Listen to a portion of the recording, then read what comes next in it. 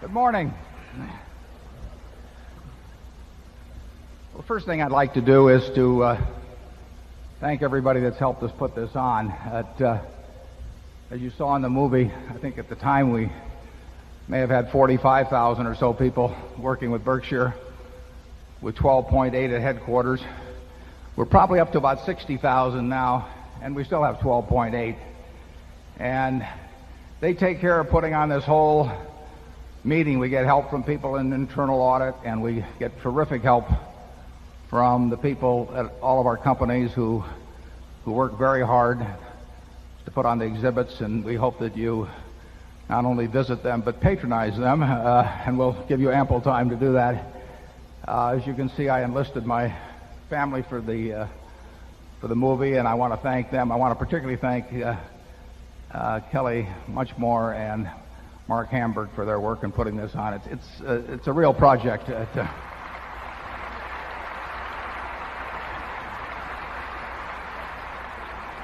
A lot of companies have a whole department that does this, and at Berkshire, Kelly processes 25,000 requests for tickets and coordinates everything with the exhibitors, and it's a fabulous job. Now, we'll follow our usual routine. We do have a surprise at a small surprise at 11:45. It's not that Charlie's going to say anything; that would be a big surprise. But we'll have this small surprise for 11:45. The plan is to go through the business part of the meeting here in just a second, and we'll run from 9:30 to 12. Then, after conducting the business meeting, we'll take your questions. We'll go around the room. We have 10 stations. I guess we'll probably only be using 8 stations in this room, and we have microphones every place that the 8 stations will see, and you can step up to those. And we'll just keep answering questions. Then we'll break at 12 o'clock, and there will be food available down below where you can also purchase things from us. And we'll reconvene about 12:45, and then we'll stay until 3:30, and we'll try and answer whatever questions you have. And then we will have to cut it off at 3:30. We had about the same number of ticket requests as in the past, but we had a different mix this year. As most of you know, we had to change the venue and the time because Exarban is winding down, and so there's a little different rhythm to this meeting. A much higher percentage of our tickets than usual were requested by people from Omaha, and of course you've heard me say before that we're a little suspicious of these figures because we know that a lot of people claim to be from Omaha that aren't for status reasons, and so we can't really give you the geographical breakdown we normally would. I'd like to introduce first our directors, and then we'll proceed into the formal business of the meeting. On my left here is the ever-animated Charlie Munger, our vice chairman.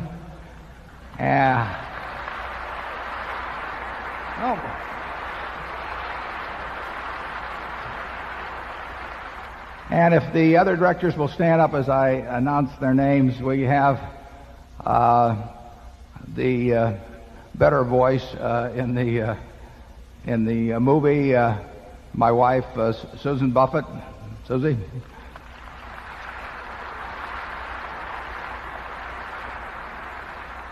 We have Howard Buffett.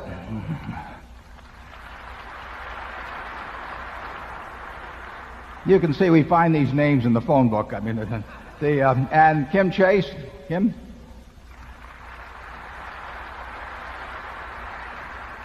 Walter Scott, the star of How to Be a Gillionaire. And Ron Olson. Ron?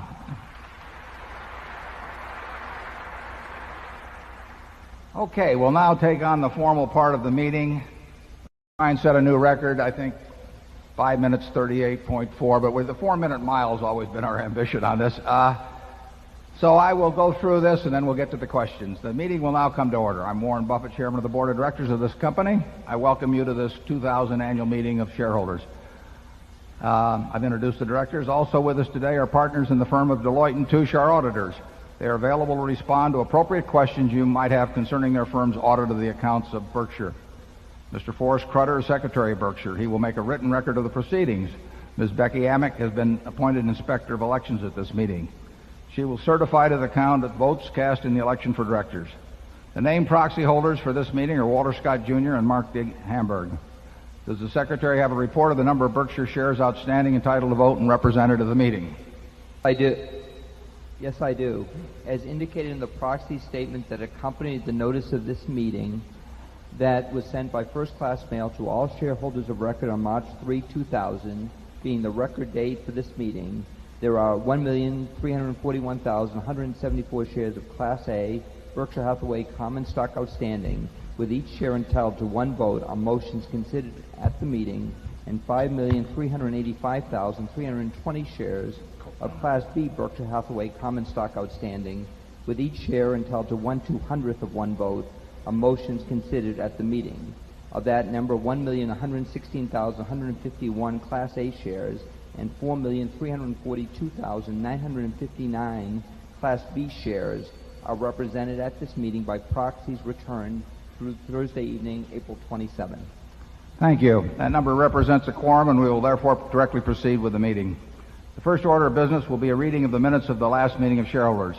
I recognize Mr. Walter Scott Jr., who will place a motion before the meeting. I move that the reading of the minutes of the last meeting of the shareholders be dispensed with. Do I hear a second? The motion has been moved and seconded. Are there any comments or questions? We will vote on this question by voice vote. All those in favor say aye. Opposed? You can signify by saying I'm leaving. The motion is carried. The one item of business of this meeting is to elect directors. If a shareholder is present who wishes to withdraw a proxy previously sent in and vote in person on the election of directors, he or she may do so. Also, if any shareholder that is present has not turned in a proxy and desires a ballot in order to vote in person, you may do so. If you wish to do this, please identify yourself to the meeting officials in the aisles who will furnish a ballot for you. Would those persons desiring ballots please identify themselves so that we may distribute them? I now recognize Mr. Walter Scott Jr. to place a motion before the meeting with respect to election of directors. I move that Warren E. Buffett, Susan T. Buffett, Howard G. Buffett, Malcolm G. Chase, Charles T. Munger, Ronald L. Olson, and Walter Scott Jr. be elected as directors. Is there a second? It's been moved and seconded that Warren E. Buffett, Susan T. Buffett, Howard G. Buffett, Malcolm G. Chase, Charles T. Munger, Ronald L. Olson, and Walter Scott Jr. be elected as directors. Are there any other nominations? Is there any discussion? The nominations are ready to be acted upon. If there are any shareholders voting in person, they should now mark their ballots on the election of directors and allow the ballots to be delivered to the Inspector of Elections.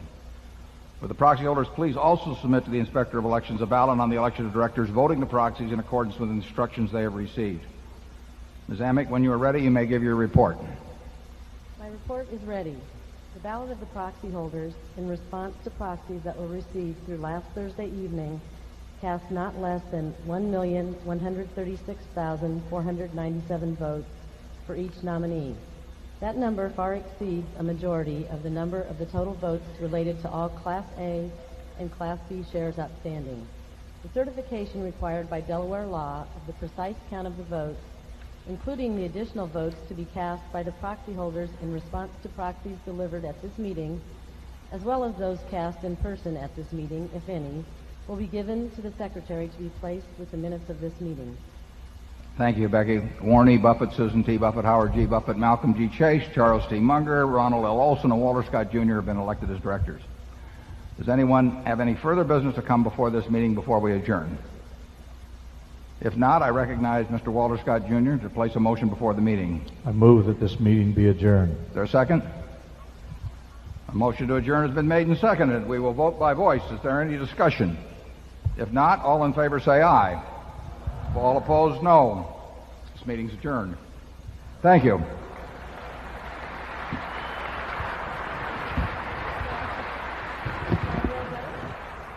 We will advise Guinness of those results, and maybe we'll get in the book. Just want to make one more announcement, and then we'll start in on the questions with Area 1, which I believe will be right over here. About I think about 3,500 of you are attending the ball game tonight. You know what you're supposed to do, incidentally. And in the past, we've had some traffic jams at where the interstate goes off into 13th Street. So the police, who are wonderfully cooperative throughout this whole weekend in many ways, are going to do their darndest to make sure that we don't have much of a jam. But if those of you who are attending the game would like to go a little early, that will probably be quite helpful. And I might say that we have probably got, well, we think it's probably the best zoo in the world here, thanks in very large part to our director, Walter Scott, and his wife, Sue, who have really turned our zoo into a huge attraction, draws well over 1 million people a year. It's right adjacent to the ballpark. So if you go down a little early and you want to go to the zoo, and then you won't even have to move your car, you can come over to the ballpark, and there's also food there, and we serve Coca-Cola products. And if you don't all try to come at 6:45, it will be a help to us. I will be pitching at 7:05, but my fastball will arrive at the plate almost instantaneously with the moment that it leaves my hand. So unless you're there, you'll miss it. And so with that, let's start in area 1, and we will go around, and feel free to ask any questions. You might identify yourself and where you're from before asking your question. Area 1.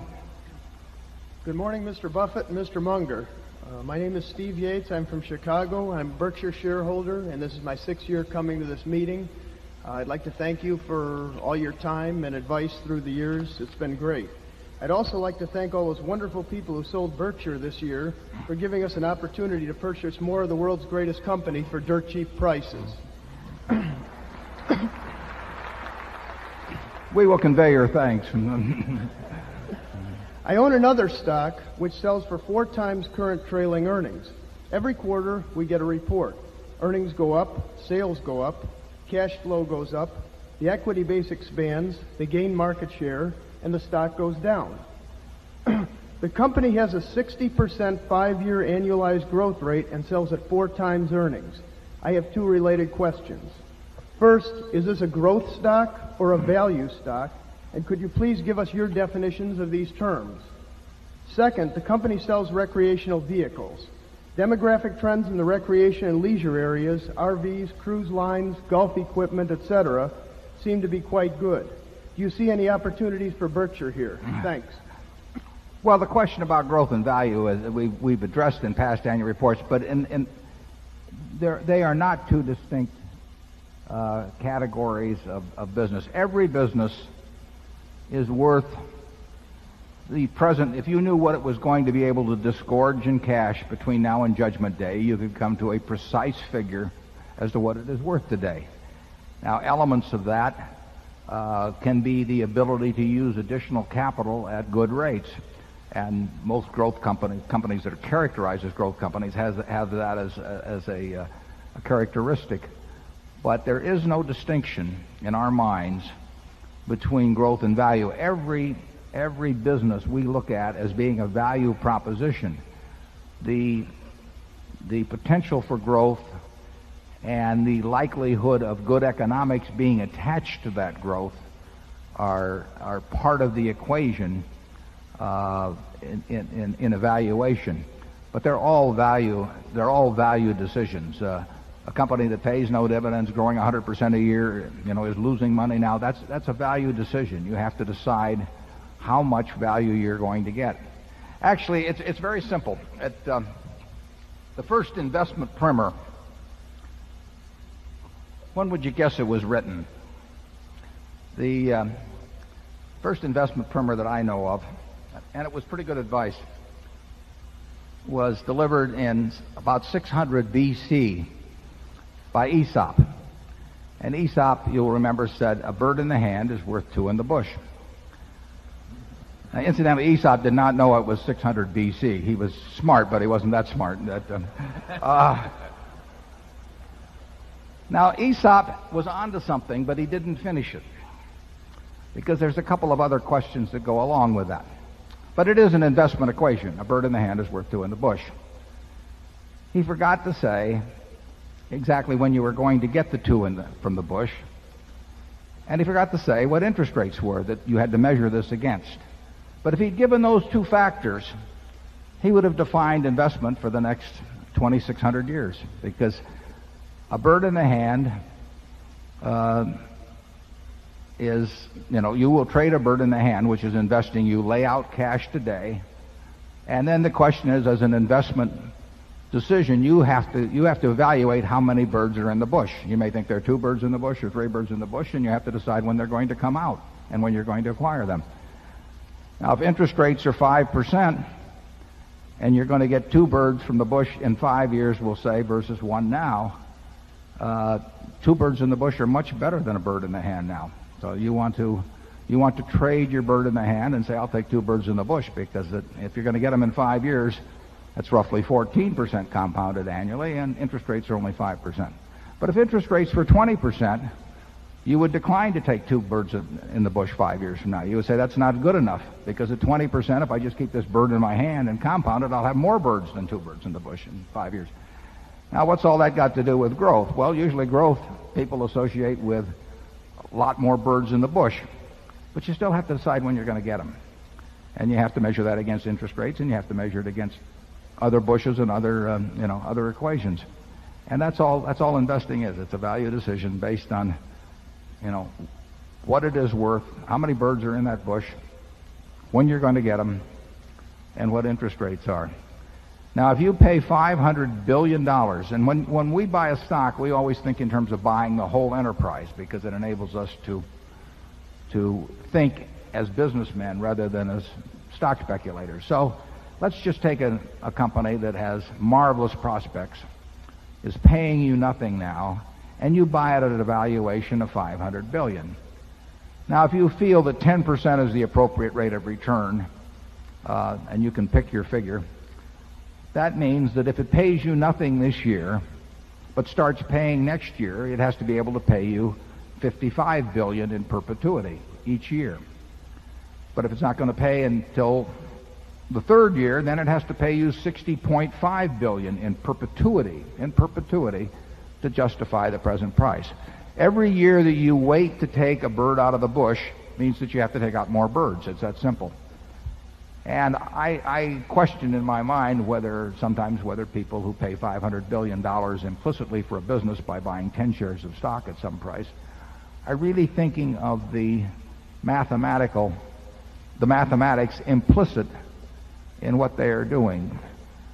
To deliver, let's just assume that there's only going to be a 1-year delay before the business starts paying out to you, and you want to get a 10% return, and you pay $500 billion. That means $55 billion of cash that they have to be able to disgorge to you year after year after year. To do that, they have to make perhaps $80 billion or close to it pre-tax. Now, you might look around at the universe of businesses in this world and see how many are earning $80 billion pre-tax, or 70, or 60, or 50, or 40, or 30, and you won't find any. So it requires a rather extraordinary change in profitability to give you enough birds out of that particular bush to make it worthwhile to give up the one that you have in your hand. Second part of your question about whether we'd be willing to buy a wonderful business at 4 times earnings, I think I could get even Charlie interested in that. But let's hear it from Charlie. I'd like to know what that is. He was hoping you would ask that, the fellow that's got all his net worth in his stock and who has a captive audience. Tell us what it is. You got to tell us. We're begging you. You want the name of the company? We want the name of the company. We're dying to get the name. Wait till I get my pencil out. Okay. It's called National RV, and it's based in California, and they sell recreational vehicles. Okay. Well, you've got a crowd of people who have birds in the hand, and we will see what they do in terms of National RV. Charlie, do you have anything further on growth and value, et cetera? Watch him carefully, folks.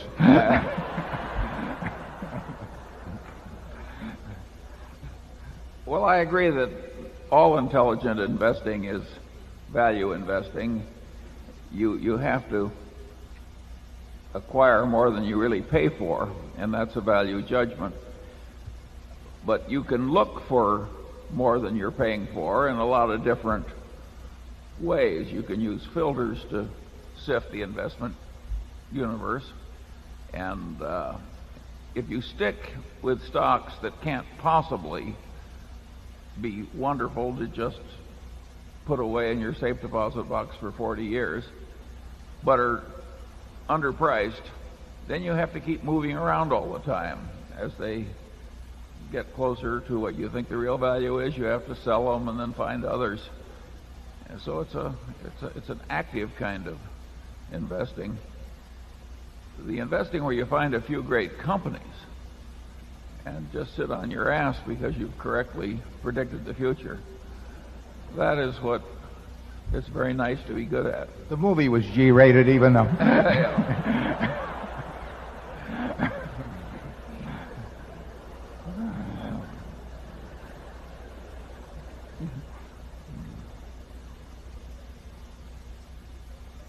Is that it, Charlie?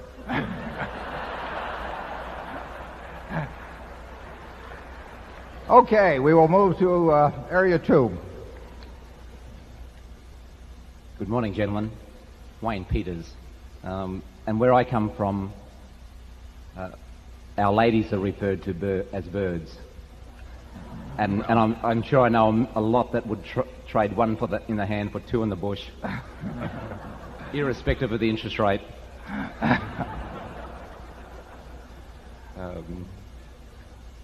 I have two small questions. Firstly, with the speculation, and some would say rampant speculation in the high-tech and internet arenas, could you share your views on the potential fallout from this speculation for the general economy?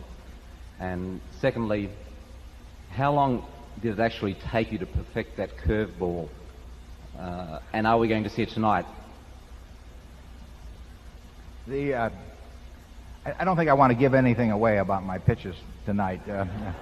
Ernie Banks may be in the audience. I know he's in town, and I just can't afford to do that. But you'll see it tonight, and you can describe it any way you'd like. The question about the high-tech stocks and possible fallout. Anytime there have been real bursts of speculation in the market, that it does get corrected eventually. Ben Graham was right when he said that in the short run it's a voting machine, in the long run it's a weighing machine. Sooner or later, the amount of cash that a business can disgorge in the future governs the value it has, that the stock commands in the market. But it can take a long time. And it's a very interesting proposition. For example, if you take a company that in the end never makes any money, but the trade changes hands representing a valuation of $10 or $20 billion for some time, there's no wealth created. There's a tremendous amount of wealth transferred. And I think you will see, when we look back on this era, you will see this as a period of enormous amounts of wealth transfer. But in the end, the only wealth creation comes about through what the business creates. There's no magic to it. If a company that's not worth anything sells for $20 billion, and 5% of it changes hands, somebody takes $1 billion from somebody else. But investors as a whole gain nothing. They all feel richer. It's a very interesting phenomenon, but they can't be richer except as a group unless the company makes them richer. And it's the same principle as a chain letter. If you're very early on a chain letter, you can make money. There's no money created by chain letters. In fact, there's the frictional cost of envelopes and postage and that sort of thing. So the net, there's some money destroyed a little bit. And there's money destroyed by the frictional costs of trading and investing. That comes out of investors' pockets. But the manias that periodically take place, and not just in stocks. We had a similar mania. Well, I'm not necessarily similar. We certainly had a mania in farmland here in Nebraska 20 years ago, and land which couldn't produce, we'll say, more than $70 or $80 an acre would sell for $2,000 an acre at times when interest rates were 10%. Well, that math will kill you. And it killed the people who bought it at those prices, and it killed a great many banks here in Nebraska who lent based on that sort of thing. But while it was going on, everybody thought it was wonderful because every farm was selling for more than the similar farm it sold for a month earlier. And it was momentum investing in farmland. And in the end, valuation does count, but it can go on a long time. And when you get a huge number of participants playing with ever increasing sums, it creates its own apparent truth for a very considerable period of time. It doesn't go on forever, and whether it has fallout to the whole economy like it probably did in the late 20s, or whether it's just an isolated industry or sector where the bubble bursts and it really doesn't affect other values, who knows? But 5 or 10 years from now, you will know. Charlie? Well, I think the reason we use the phrase wretched excess is that there are wretched consequences. If you mix the mathematics of the chain letter or the Ponzi scheme with some legitimate development like the development of the internet, you are mixing something which is wretched and irrational and has bad consequences with something that has very good consequences. But if you mix raisins with turds, they're still turds.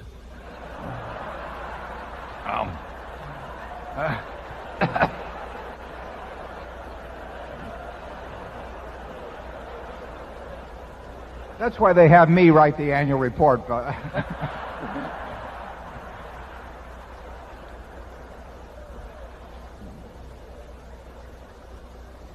So I think we better move on to Sector 3.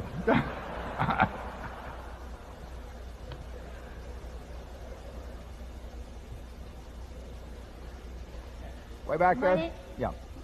My name is Thomas Kamei. I'm 10 years old and I go to basic school in Kentfield, California. I have been a shareholder for 2 years. This is my 3rd annual meeting. Here's my question. I know you won't invest in technology companies, but are you afraid that the internet will hurt some of the companies that you do invest in, such as the Washington Post or Wells Fargo? Thank you. Well, that's an absolutely terrific question. I may turn my money over to you. There's probably no better question we'll get. And I hope Charlie answers in an appropriate vein, considering your age.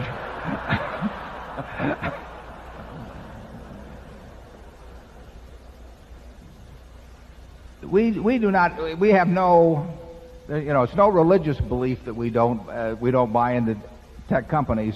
We just don't. We have never found one as conventionally defined. We've never found one where we think we know enough about what the business will look like in 10 years that we can make a rational decision as to how much we pay now for that business. In other words, we have not been able to find a business where we think we know what that bush will look like in 10 years and how many birds will be in it, so that we know how many birds we can give up today to participate in that future. Not any. There will be wonderful things, as Charlie so colorfully explained, that will evolve from many of these companies, but we don't know how to make that decision. And you're absolutely right that we should be thinking all of the time about whether developments in that tech area threaten the businesses that we're in now, how we might counter those threats, how we might capitalize in opportunities because of it. It's a very, very, very important part of business now, and will become more important in the years to come, including many of our businesses. And, for example, you mentioned the Washington Post. Even closer to home, we own a newspaper called the Buffalo News in Buffalo, New York. We own all of that. So we're in a position to make our own decisions of an operating nature as to what we should do in respect to the Internet. And believe me, Stan Lipsey, who's here today, who runs that paper, and I have talked many, many hours, including considerable time yesterday, about what we are doing on the Internet, what we should be doing, what other people are doing, how it threatens us, how we can counter those threats, all of that sort of thing. And newspapers are a category that, in my view, are very threatened by the Internet, because we had an example. The Internet is terrific for delivering information.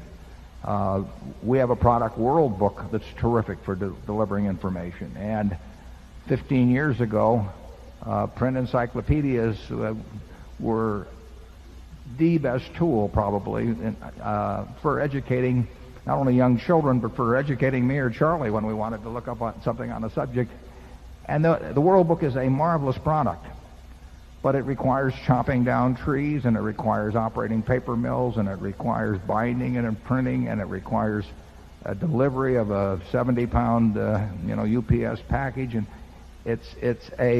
it was put together in a way that was, for 400 or 500 years, the best technique for taking that information and moving it from those who assembled it to those who wanted to use it.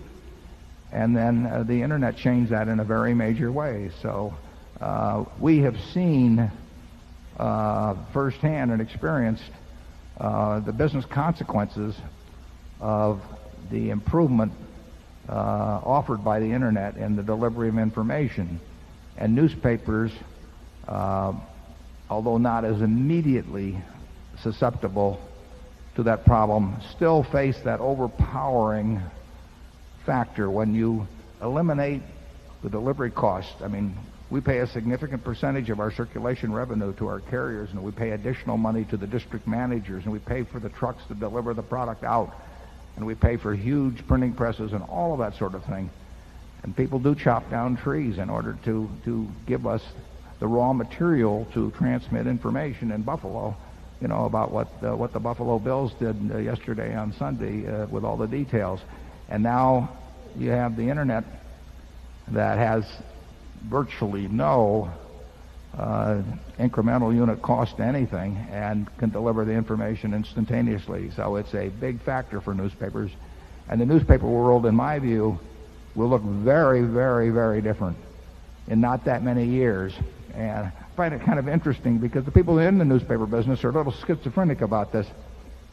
They see this, they're afraid of it, they're in almost all cases trying to combat it in some way operationally, but some of them at least continue to go out and buy papers at a price that sort of reflects the economics that used to exist 20 years ago, when to me it's very clear that it doesn't exist anymore. So they sort of have their billfold, in the past, even though they see the future.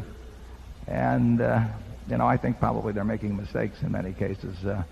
All of our businesses, virtually, Coca-Cola will not be affected in any significant way by the Internet. The razor and blade business won't be, although you could dream up things about distribution or so on. But I think that it's very unlikely.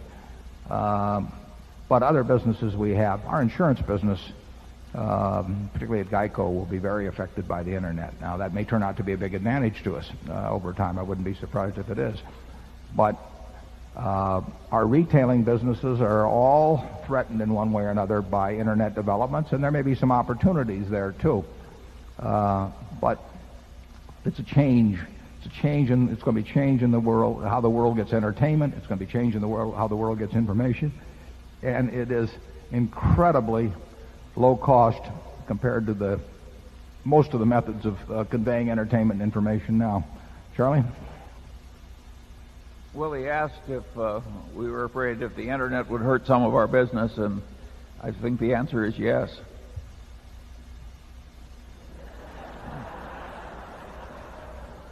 I'm learning to appreciate these short answers, though, Boris, as the day goes on.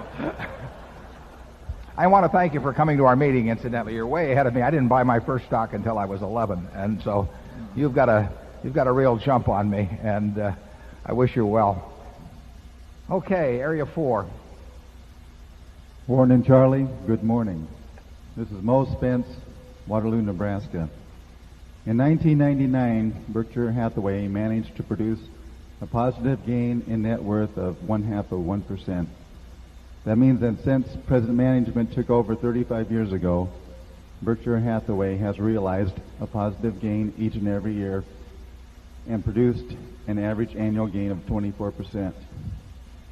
Including the years you ran the Buffett Limited Partnership, you have had a run of 48 consecutive years of positive gains in net worth without one single down year, producing a compounded rate of return of almost 26% annually.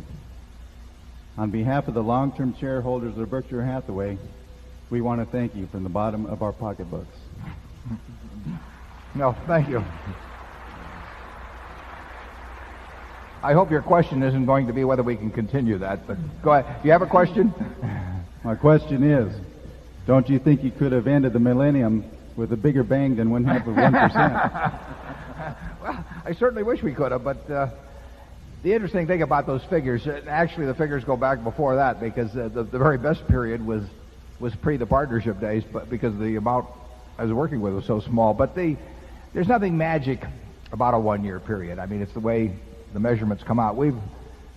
If you took all the half-year periods, for example, I'm sure, well, I know that there were a number that were down, and there are going to be lots of years in the future, assuming I live long enough. We will have plenty of down years. It's been a fluke to some degree that we have not had any down years in terms of underlying value. The stock has gone up and down in ways that are not related to intrinsic value a few times. But that is totally a fluke. I mean, we're not going to be up every day. We're not going to be up every week. We're not going to be up every month or even every year. And it's the fact that the Earth revolves around the sun and really is not totally connected to most business activities.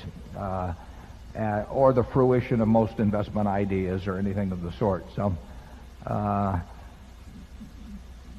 we have to report every year, and I care about the yearly figures in that sense.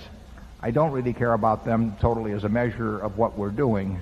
Like I say, if we could have, the capital allocation job that I did in 1999 was very, very poor, and it was partly because some of our main businesses did poorly. I mean, Coca-Cola and Gillette had bad years last year. They'll have good years over time. I wrote a few years ago. It's interesting. I called their soft drink business and their razor and blade business as inevitables, and the truth is they've got a higher market share now than they've ever had in history. They're selling more units than any year in history, but certain other factors hurt their business and therefore hurt their stock performance. But I would still call the soft drink, Coca-Cola's position in the soft drink business and Gillette's position in the razor and blade business, I would characterize them as inevitable, that they will gain share over time. Gillette has over 70% of the share of the blade and razor business in the world, which is measured by value. That's an extraordinary share. Coke has 50% of the soft drink business in the world. That's well over 1 billion 8-ounce servings per day. 1 billion per day. 8% of those are for the account of Berkshire. So over 80 million 8-ounce servings of soft drinks per day are being consumed by people for where the economic benefit comes to Berkshire Hathaway. In effect, we have over 6% for Berkshire Hathaway's account of the blade and razor business in the world, and it'll go up. So I don't worry about the businesses in the least long term. They will have bad years from time to time, and when they do, our performance will not look good in those years. Charlie? Well, it's been a very interesting stretch.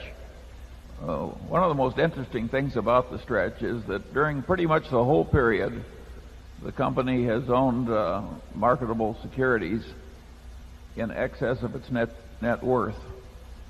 And so you have this extraordinary liquidity in a company that has performed very well to boot. That advantage has not gone away, and in fact it's been augmented. Give us reasonable opportunities, and we are prepared. Well, you've heard of what you're supposed to do. Now we'll do the rest. Just give us the opportunities. Area 5. My name is Greg Blevins from Bardstown, Kentucky. I have a question about intrinsic value. It comes from comments that you made in your annual report this year.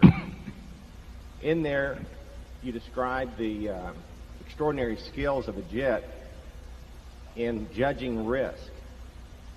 When I think about Berkshire and its ability to increase intrinsic value, it seems to me that judging risk has been at least as important as an ability to calculate a net present value. So my question to each of you is, would you give us some comments on how you think about risk?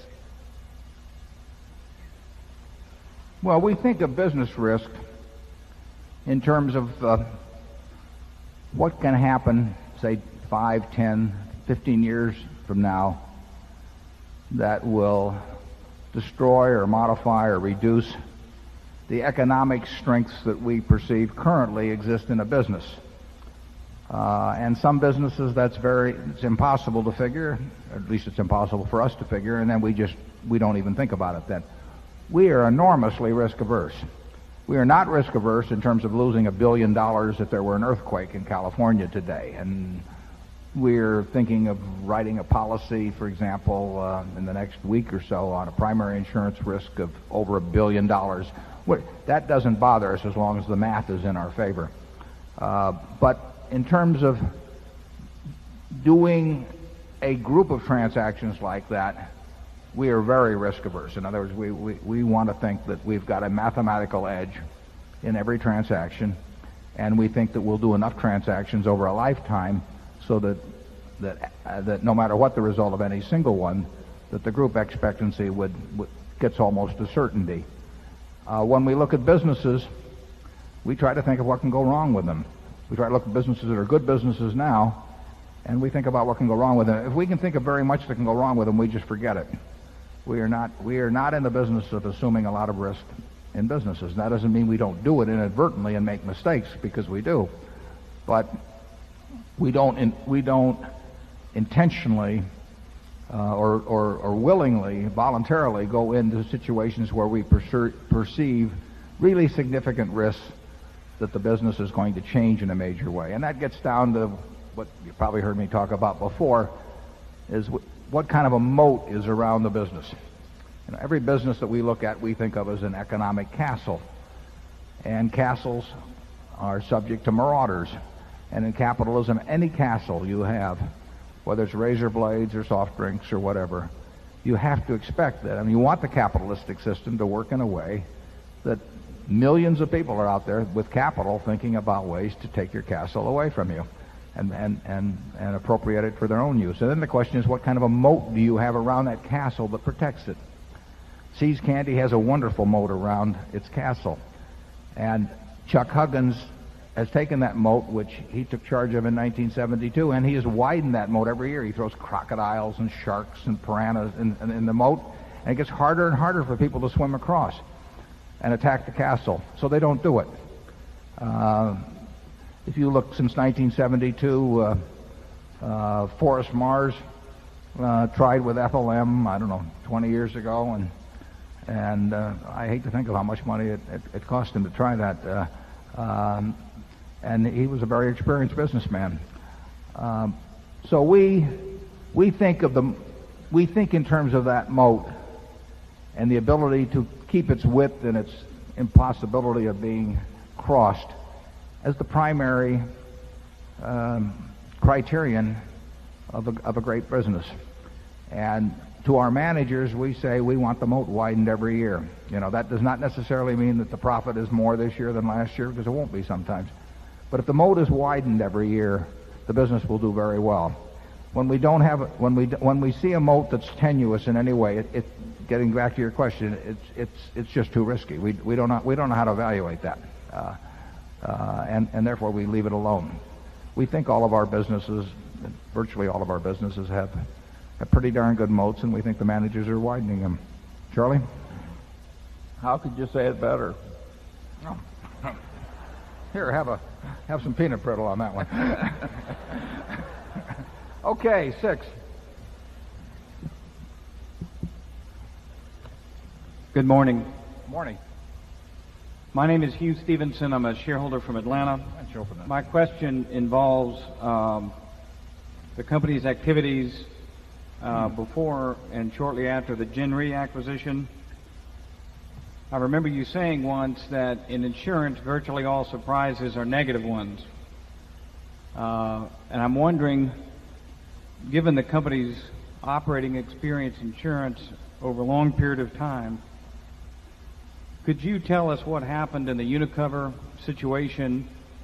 How come with Gen Re's experience and the company's experience that it happened? They didn't foresee it. We didn't foresee it. What has the company done? I know they've taken a large reserve for the situation. And how do they plan to operate in the future to prevent these things, find them out, and strengthen the company from these kind of situations in the future? Yeah, the Unicover situation was discovered in about, February of last year or thereabouts. And it was a mistake. I mean, it should not have been made. A lot of other people made the same mistake, but that still didn't mean that we should have made that mistake. We set up a reserve of $275 million when the mistake was discovered, and that reserve looks like it's about right still. There have been quite a few developments at Unicover that have defined the limits of it better and resulted in the resolutions of many of the issues attached to it. Still looks like about a $275 million mistake. Now that's a big mistake, but we've made bigger ones. We had one in the mid-'70s that probably cost Berkshire, measuring opportunity cost and everything, because we didn't know how bad it was going to be. I would say that Berkshire would now be worth at least 10% more if that mistake hadn't occurred. Wouldn't you say so, Charlie? The Omni situation. Absolutely. Yeah. So we had a mistake whose present value would be $8 or $9 billion. It cost us at least that. It cost us less than $4 million at the time. Yeah. But we didn't know it for sure it was $4 million, so it tied our hands in other respects too. In insurance, you will get surprises. Now, the test of a good management is how many surprises you get, but there's no way you'll get no surprises. And if you look at our history, you will see some years when our float cost us a lot of money. You will also see a history where over 33 or so years that it's been a very, very attractive business. But we have had cases, our name causes problems. I think National Indemnity. We had a fraud, as I remember, down in Texas where an agent was using our paper, which incidentally was the same problem we had, the one that cost us so much. And some guy is out there writing bonds on surety bonds on construction of schools, and he says he represents National Indemnity, and the contract proceeds. And of course, we've never heard of the guy. But if you get a school district in Texas with a half-finished school, and the choice is whether the taxpayers ante up more, or whether you find that this guy had apparent authority as an agent and so on, and therefore we should pay on a policy we never heard of, written by a guy we'd never heard of, on a school we never heard of, we'll end up paying. So the surprises are unpleasant. 9 times out of 10, we'll have more. We had another one last year that shouldn't have happened, but they do happen. And General Re has a terrific record over time. We knew last year would not be a good business in the reinsurance business. It was worse than we thought it would be. But that had nothing to do. If you told me the figures that General Re would have at the end of the year, we'd have made the same deal in a moment. And we didn't do so well with Coke and Gillette ourselves, so that the ratio of mistakes was probably fairly equal between the two organizations, with me contributing my share. I think insurance which will continue to have surprises in it, will turn out to be a very, very good business for Berkshire over time. It's the best one I know about that we can do in increasing scale over time. As a matter of fact, some of you may not have noticed, but we announced another small insurance acquisition just last week. It's a tough field. The average company is going to do poorly. We think we have some very special companies, and we really do think over time we will acquire and utilize float at a cost that's very, very attractive. It won't be zero like it's been in the past. I mean, we are in some lines of business where intentionally, I mean, we would be crazy to try and hold it to zero, because it's way better to have twice as much money at 1 or 2% as half as much money at 0%. But we will fully acknowledge that. I mean, Unicover was a surprise, but that I don't know how many surprises I've had in insurance over the 33 years or so we've been in it. One of the surprises, incidentally, worked to our incredible benefit. Geico has been a great, great company since I first went down to Washington, and even before that, and met Lorimer Davidson almost 50 years ago. But they made a mistake in the early 70s that really did bankrupt the company. But fortunately, there was an insurance commissioner named Max Wallach in the District of Columbia who saw that it could be resuscitated, and that mistake enabled us to make many, many billions of dollars. So mistakes can be useful on occasion too. Charlie?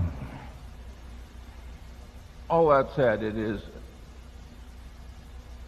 perhaps the most irritating way to lose money there is to be taken by a sort of obvious lie, but it happens. I don't think it's likely to happen again on that scale. Well, I wouldn't say that. I would say that it's unlikely to, in any 20-year period or anything like that, we will get a big surprise, and it will come about very often through one form or another of 3 or 4 methods of obvious fraud that we've observed in the past, but they spring up again, and there are plenty of people that are I'd have to say crooked in insurance, because it's a product where you deliver a piece of paper and somebody hands you money, and that intrigues people. You don't even hand them a dilly bar, or anything in exchange. They hand you a lot of money, and you give them a little piece of paper. And of course, when you get into reinsurance and all that, then you hand that little piece of paper to somebody else and try and get them to hand you money. And all the way along the line, you have brokers who are getting big chunks of money for sort of papering over some of the weaknesses in the project, and sometimes they may even be in on it. So it's a field that attracts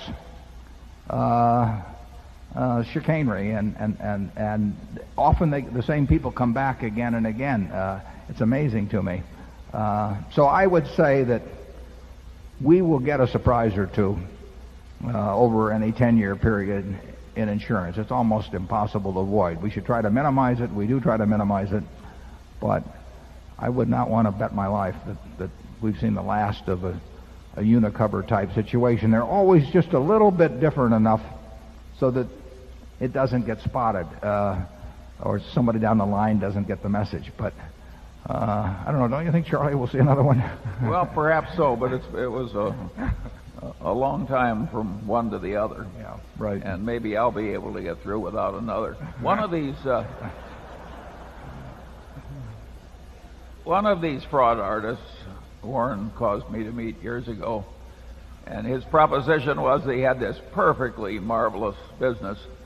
He says, we only write fire insurance on concrete bridges that are underwater. He says, it's like taking candy from babies. And we were the babies. I looked in his eye, and I thought he was kidding or something. He wasn't kidding. I mean, these people believe this kind of stuff.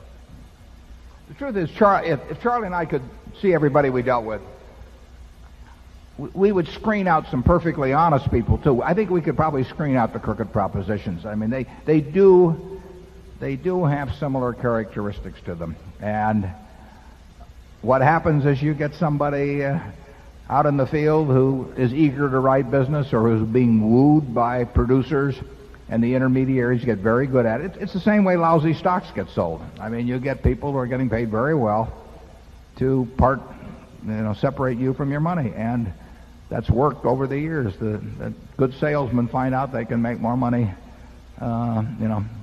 selling phony products with big tickets attached to them than they can selling lollipops.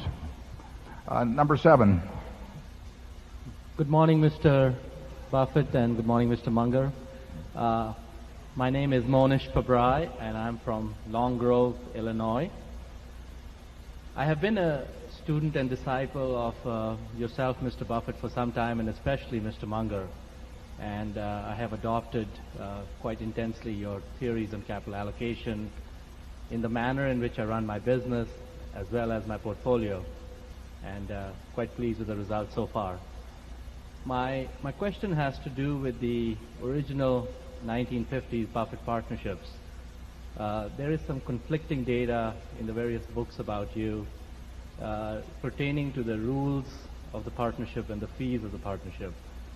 What I wanted to understand is, I think some of the books allude to the principal being guaranteed, I think 6% a year being guaranteed, and then you took a fourth and the partners got 3/4.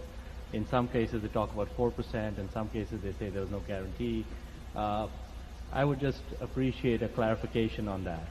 Okay, we'll make it short because I'm not sure how much general interest there is to that. But there was never any guarantee. There was a guarantee that I wouldn't get a penny myself. There was none of this 1% fee and all that sort of thing that hedge funds now normally have. After a short period of time, I told people I'd have all my capital in it, basically. So there was a guarantee I would have a common destiny. There was never any guarantee of principal of any sort. Originally, the thing started by accident, so that there were 11 different partnerships before they all got put together on January 1st, 1962 into Buffett partnerships. So with the 11 different partnerships, they had some different arrangements based on the preferences of the limited partners. I offered them an option of 3 or 4 different choices, and different families made different choices. When we put them together, we settled on the 6% preferential with a quarter of the profits over that, with a carry forward of all deficiencies. Nobody was guaranteed anything on them. Charlie had a much better partnership. His was the third, as I remember, wasn't it, Charlie? Yes, but we were smaller and operating specialist posts on the stock exchange. Yeah. Facts were different. Yeah. Okay, let's go to 8. Mr. Buffett, Mr. Munger, good morning. My name is Pete Banner, and I'm from Boulder, Colorado. In the 1996 annual report, Mr. Buffett, you stated companies such as Coca-Cola and Gillette might well be labeled the inevitables, and you just reaffirmed your view of Coca-Cola and Gillette. My question to you is, do you have the same view of American Express? That is, do you view American Express as, quote, the inevitable? Yeah. I'd like to clarify one point, too. I didn't really say I regard the companies as inevitables. I regarded the businesses, their dominance of soft drinks, or their competitive strength in soft drinks and in razors and blades. As a matter of fact, I actually pointed out in talking about that a few paragraphs later, I pointed out that the danger of having a wonderful business is the temptation to go into less wonderful businesses. And to some extent, for example, Gillette's stumble in the last year or two has not been the product of their razor and blade business, but it's been some other businesses which are not at all inevitable.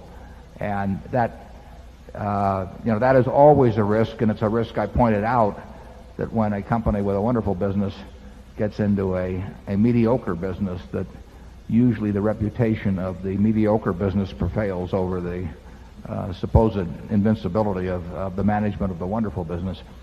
American Express, an interesting case study, because it does have we always think in terms of share of mind versus share of market, because if share of mind is there, market will follow. People virtually probably 75% of the people in the world have something in their mind about Coca-Cola. And overwhelmingly, it's favorable. Everybody in California has something in their mind about See's Candy, and overwhelmingly, it's favorable. The job is to have it in a few more California minds, or world minds in the case of Coke, over the years, and to have it even be a little more favorable as the years go by. If we have that, everything else follows. And consumer product organizations understand that. American Express had a very special position in people's mind about financial integrity over the years and ubiquity of acceptance. When the banks closed in the early 30s, American Express traveler's checks actually substituted to some extent for bank activity during that period. The worldwide acceptance of this name meant that when American Express sold traveler's checks, for many years their two primary competitors were what are now Citicorp, First National City, and the Bank of America. And despite the fact that American Express charged you 1% when you bought your traveler's checks, and you had two other premier organizations, Citicorp, imagine, and B of A, and actually Barclays had one, and Thomas Cook had one, and American Express still had 2/3 of the market after 60 or 70 years, 2/3 of the worldwide market, while charging more for the product than these other very well-known competitors charge. Anytime you can charge more for a product and maintain or increase market share against well-entrenched, well-known competitors, you have something very special in people's minds. Same thing came about when the credit card came around. Originally, American Express went into the credit card because they thought they were going to get killed on traveler's checks, and they thought it was going to be a substitute, and therefore they had to go into it. It was a defensive move. It came about because a fellow named Ralph Schneider and Al Bloomingdale and a couple of people came up with the Diners Club idea, and the Diners Club idea was sweeping, well, initially New York and then the country in the mid-50s. And American Express got very worried because they thought, people are going to use these cards. Nobody had ever heard of Visa at that point or anything of the sort, but people were going to use these cards instead of traveler's checks. So they backed into the traveler's check business. They backed into the credit card business. Immediately, despite the jump that Diners Club had on this business, because Diners Club had the restaurants signed up already, and they already had the high rollers carrying around their card, and nobody had an American Express card. But American Express went in, and they started charging more than Diners Club for the card, and they kept taking market share away. Well, that is a great position to be in people's minds, where they are willing to, when faced with a choice, they're willing to go with a newer product at a higher price and leave behind the entrenched product. And it just showed the power of American Express. American Express had a special cachet. It identified you as something special when you pulled out your American Express card as opposed to your Diners Club card and as opposed to the Carte Blanche card, which was the third main competitor at the time. Visa still did not exist. And you could see this dominance prevail. That told you what was in people's minds. It's why I bought into the stock in 1964. We bought 5% of the company for a huge investment at the time for us. I was only managing $20 million at the time. But you could see that this share of mind, this consumer franchise, had not been lost. In the considerable period of time, American Express got into other businesses. They got into Fireman's Fund Insurance, was a very big acquisition. And to some extent, they let the Visas of the world and all of those get established. They still had this preeminent cachet position, but it was eroding. But I would say that Harvey Golub, along with a lot of other people in the management, have done an extremely good job of reaffirming, intensifying the cachet. There will be probably $300 billion worth of charges, something in that area, put on American Express this year. The $300 billion, those are big numbers even in today's world. The average discount fee is about 2.73%. If you look at the average discount fee on Visa, MasterCharge, it's going to be probably a full percentage point beneath that.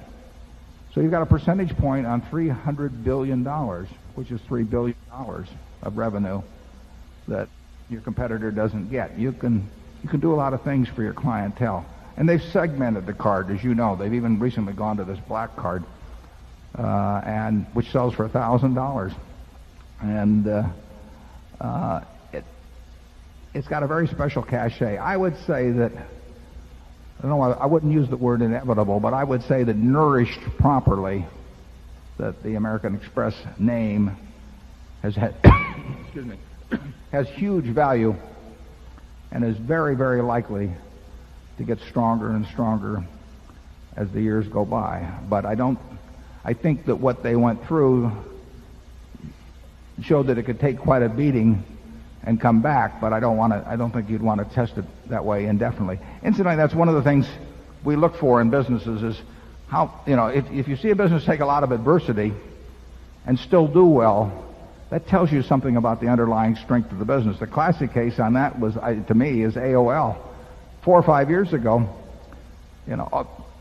I'm no expert on this, but I got the impression there for a period of time when they were having a lot of problems that a very significant percentage of AOL's customers were mad at them. But the number of customers went up every month. And that's a terrific business. I mean, if you have a business where your customers are mad at you and you're growing, that has met a certain test, in my mind, of utility. And you might argue that American Express had that to some degree. It wasn't that bad, but you had a lot of merchant unrest and all of that. So occasionally you will find that an interesting test of the strength of a business. Coca-Cola had some problems, in Europe, but it comes back stronger than ever. They certainly had problems with New Coke, and they came back stronger than ever. So you do see that underlying strength, and that's very impressive as a way of evaluating the depth and impenetrability of the moat that we talked about earlier. Charlie?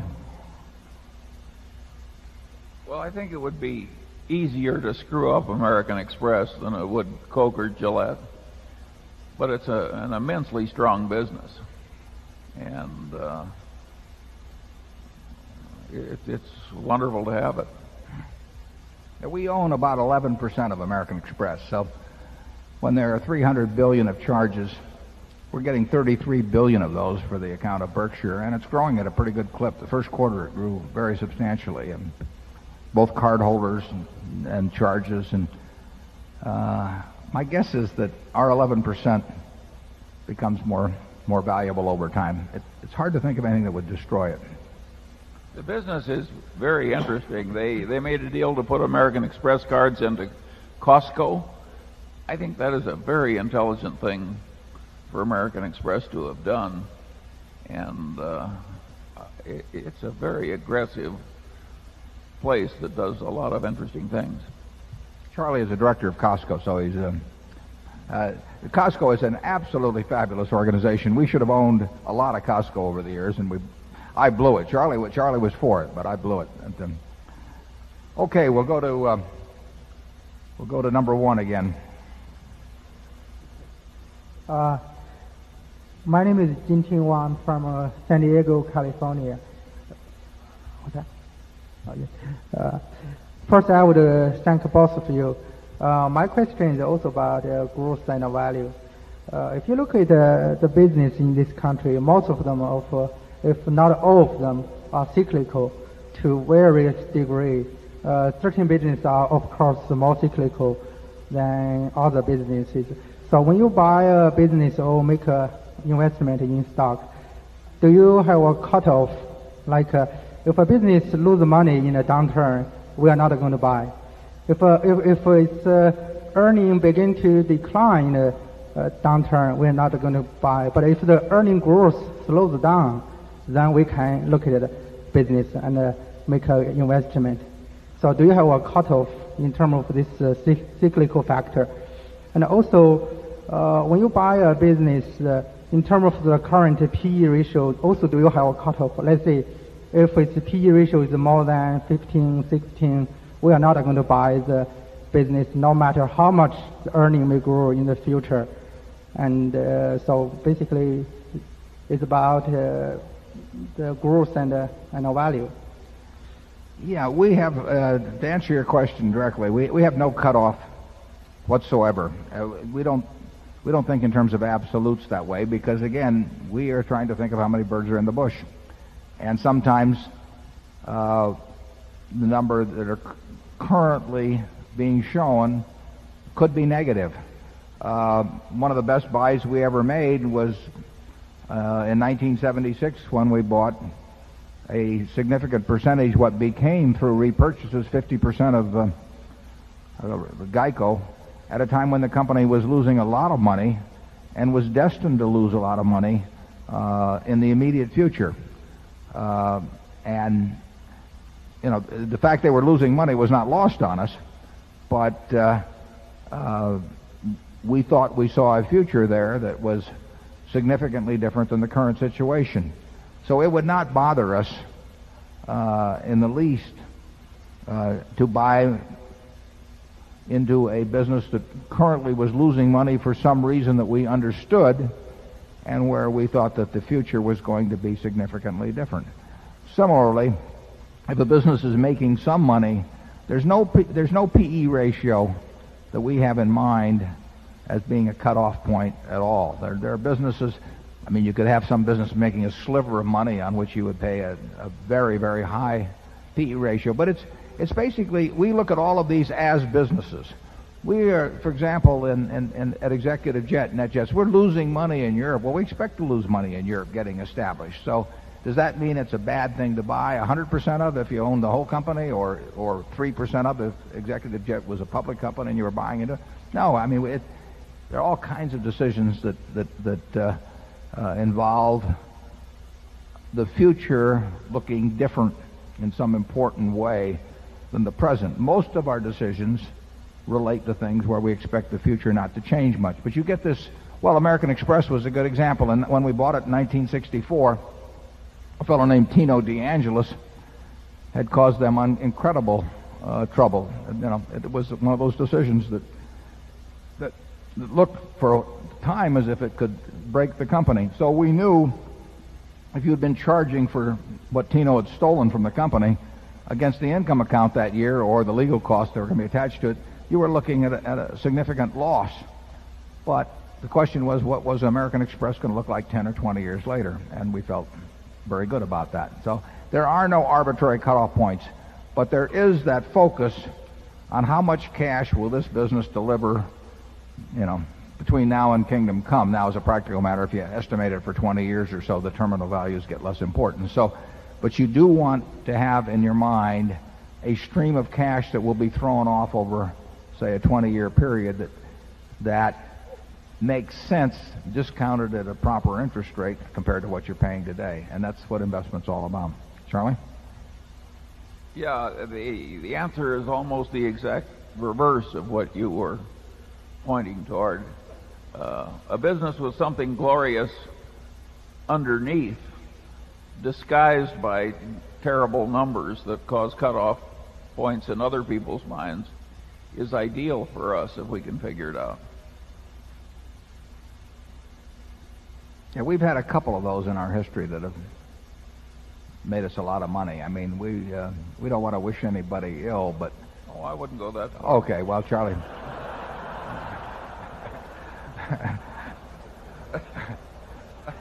I think he's speaking for both of us. Okay, we'll move on to number 2. Mr. Buffett, I would like to start my question by giving you and Charlie 10 lashes with a wet noodle, not because of 1999 and what happened to your net worth or our net worth, but because you have spoiled your shareholders into expecting 25% growth every year since 1965. And then comes the bad 1990, and it hits all of us.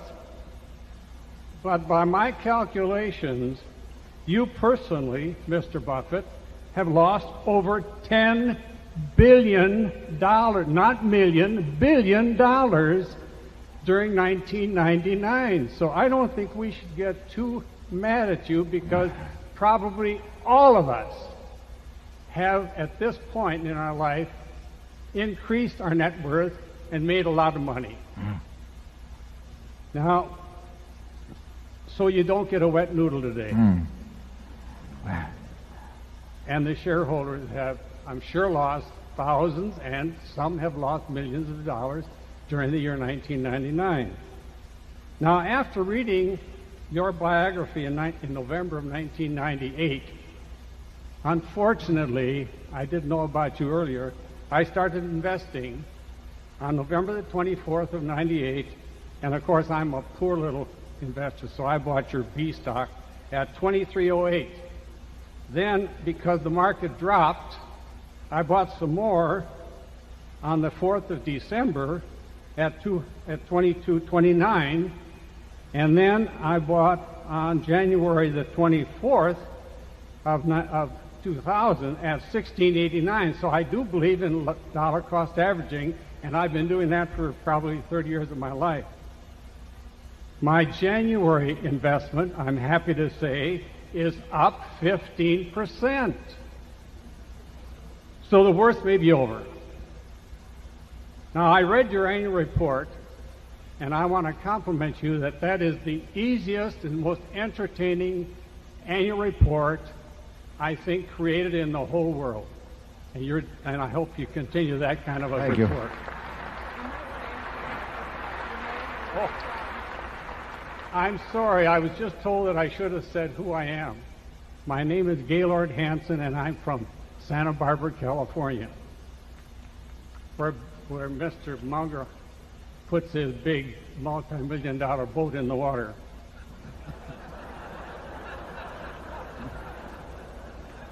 I'm not going to make any comment on that. Please don't.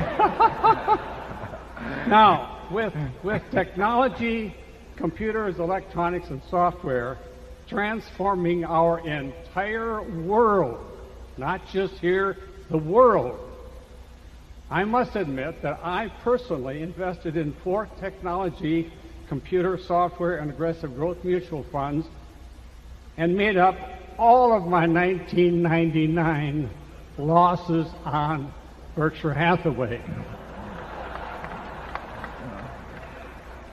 Are we asking too much as shareholders of Berkshire Hathaway for you men to put your brains to work and possibly speculate a little bit, maybe 10% of our money into the only play in town, which seems to be technology, electronics, and I've read your report and I understand a lot of your reasoning that it's difficult, and it is difficult, to project earnings of a lot of people. They're going to go bankrupt or they're going to go out of business, but isn't there enough left in your brain power to maybe pick a few and see what's going on? Because I made over 100% profit in 1999 on my aggressive position in the technology field.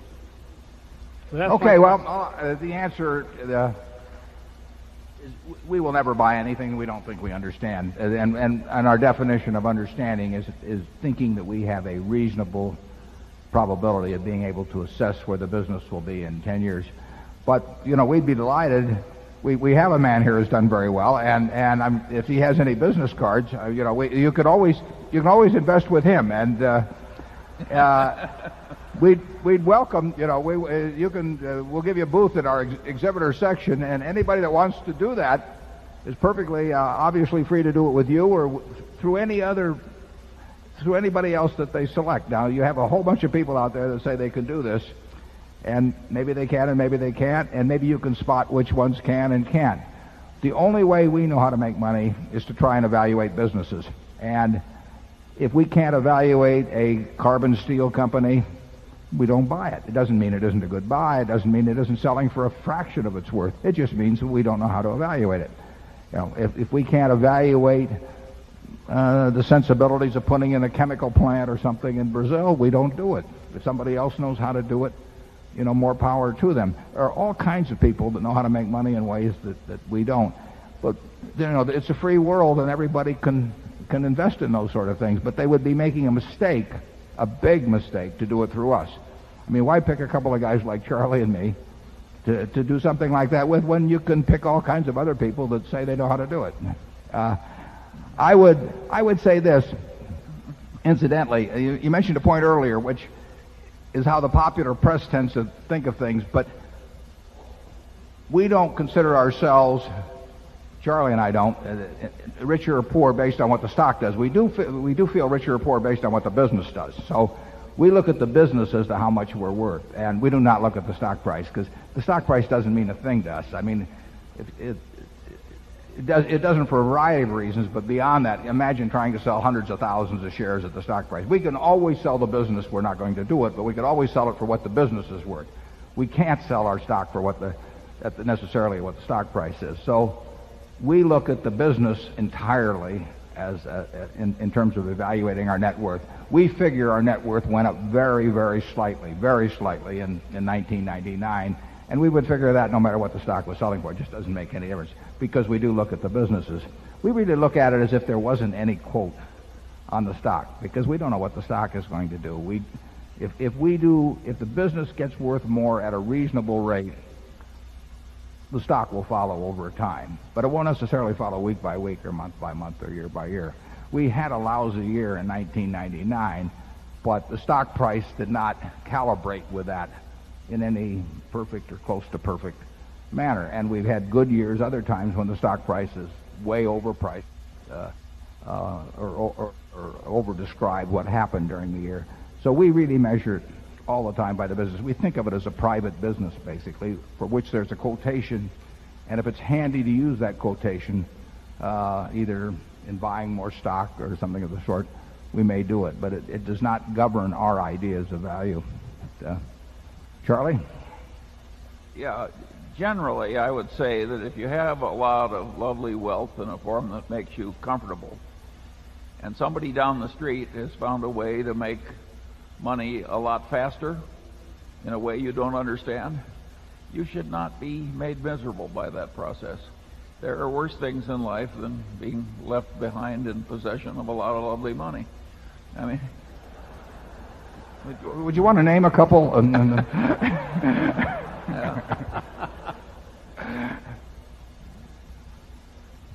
No, Charlie, I mean, when farmland probably tripled here in the late 70s without any real change in yields per acre or the price of the commodity.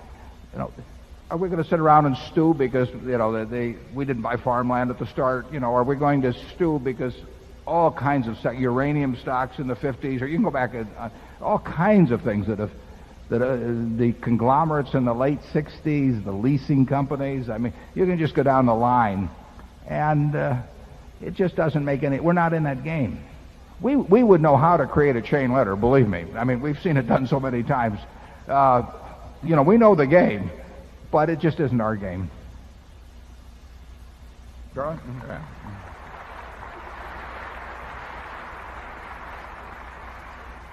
Number 3. Good morning, Mr. Buffett, Mr. Munger. My name is Stacy Braverman. I'm 15 years old, and I'm from South Setauket, New York. It was really nice meeting you, Mr. Buffett, yesterday. Thank you. I especially appreciated your internet stock tips. Yeah, keep it to yourself now, Stacy. That's our deal. I bought the B shares 2 years ago when I decided that I needed to save some money for college. When the share price dipped below 1,500, I decided to investigate correspondence courses. Maybe you can get a scholarship. So I'm glad to see that things are back on track now.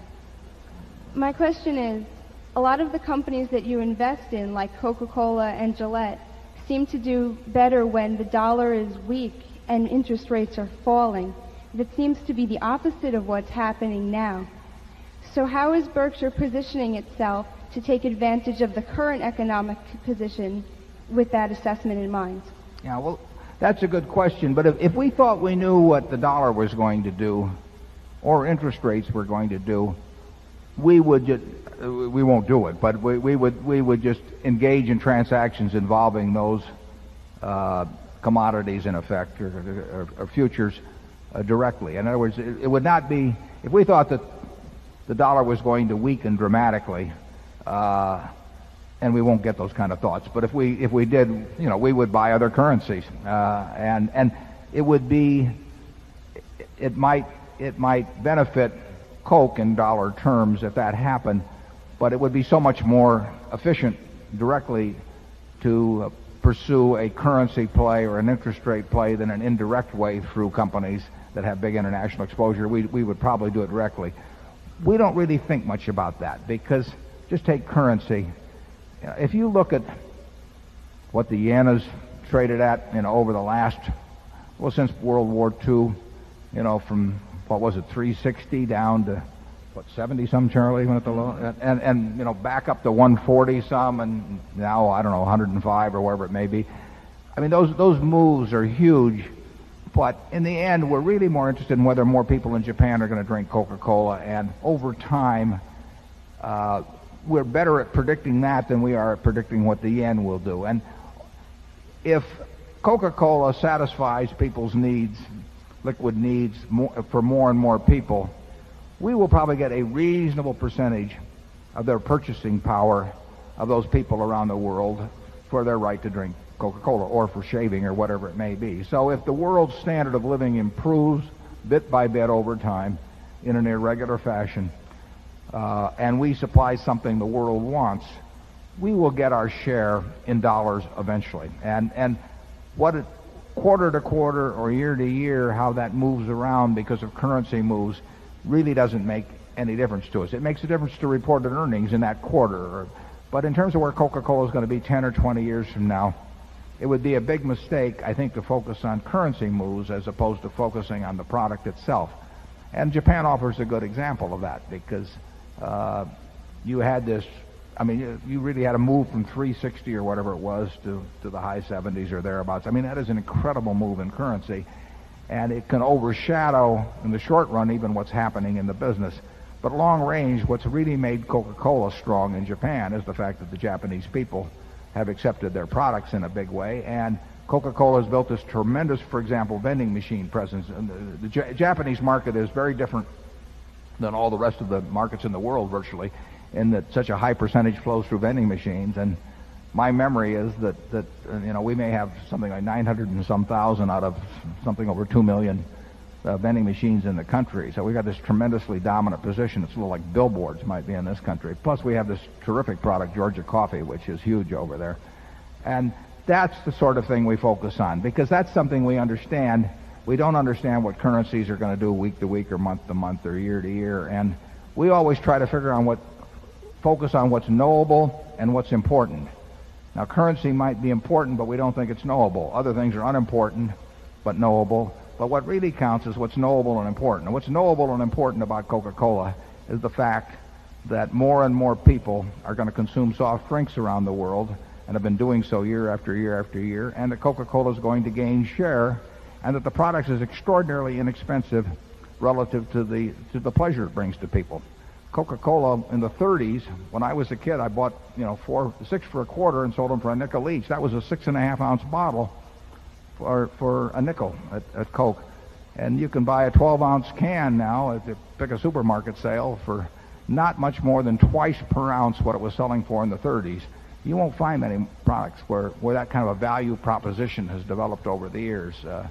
So that's the kind of thing we focus on. And interest rates and foreign exchange rates, important as they may be in the short term, really are not going to determine whether we get rich over time. The best time to buy stocks actually was in recent years, has been when interest rates were sky high, and it looked like a very safe thing to do to put your money into Treasury bills at actually the prime rate got up to 21.5%, but you could put out money at huge rates in the early 80s, and as attractive as that appeared, it was exactly the wrong thing to be doing. It was better to be buying equities at that time because when interest rates changed, their values changed even much more.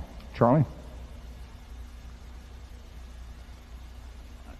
Yeah, we have a willful agnosticism on all kinds of things, and that makes us concentrate on certain other things. This is a very good way to think if you're as lazy as we are.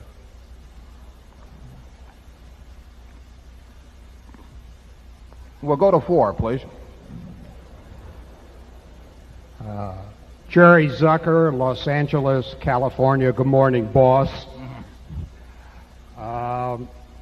calling your attention to the annual report and major investments. I appreciate your comments on two companies.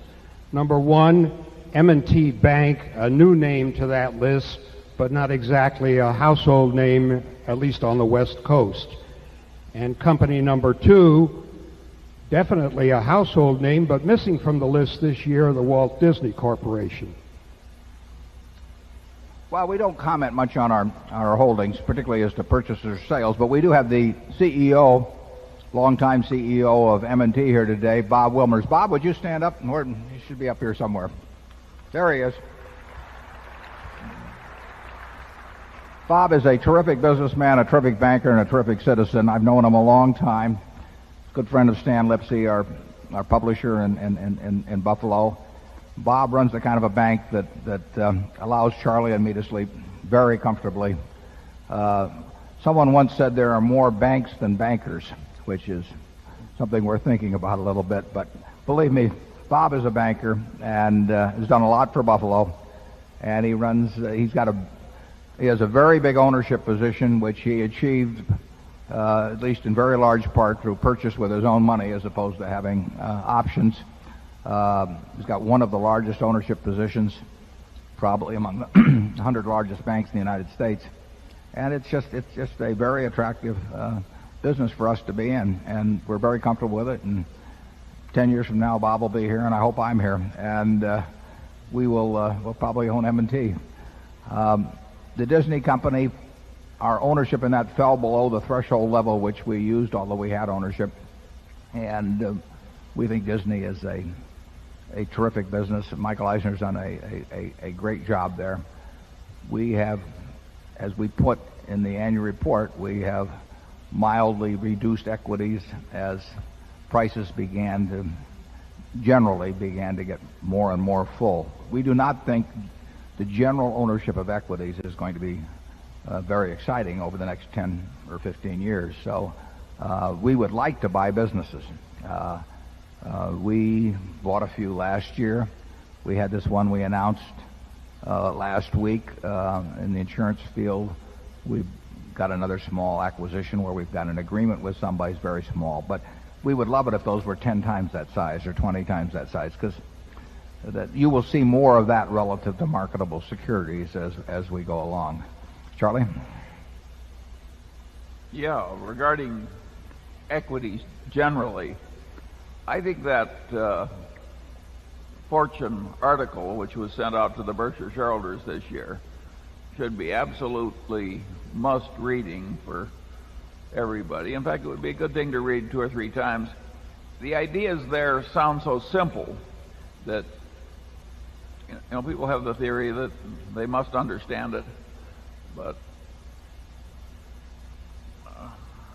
I think the world is more complicated than that. I think we are in for reduced expectations eventually with respect to the kind of returns people have had from investing in stocks. Do you want to offer any thoughts as to what what the corollary might be? Well, I think if you have very unreasonable expectations of life, it makes life much more miserable. Much better to get your expectations within reason. It's much easier to reduce expectations to some reasonable level than it is to get superhuman achievements. That's why my kids were almost delirious when they heard that announcement. I was going to give them $300 each, and they, do you want to be a zillionaire or whatever it was? Incidentally, that was terrific of Regis Philbin to do something like that. I mean, all of those appearances are non-paid, I can assure you. Those people are good, very, very good sports, and I thank them. Okay, we'll go to Zone 5. My name is Monty Leffoltz from Omaha, Nebraska. I have a 2-part question. What is Berkshire's philosophy on paying dividends, and under what circumstances would Berkshire pay a dividend in the future? Well, that's a good question. We paid a dividend in, 1969, Charlie? And at 10 cents a share. I can't remember it, but it's in the records. We would be very likely to pay either very large dividends or none at all, because our test is whether we think we can use money at a rate in a way that it creates more than $1 of market value for every dollar we retain. Obviously, if we can keep $1 and it becomes, on a present value basis, worth more than $1, it's foolish to pay it out. Forget all about taxes. Assume it's a tax-free society. We would have exactly the same dividend policy up to this point, whether there was any tax on dividends, capital gains, or anything else, or whether we were entirely tax-free, because we have retained money, because to date we have felt that if we keep $1 and use it in buying other businesses or whatever it may be, that it becomes worth more than $1 on a present value basis. I mean, not that it's going to be worth $1.10 4 years from now, but it's worth more than $1 when we look at what it'll be 4 years from now. That's subjective, but any given decision like that is subjective. Over time, you get an objective test as whether that's met by whether we do indeed create more value than each dollar of retained earnings. We create an extra dollar plus of value. If that changed, and it could change, then we would give the money to the shareholders, and it might be done through repurchases or it might be done through dividends. But there's no reason to keep $1 in the business that's worth 90 cents if you keep it in the business. And there are companies that do that, but they're not necessarily intentionally doing it. They may have higher aspirations as they go along, but they're not realized. We, I think, would be fairly objective about trying to figure out whether we are indeed creating value or destroying value by retaining earnings. We would never have a conventional dividend policy. I mean, the idea of paying out 20% of your earnings or 10% or 30% of earnings in dividends strikes us as nuts.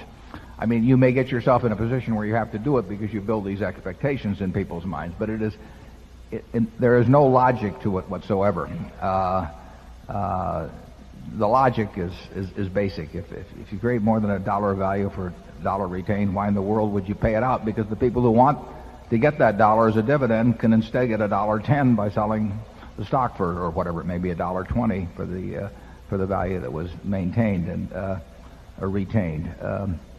So that it's a very simple dividend philosophy, and one I think that's in one of the past annual reports. We explain the logic of it, and I see nothing that would change in terms of the principles of it. Evaluating whether that's the case.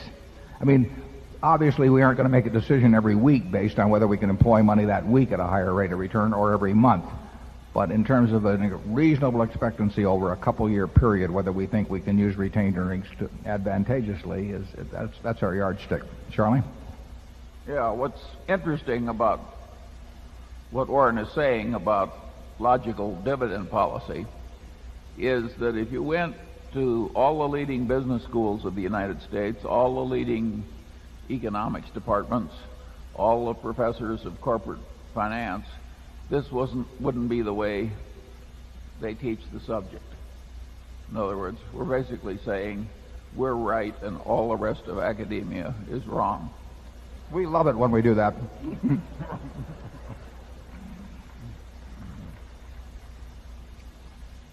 Okay, we'll go to 6. I'm Mark Cheer from Hong Kong. And Mr. Buffett, I'd like to ask you a couple of questions. The first one is, how many insurance companies does Berkshire Hathaway own? I can't figure out the total. Let me answer that, and then you go on to your second one. We have a great number of companies because in many cases a given strategy or a given operation operates through multiple companies. The company we announced the purchase of the other day is really one business, but it has 3 companies. I wouldn't be surprised. I've never looked at the number, but it wouldn't surprise me if we have 20 insurance companies or something, maybe 25 or 30, who knows. We have about 9 or 10 basic insurance operations for which a given management has responsibility. But there's a lot of state laws applicable to insurance companies and different regulations, and it's often advantageous to have a number of companies operating under one management to achieve one operational goal. The big operations are General Re and Geico and the National Indemnity Reinsurance operation run by Ajit. And then we have a group of about 5 different operations that are all very, very decent businesses, but are not as big as the 3 I mentioned. Go ahead. Thank you. Okay, my main question is this. Much has been written by you and a lot more by other people about your criteria or the criteria you use when you make a purchase of a company, either in full or in part. But almost nothing has been written by you, at any rate, as far as I can tell, on your criteria for selling a company that you have previously purchased. And I wonder if you could outline the criteria you might apply today to a sale of a company, and whether you would go. Well, the simplest way to put it is this: would you agree with Philip Fisher, who said there were 2 reasons to sell a company or a stock? One was when you discovered you'd made a mistake in your analysis and the company was not what you thought it was. And the second was when something within the company had changed, the management had changed or so on, so it no longer met your original criteria. So are those the principles that you apply, or would you say there are different ones or others? Thank you. I'm glad you brought up Phil Fisher, because he is a terrific mind and an investor. He's probably in his 90s now, but a couple of books he wrote in the early 60s roughly are classics, and I advise everybody here who's really interested in investments to read those 2 books from the earlier 60s. And he's a nice man. I went out 40 years ago, I dropped into his office in San Francisco, a tiny office, and he was kind enough to spend some time with me, and I'm a huge admirer of his. The criteria that we use for selling a business that we own control of are articulated in the annual report under the ground rules. So in terms of businesses that we own, we have set forth, and I direct you there, we've written those same ground rules every year since 1983, and actually we had those in our head for decades before that. And we have this quirk, which you should understand, and we want our shareholders to understand it, that even though we got offered a price that was far above its economic value as we might calculate it going in, but if we got offered a price for that for a business that we have now, we have no interest in selling it. We don't break off the relationships that we develop simply because we get offered a fancy price for something, and we've had a chance to do that sometimes.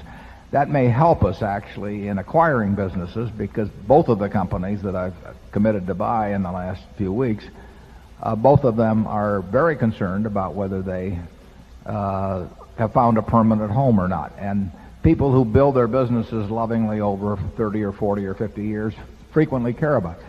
A lot of people don't care about that, and that's one of the things we evaluate when buying a business. We look at the owner and we say, do you love the, in effect, we ask ourselves, does he love the business or does he love the money?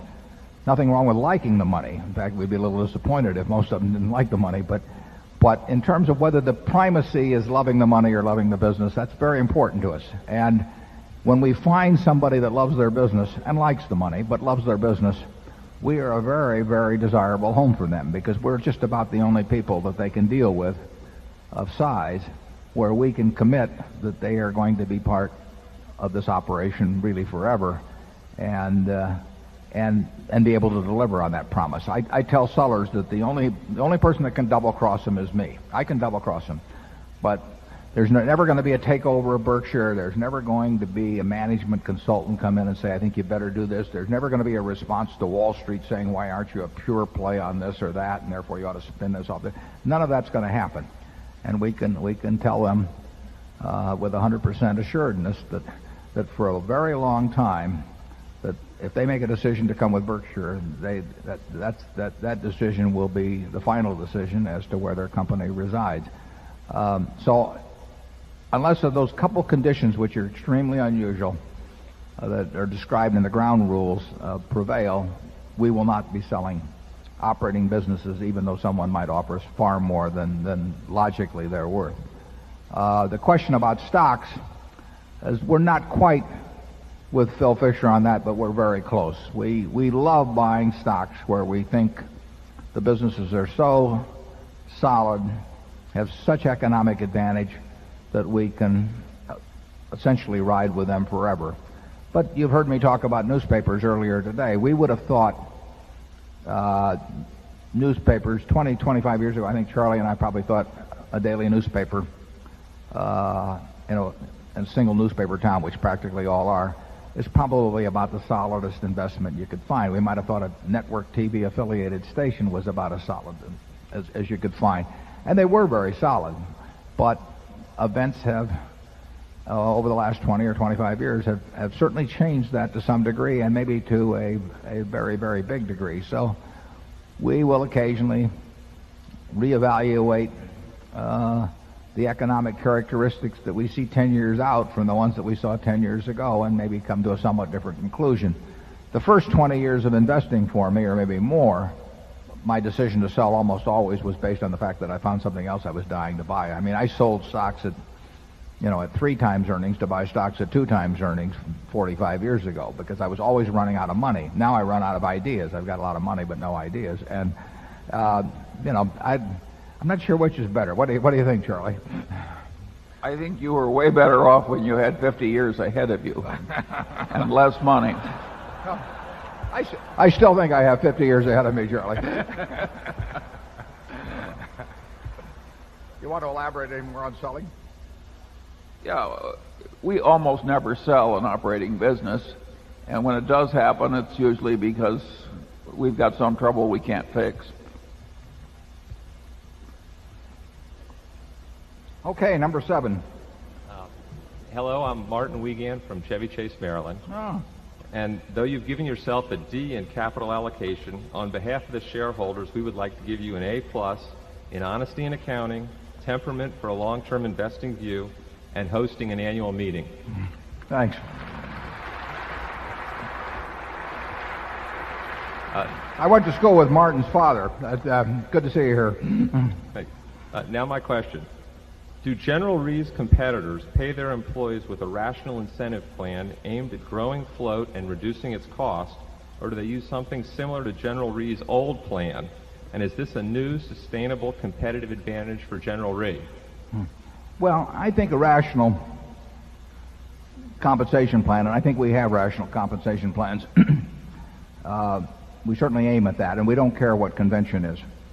Over time, we'll select for people who are rational themselves, who have confidence in their abilities to deliver under a rational plan, and who really appreciate operating in that kind of an environment. Now, who wouldn't want a lottery ticket? I mean, if anybody here wants to buy a few lottery tickets at the lunch break and come up and present them to me, I'll be glad to take them.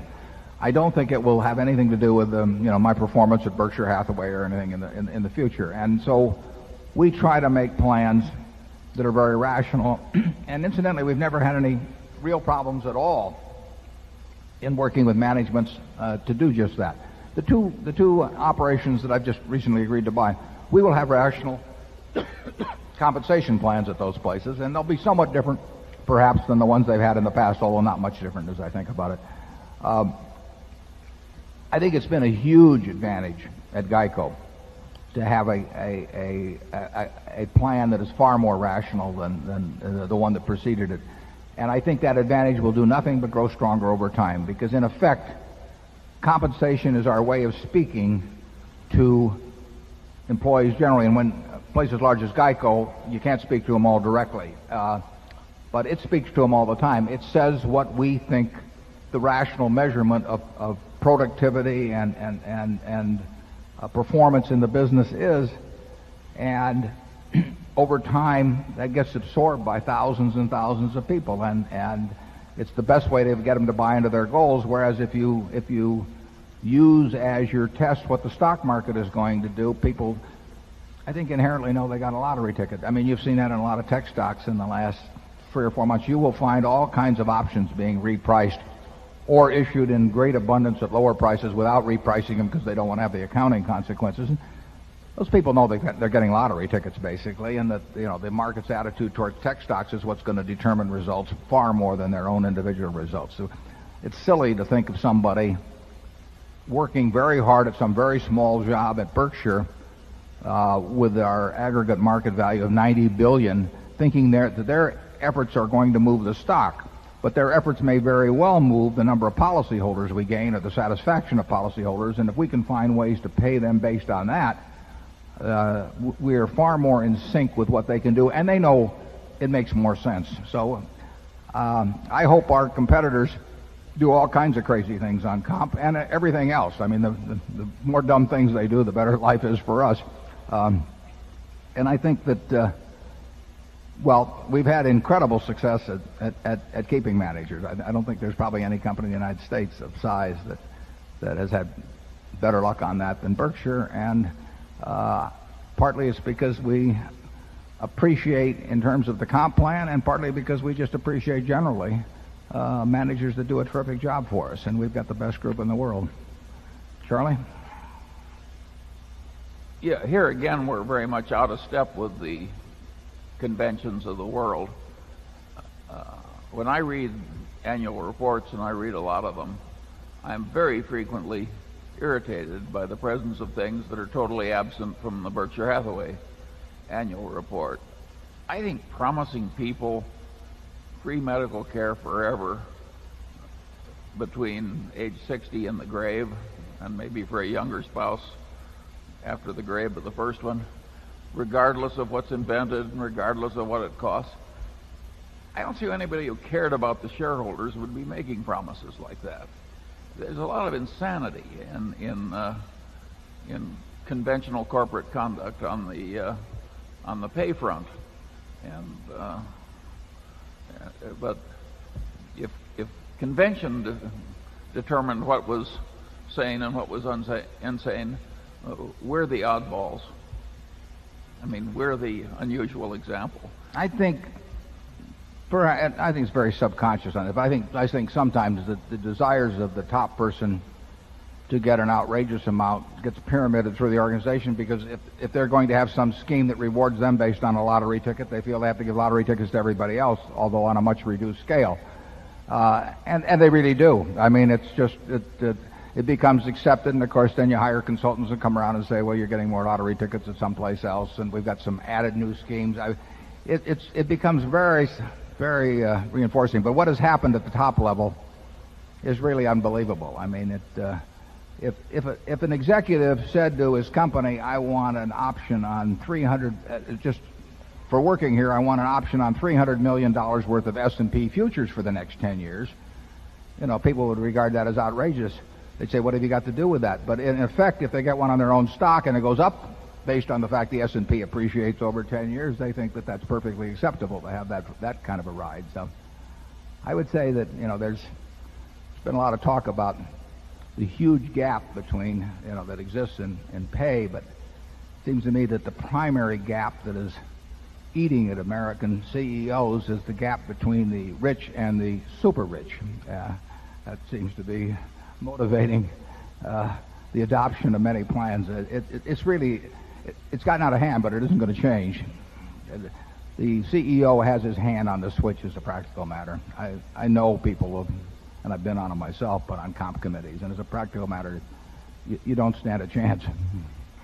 Yeah, a lot of the corporate compensation plans of the modern era work just about the way things would work for a farmer if you put a rat colony in the granary.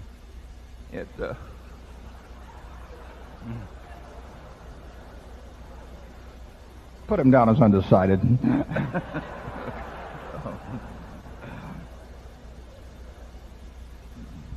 Good to see you, Martin. Okay, let's go to 8.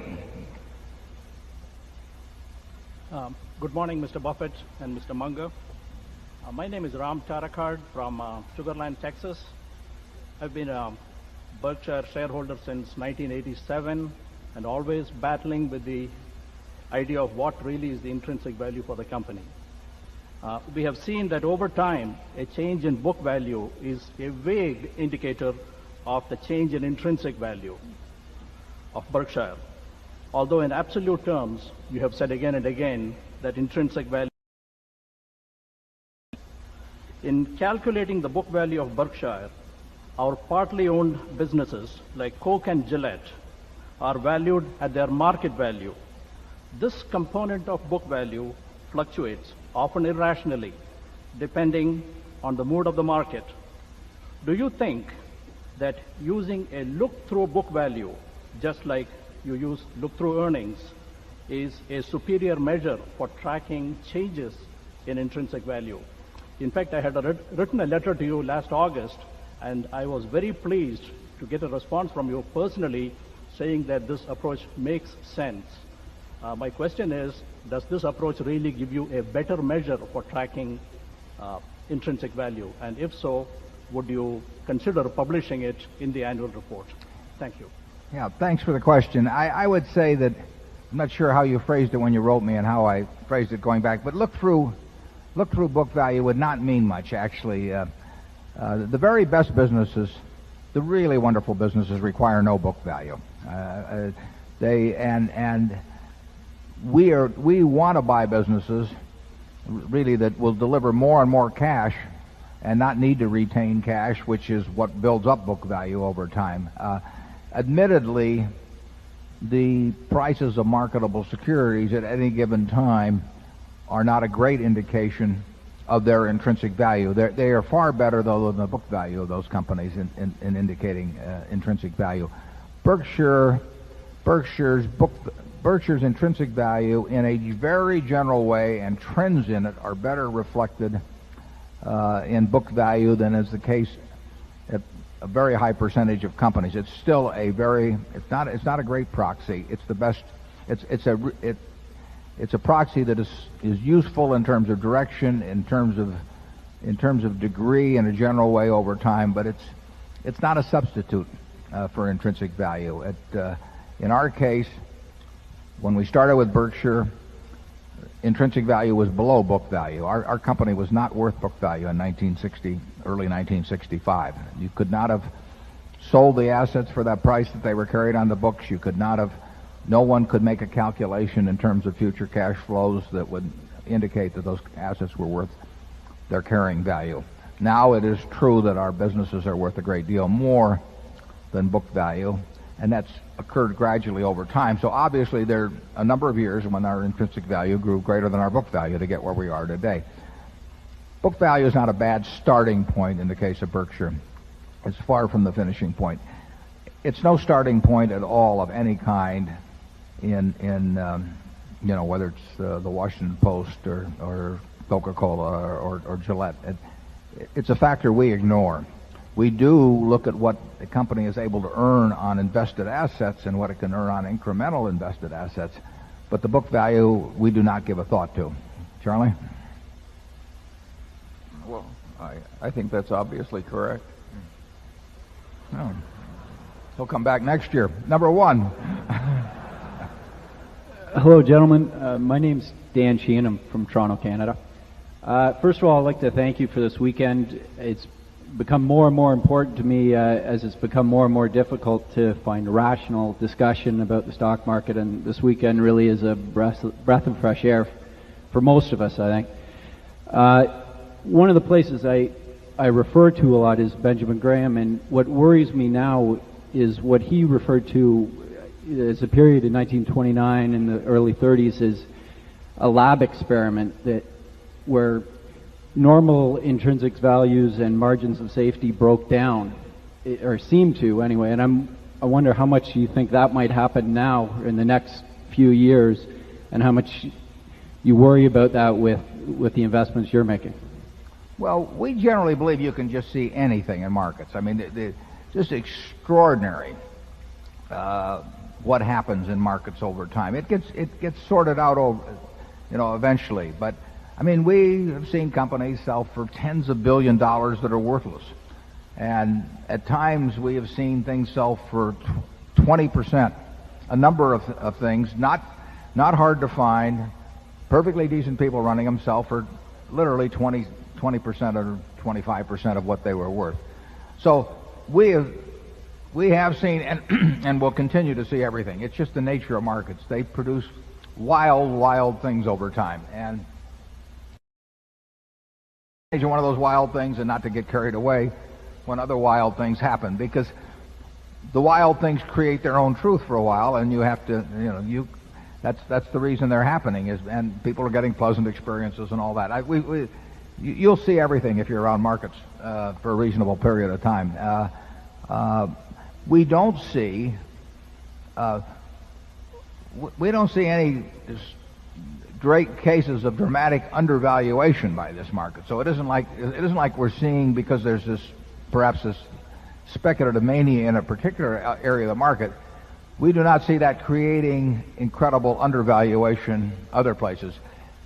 What's happening there may lead to undervaluation, a few years from now, or it may not. I don't know that, but it isn't like you can find things that are worth double or thereabouts what you're paying, because frankly there's so much money sloshing around that if you found such a thing, it would be very likely corrected by some buyout types. I mean, we would love to find businesses that are selling for half of what they're intrinsically worth. We don't find that. We do find a lot of cases where we think the valuations on the high side are unbelievable.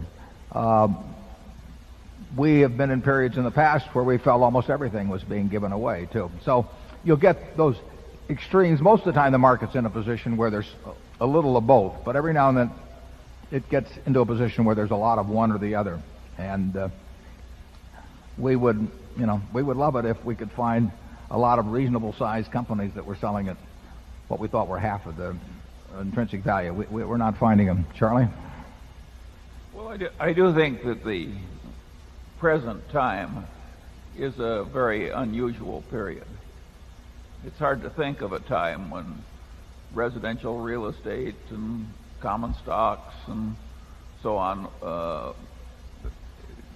rose so rapidly in price, and there was so much easy money floating around. I mean, this is a very unusual period.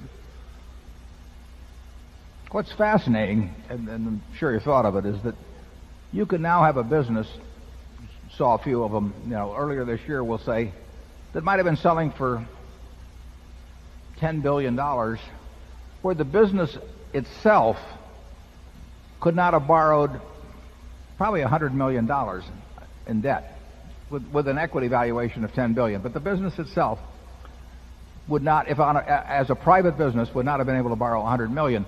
But the owners of that business, because it's public, can borrow many billions of dollars on their little pieces of paper because they have this market valuation. If it's a private business, the company itself couldn't borrow 1/20th or so what the individuals could borrow. That's happened to a degree before, but this has probably been as extreme as anything that's happened,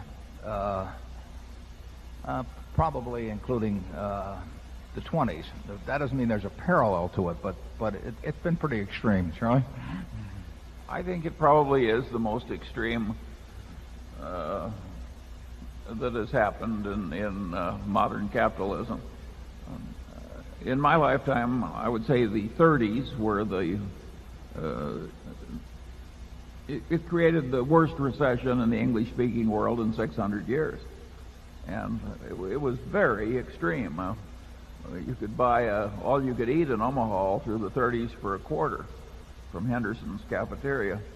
And now we're seeing the other face of what capitalism can do.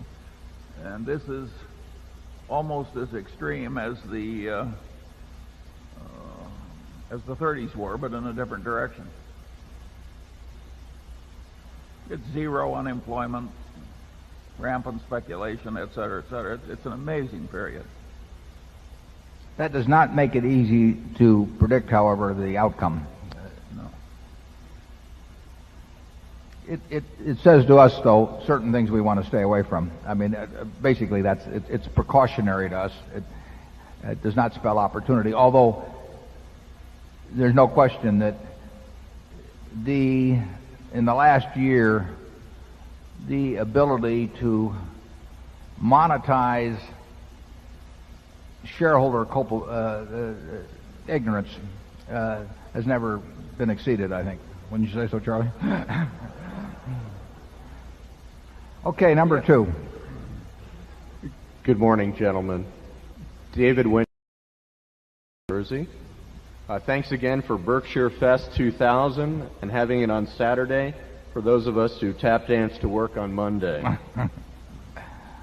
Over the previous 30 years or so, Berkshire has been a tactical participant in the insurance business. With the acquisition of Gen Re and the broadening of Geico's scope, the company's been transformed into a mainstream activity. How will this transformation result in growth and low-cost float over time, i.e., how do you avoid becoming average? And to follow on with the very perceptive 10-year-old from California's question, will Berkshire's newspaper interests be able to make the successful transformation to the new electronic world, especially the unique content of the Washington Post? Thank you. Well, those are both good questions. I think to answer your second one, I think the Buffalo News will do just as well as if you take the top 50 papers in the country in making a transition. How well the top 50 will do is really an open question. But there is, the industry factors will, in my view, just overwhelm any specific strategy, because any strategy is it's so easy to copy in the internet. That's one of the problems of the internet. It's one of the problems of capitalism. I mean, if you open a restaurant and it's successful, somebody's going to come in and figure out what your menu is and how, the whole thing, and then they're going to try and do it in a little bit better location or at a little lower price or whatever. That's what capitalism is all about, and it's terrific for consumers. The internet accentuates that process. I mean, it gives everybody in the world real estate. There are no prime locations to speak of. I mean, I can give you the argument for how you develop one and all of that, but it really changes the world in a big way. If you were at 16th and Farnham in Omaha in the 20s with Woolworth, that's the place where the streetcar tracks crossed. And a whole bunch of them were going north-south there and east-west, and there wasn't any better real estate in town. I'm not sure if that's worth as much now in nominal dollars as it was in the 1920s. And that looked permanent instantly. Who was going to rip up the streetcar tracks or in 1910 or whenever it was? So now you rip up the tracks every day, and so the fluidity is incredible in terms of moving economic resources around compared to what it was. The newspaper industry is going to try and figure out how to be a very important information source in a new medium. And it may solve that problem to a degree and still have lousy economics. That's unfortunately, the newspaper industry is always, historically, the way the industry structure worked, once you got into the majority of households and everything, somebody else could bring out a way better paper, but it wasn't going to go anyplace against you. I mean, you had such structural advantages that you could put your idiot nephew in, and he would do fine, wonderfully, and he nothing could happen to him except when this different medium came along. Now you can put in a genius, and whether that will make any difference is an open question. I would say that it's quite doubtful. If you own a newspaper, you want to do everything that you can think of, and fortunately everything anybody else can think of, because you can copy them so fast. And it may work in terms of product, and it may not work in terms of product, and it may work in terms of product and still not work in terms of economics very well.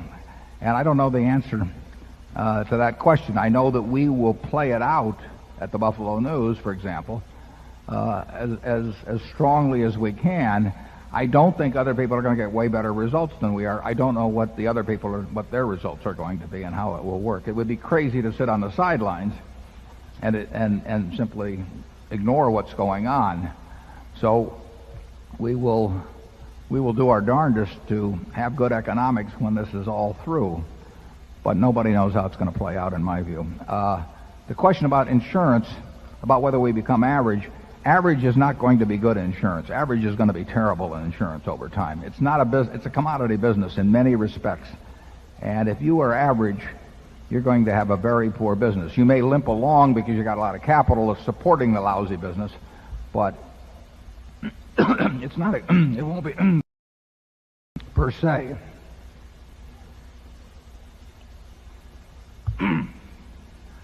But I think in Geico and in General Re and our other operations as well, we do not have average businesses, and there's nothing about the way the industry is going that would force us or lead us to have average operations. I mean, we have special things we bring to the party in both cases I've named, and actually in other cases as well. We have things we bring to the party that should make us considerably better than average. It'll show more in some periods than others, and it'll be different in the way it is applied at Geico or at General Re or at National Indemnity's reinsurance operation. But none of those, in my view, will be average. But average, and there will be a lot of average by definition, average is not going to be good. The other problem about it is average is not going to go away either. So that is an anchoring effect to some extent on what even the skillful operator can achieve. I think insurance will be a very good business for us over time. Charlie? Yeah. Every once in a while, we have a business sort of die under us. Trading stamps is now off 99.75% from its peak volume. And we were able to do nothing to prevent that except wring all the money out and multiply it by about 100. We actually did about, $120 million in the late 60s per year in trading stamps. Far more dominant in our area than S&H was nationally. And we have, by skillful management, Charlie and my constant attention to detail, have taken that business from $120 million a year down to about $300,000 a year or something? Oh, way less than that. Yeah. We thought of having the sales chart here and turning it upside down to impress you, but it wouldn't have worked very well. I think it's the nature of things that some businesses die. It's also in the nature of things that in some cases you shouldn't fight it. There is no logical answer in some cases except to wring the money out and go elsewhere. Yeah, and that's very tough for managements to. In fact, they almost never face up to that. It's very, very rare. And it's logical to be rare. In a private business, you can understand why people face up to it. In a public company, if you take the equation of the manager, he or she may be far better off ignoring that reality than accepting it. Let's go to number 3. Good morning, gentlemen. My name's Mark Ravenel from Melbourne, Australia. You've emphasised the importance of the moat around a business or the sustainable competitive advantage. My question really relates to learning more about that. Professor Michael Porter at Harvard has made a detailed study of this. Did you find his work useful, and can you recommend any other sources of information on this? Yeah, I've never really read Porter, although I've read enough about him to know that we think alike in a general way. So I can't refer you to specific books or anything, but my guess is that what he writes would be very useful for an investor to read. I've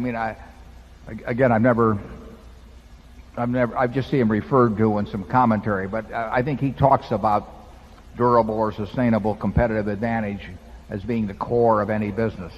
And I can tell you that is exactly the way we think. I mean, that in the end, if you were evaluating a business year to year, the number one question you want to ask yourself is whether the competitive advantage has been made stronger and more durable before it, and that's more important than the P&L for a given year.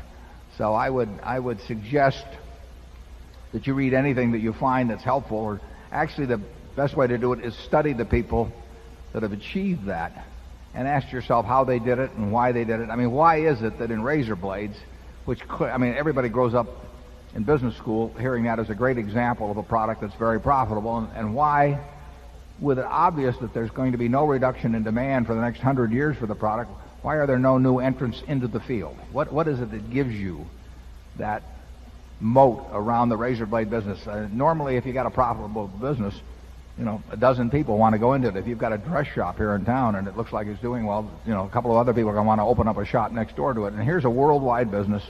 Nothing can go wrong with the demand to speak of, and yet people don't go into it. So we like to ask ourselves questions like that. We like to ask ourselves, why was State Farm successful, against people that had incredible agency plants and lots of capital? And here's some farmer out in Bloomington, Illinois, named George Maherl, who's in his 40s.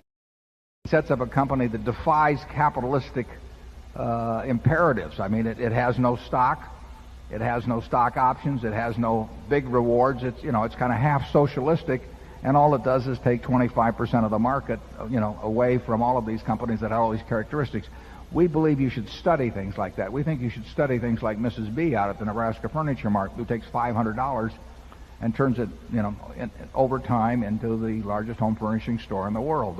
There has to be some lessons in things like that. What gives you that kind of a result and that kind of competitive advantage over time? And that is the key to investing. I mean, if you can spot that, particularly if you can spot it when others don't spot it so well, you're on the, you will do very well, and we focus on that. Charlie? Yeah, these factors, every business tries to turn this year's success into next year's greater success. And they all use pretty much every advantage they have in every direction from this year to make next year's better. Microsoft did exactly that year after year after year and happened to win big.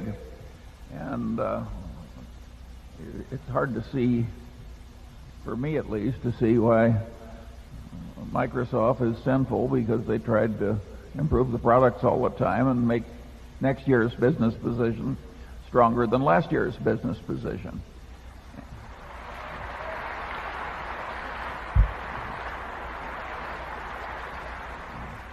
All right. If that's a sin, every subsidiary of Berkshire is a sinner, I hope. Yeah. We declare ourselves for sin. At this moment, I think we have a small interruption in the program here. Charlie, on your left.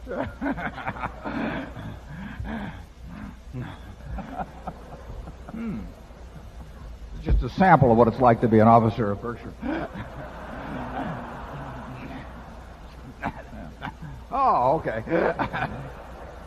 This is the new See's Barbie doll. And never before seen.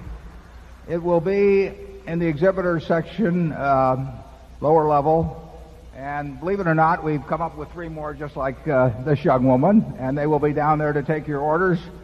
We can't ship them now. We won't charge your credit card until they're available for shipment, which will probably be, I guess, around September or so. But we wanted our shareholders to be the first ones to have a shot at this new product, and the model is not included in the delivered price.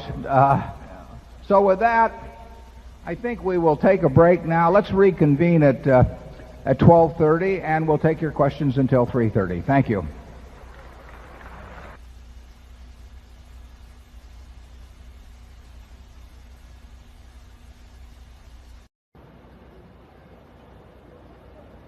Okay, if Area 1 is ready, we're ready to start answering.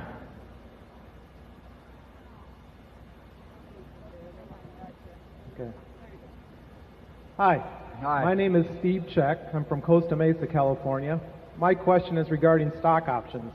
I've taken your suggestion and have been attempting to subtract stock option compensation from reported income when evaluating companies. When I read annual reports, I usually find companies estimating option costs using the Black-Scholes model. However, the assumptions going into the Black-Scholes model seem quite different from company to company. These assumptions, of course, are what is used for risk-free interest rates, quote-unquote risk-free interest rates, expected option lives, even though options have stated lives, and expected volatility. Help me out a little bit. What is the best way to calculate option costs? Do you think Black-Scholes is appropriate? If so, how should we normalize the assumptions? And just one short follow-up. How can we possibly estimate future earnings for companies when companies, such as even Microsoft last week, in response to a lower stock price, simply reissue a bunch of new options? Yeah, I can tell you from some personal experience that companies attempt to use the lowest figure they can, even though it doesn't hit the income account. So they like to make fairly short assumptions as to the life of the options, even though they're granted on a 10-year basis, because they'll make certain assumptions about exercise date or forfeiture and so on. I think the most appropriate way, when you've got a pattern, which you have at many companies of what they do on options, is simply to make an educated guess as to the average option issuance that they're going to incur or they're going to elect to do over time. And generally, I mean, what you really want to, if you were to be precise, you would try to figure out what they could have sold those options for in the open market, because that is the opportunity cost of giving them to the employees instead of selling the same option in the market. I think you'll find generally that if you take a value of about a third for 10-year options, if you take a value of about a third, obviously it depends on dividend rate and volatility, a whole bunch of things, but about a third of the market value, strike price at the time they issued, that's the expectable cost. We believe in using the expectable cost versus the actual cost. I mean, that is how we would look at it. If we were issuing options at Berkshire and we issued options on $100 million worth of stock a year, we would figure it was costing us, probably in our case with no dividend, at least $35 million a year to issue those options. And we would figure that if we gave people $35 million in some other form of results-oriented compensation, that it would be a wash.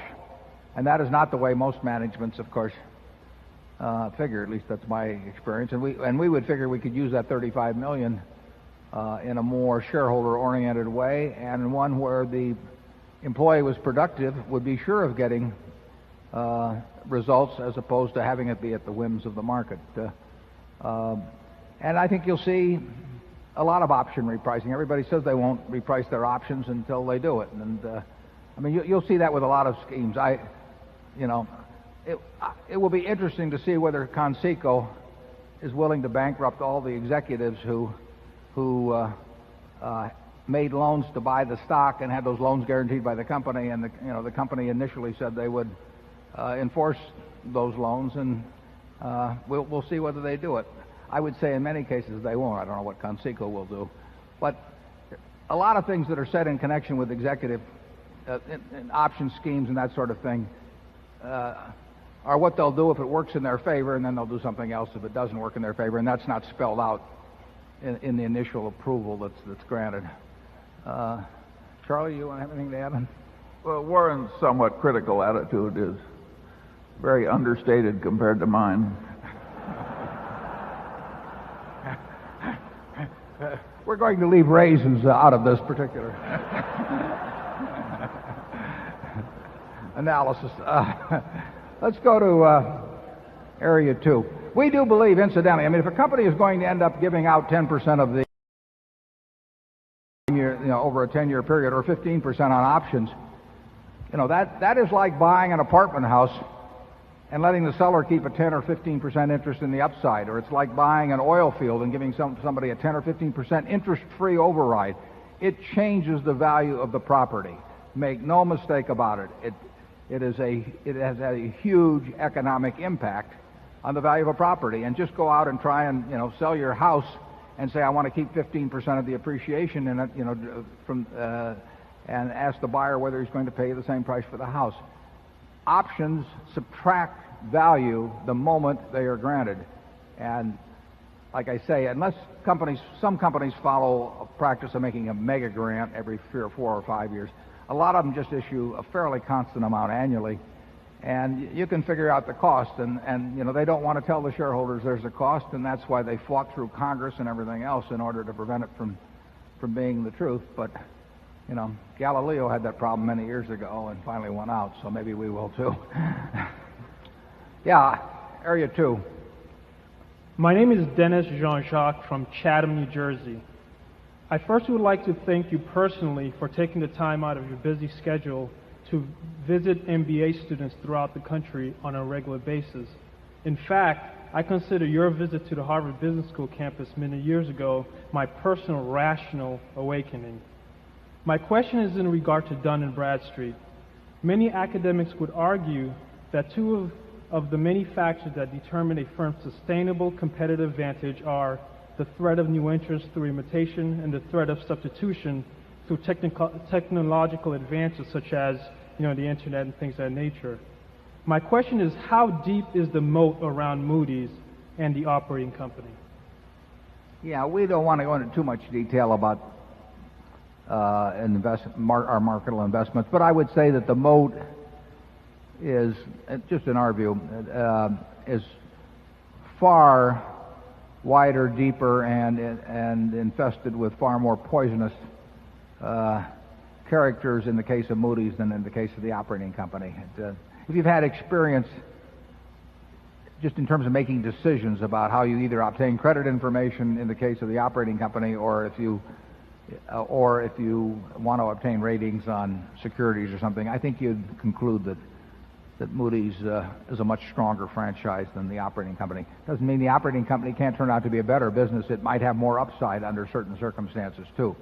But if you're really thinking of, what bad can happen to you, I think that you would regard Moody's as a considerably stronger franchise than the operating company. Charlie?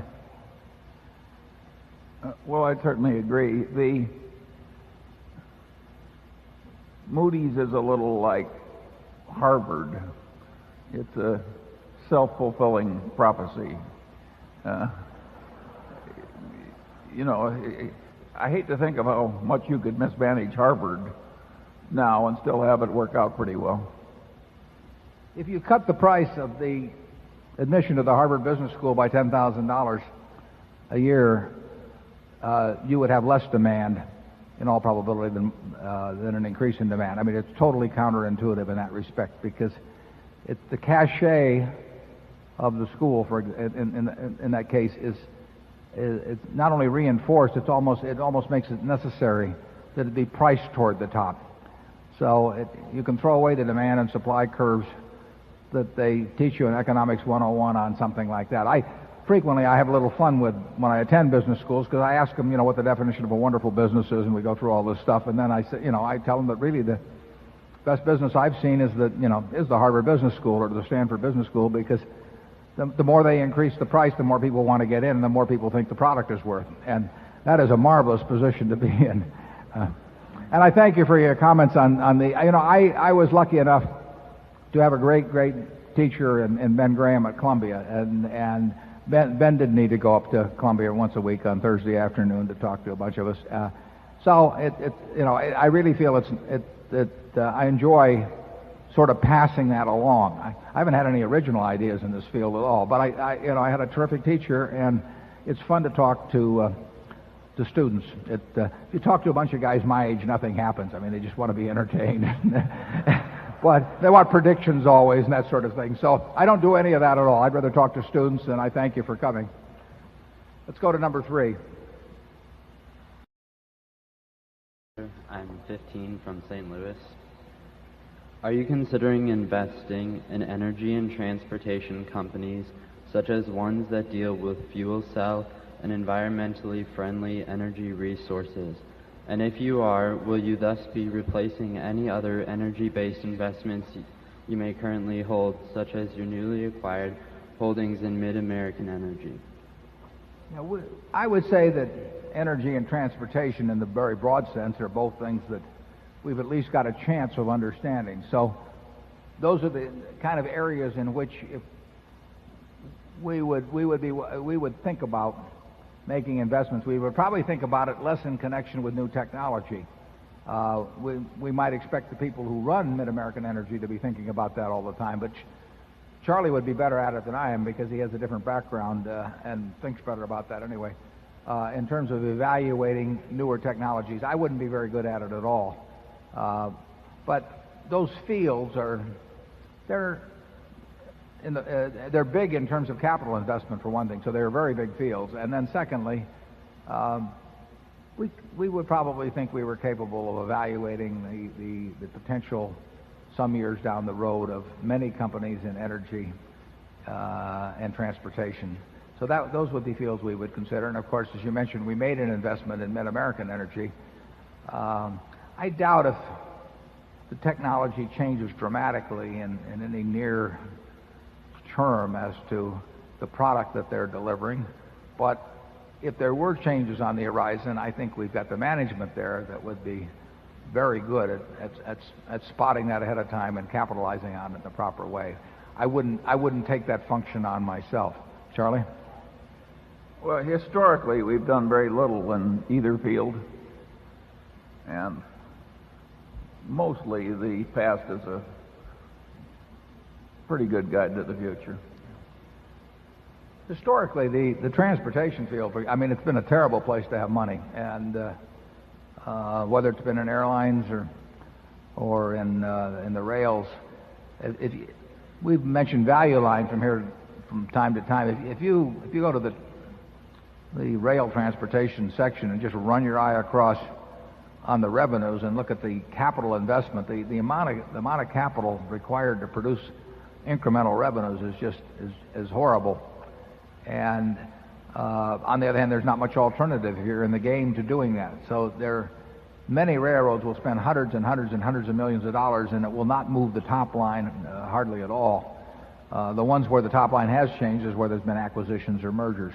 Airlines, you see just the opposite. You see this great movement in the top line, but again, a disastrous amount of capital investment and very little in the way of returns. So it hasn't been a great field. Most fields that require heavy capital investment, most of the time they don't turn out very well over time. There are plenty of exceptions to that. But if you find a business that has to keep adding up huge sums of money every year, there always will be a reason why they're doing it. But the net result after 5 or 10 or 20 years usually isn't very good. Charlie, got anyone? Area 4. Good afternoon, Mr. Buffett and Mr. Munger. My name is Bob Odom from Seattle, Washington. I'd like to say, first of all, how nice it is to come out to Omaha and how I am made to feel comfortable by its people. I hope you both are as enthusiastic about the meeting as you seem to be in years to come. Mr. Munger, by the way, I am looking forward to your book coming out. My question has to do with Doug Ivester's severance package and what justifies it, considering he had a very short tenure as CEO and that he took the reins from some very strong performance from Consueta and to be relieved of his dismal performance by Doug Daft. My brother, still in the bottling and distribution business of Coke, cut this article from Bottlers World magazine concerning the severance package. He said he also would retire if he were offered this. $97.4 million in stock, $3 million per year for 2000 to 2002, $2 million per year 2002 to 2007, $1.4 million per year from 2007 for the rest of his life. Anyway, I don't see how car and cell phone, he gets that. That's a Mercury Grand Marquis and mobile telephones, laptop computer, and the like. I don't know why you'd need that. Anyway, I've been wondering how you voted on this, whether you supported it or not, or what degree, considering executive pay at Berkshire hasn't risen, except perhaps for the CFO who last got a raise, I believe, in 1997. You asked, no, CFO's gotten a raise every year, but you asked whether I supported it. Yeah, I can tell you I supported it because with my 35% interest in 8% of Coca-Cola, I paid almost 3% of it myself personally. I probably paid more severance pay than any man in the history of the world personally. I was not on the comp committee, but I will say this. Doug Ivester did all kinds of really wonderful things for the Coca-Cola company over time. He for many, many years when Roberto was running things, Doug, and working with Don Keogh too, and you know, I had this firsthand from both of them. I wasn't in Atlanta, but there was no question that he was a huge, huge asset and conceived and carried out many of the things that other people may have gotten even more credit for.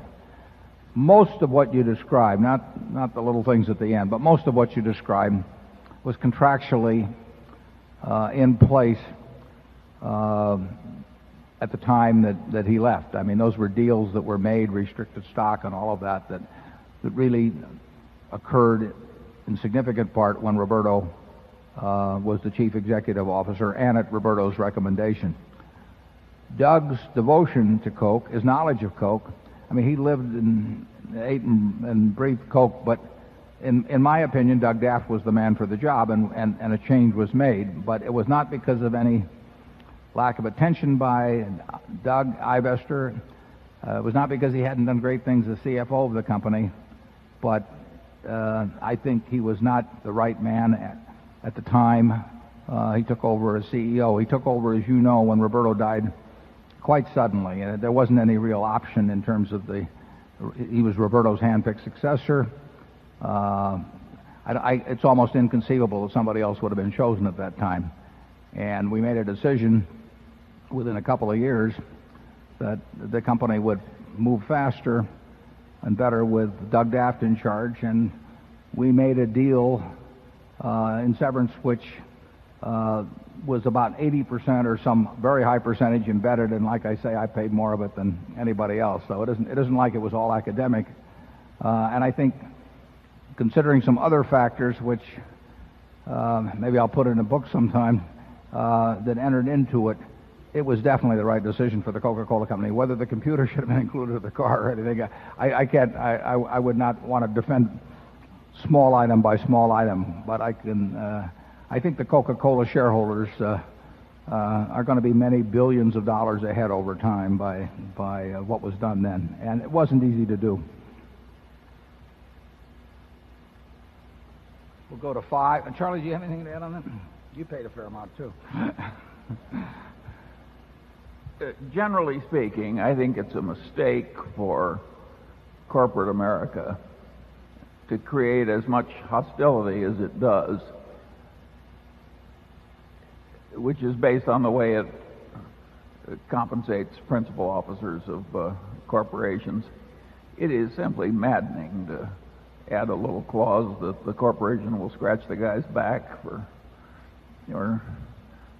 just tiny little bits of stuff that looks terrible. To me, that is extremely stupid. And I see it where the corporation helps him prepare his tax return for 10 years after he leaves and so forth. I think that makes a terrible impression on shareholders generally, and I think corporate America is crazy to do it. They get sold this stuff by these damn consultants. Yeah. I agree with Charlie, and it is true what Charlie says. We don't have a contract, at least that I can think of, at Berkshire. It's perfectly easy to run a company without them. We've got wonderful managers. We've got things that might be called contracts. I mean, we've got deals with them in terms of we tell them what we work out compensation arrangements and all that. I can't remember a case of anybody that's been with us that ever has called in a lawyer or anything of the sort, or we even had to reduce things to writing basically, and it works fine. And it is a little maddening, as Charlie says, to have a CEO, show up with a lawyer with a 20-page contract. I mean, it's become standard operating procedure, and once you get a big public company with committees, consultants to the committees, consultants who usually are picked by the officers of the company, they look around at what everybody else is doing and say, well, that's the way the other guy does it, so I'll do it. I think the proxy statements of the last 20 years, what that's induced in the way of behavior by people at somewhat comparable companies that look at the proxy statements of their competitors and then say to their lawyer, well, Joe Blow got this, why shouldn't I have it? It just escalates and escalates and escalates, and it ratchets, and it won't stop. I have never seen a compensation consultant come into a public company and suggest a plan that net reduces the cost of compensation. And I see all kinds of people leave companies with who have made tremendous amounts of money, and nobody wants to hire them at half the price or a quarter of the price or a tenth of the price. I mean, it's not a market system. CEO compensation is not a market system, and it's not subject to market tests. And I don't know what you do about that particularly, but it doesn't seem to bother shareholders very much. The ones that could change I think it bothers them a lot, Warren. It's just they feel powerless.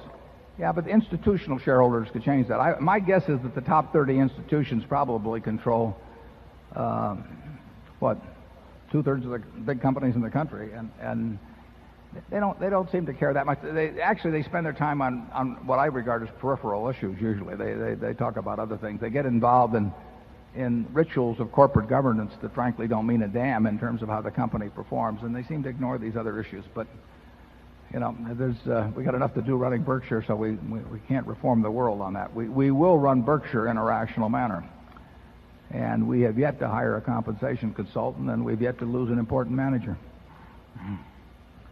Okay, we'll go to number 5.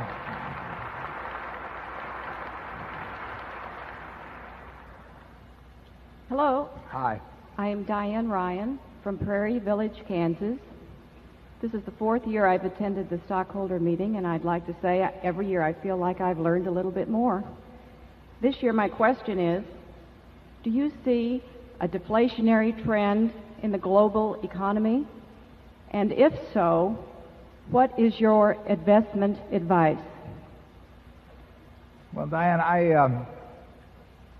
I'm no good on the macro questions, and I've proven that by being way too worried about inflation for probably the last 20 years.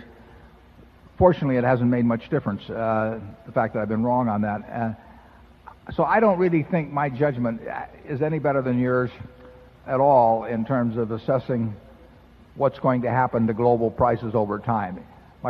My opinion would be that the world is not going into any deflationary situation. But I've not earned any stars for my past economic predictions. And the good thing about my economic predictions, if I even do make them, is that I pay no attention to them myself. So I really and the way we pick our investments is we just don't get into the macro factors.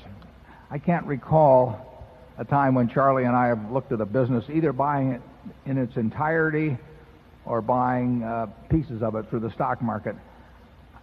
Macro conclusions are just never enter into the discussion. I mean, I'll pick up the phone. We've had these two in recent months, and I'll tell Charlie about it. And we talk about a few things, but we don't talk about anything remotely macro, and that's really the way it'll stay. I've seen a lot of bank mergers recently, and one of the things they do because they want to cut the costs and justify a merger, which they're dying to do. I mean, that's the reason they cut costs they wouldn't have cut if they weren't dying to do the merger in the first place and get bigger. But frequently, I know one in particular that I'm thinking of that they'll cut out the economics department. I always wonder why the hell they had it in the first place. Because what do they do? I mean, if the guy comes in and says, I think GDP will be 4.6 this year instead of 4.3. So what? I mean, you're still trying to make every good loan you can make, and you're still trying to take in deposits as cheap. You should be trying to cut costs wherever you can. It's got nothing to do with running the business, but it's fashionable, and every bank had its economist and economics department, and when a big client would come in, they take them to lunch, and it always has struck me as it's just a lot of nonsense. So if we ever get a economics department at Berkshire, sell the stock short. Number 6, please. No, Charlie, I didn't. No, okay. He'd rather eat peanut brittle. Hello, Mr. Buffett. Hi. Mr. Munger. My name is Aaron Wexler. I'm from Santa Maria, California. My question has 2 parts. The first part is when you and Bill Gates had a television show some time ago, you were asked about the people who had different role models, and you said, well, if I know a person's role model, I can pretty well tell what kind of a person he is and what kind of a future he has. Mr.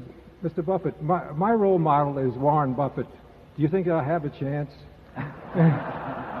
Well, I hope you're choosing me on the basis that you hope to expect to live to an advanced age. I'd like to think that that's what I bring to the party. Well, it does pay to have the right models. I mean, I was very lucky very early in life that I had certain heroes, and I've continued to develop a few more as I've gone along. And they've been terrific, and they've never let me down. And it takes you through a lot.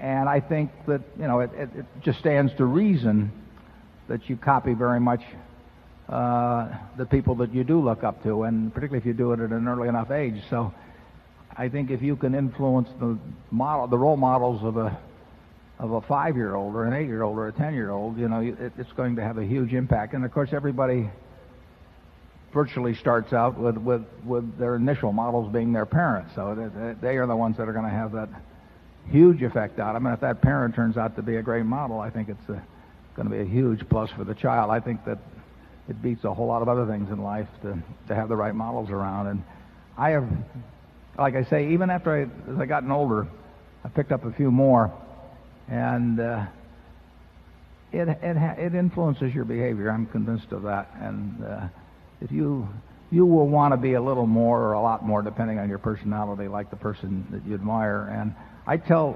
the students in classes, I tell them, just pick out the person you admire the most in the class and sit down and write the reasons out why you admire them, and then try and figure out why you can't have those same qualities. Because they're not the ability to throw a football 60 yards or run the 110 flat or something like that. They're qualities of personality, character, temperament that can be emulated. But you got to start early. It's very tough to change behavior later on. And you can apply the reverse of it, following Charlie's theory. You can find the people that you don't like and say, what don't I like about these people? And then you can, if it takes a little strength of character, but you can look inward and say, have I got some of that in me? And it's not complicated. Ben Graham did it. Ben Franklin did it. And it's not complicated. Nothing could be more simple than to try and figure out what you find admirable, and then decide, that the person you really would like to admire is yourself. And the only way you're going to do it is take on the qualities of other people you admire. Anyway, that's a 2-minute answer on something Bill and I did talk a little bit about. Charlie? Yeah. There is no reason also to look only for living models. The eminent dead are in the nature of things some of the best models around.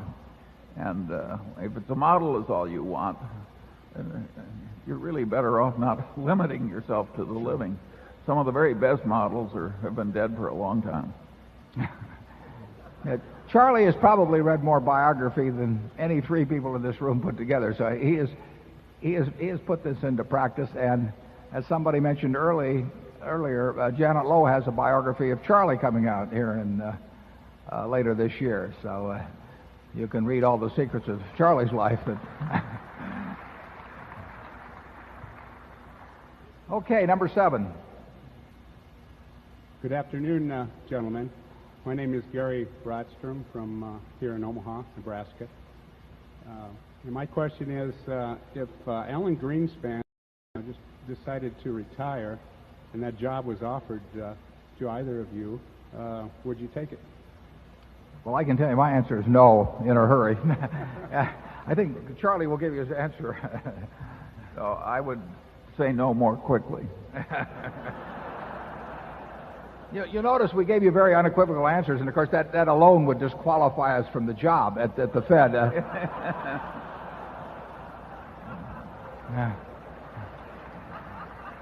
I think it was Alan that said to one senator, he said, since you've seemed to have stated my remarks so accurately, you must have misunderstood them. And I don't think you could find a job in public life that would entice either one of us. And the truth is, we're having too much fun. I mean, we've got the best job in the world. We get to work with people we like and admire and trust every day of the year. We get to do what we want to do, the way we want to do it.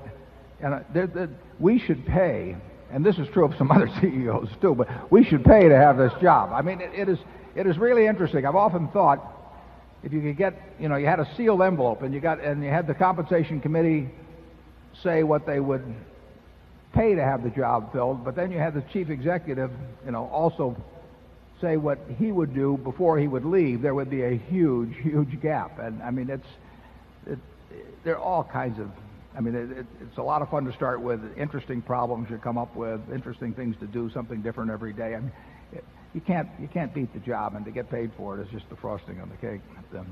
And I don't see any jobs like that in public life myself. And well, Charlie, if you got anything to add, Charlie takes on these public jobs. He runs a hospital and a few things, and he can tell you the wonders of it. Charlie? Oh yeah. There's an old saying that he lied like a finance minister on the eve of a devaluation. I never wanted to have a job where lying was a required part of the activity.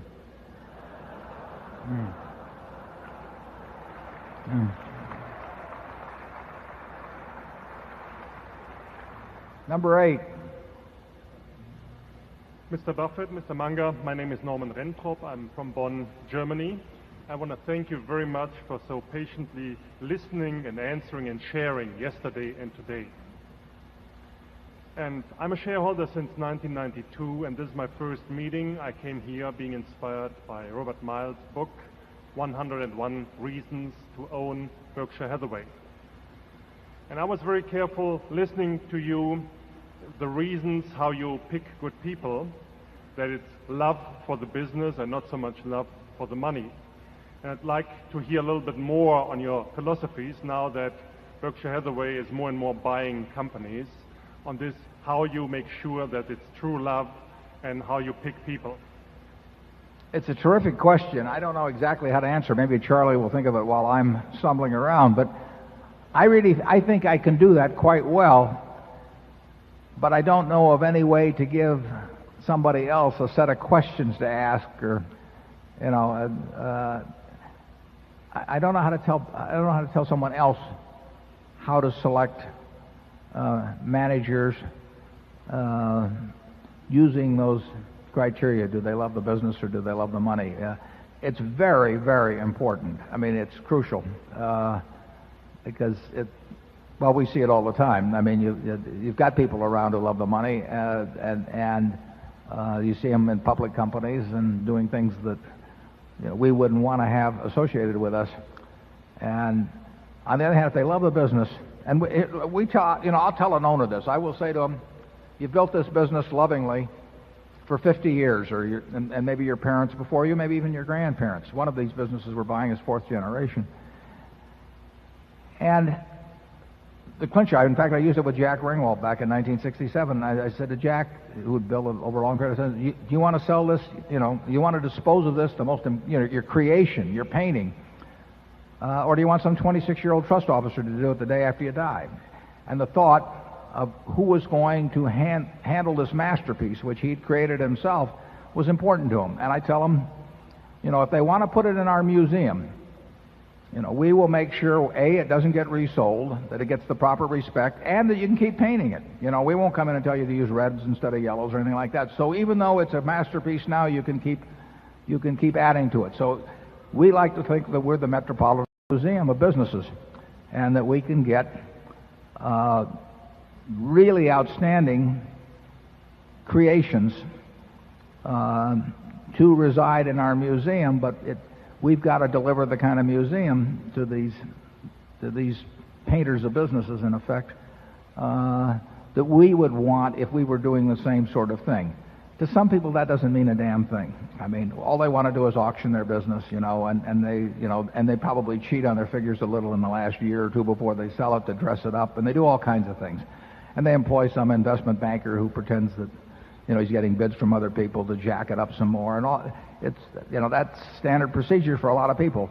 We have no interest in buying in with them at any price because we don't want to be on the other side of the table, for the rest of our lives with somebody that's going to do that. If somebody loves their business, and I love Berkshire, I mean, you create something over a period of time, it means something to you. I mean, some people get it out of how they decorate their home, or some people get it out of, all kinds of different things, their golf game or whatever. But some of us get it out of building a business, and it has to be enormously important what kind of a home it finds. And there comes a time in many situations for estate taxes or because the kids don't get along or whatever the hell it may be, why people need to do something with that business, but they don't want it auctioned off. And we have a good home for that. I think I can tell pretty well what people's motivations are when they come in with the business, and so far we've batted pretty well. We've made mistakes, there's no question about that, but in a sense I think they've gotten fewer over the years, and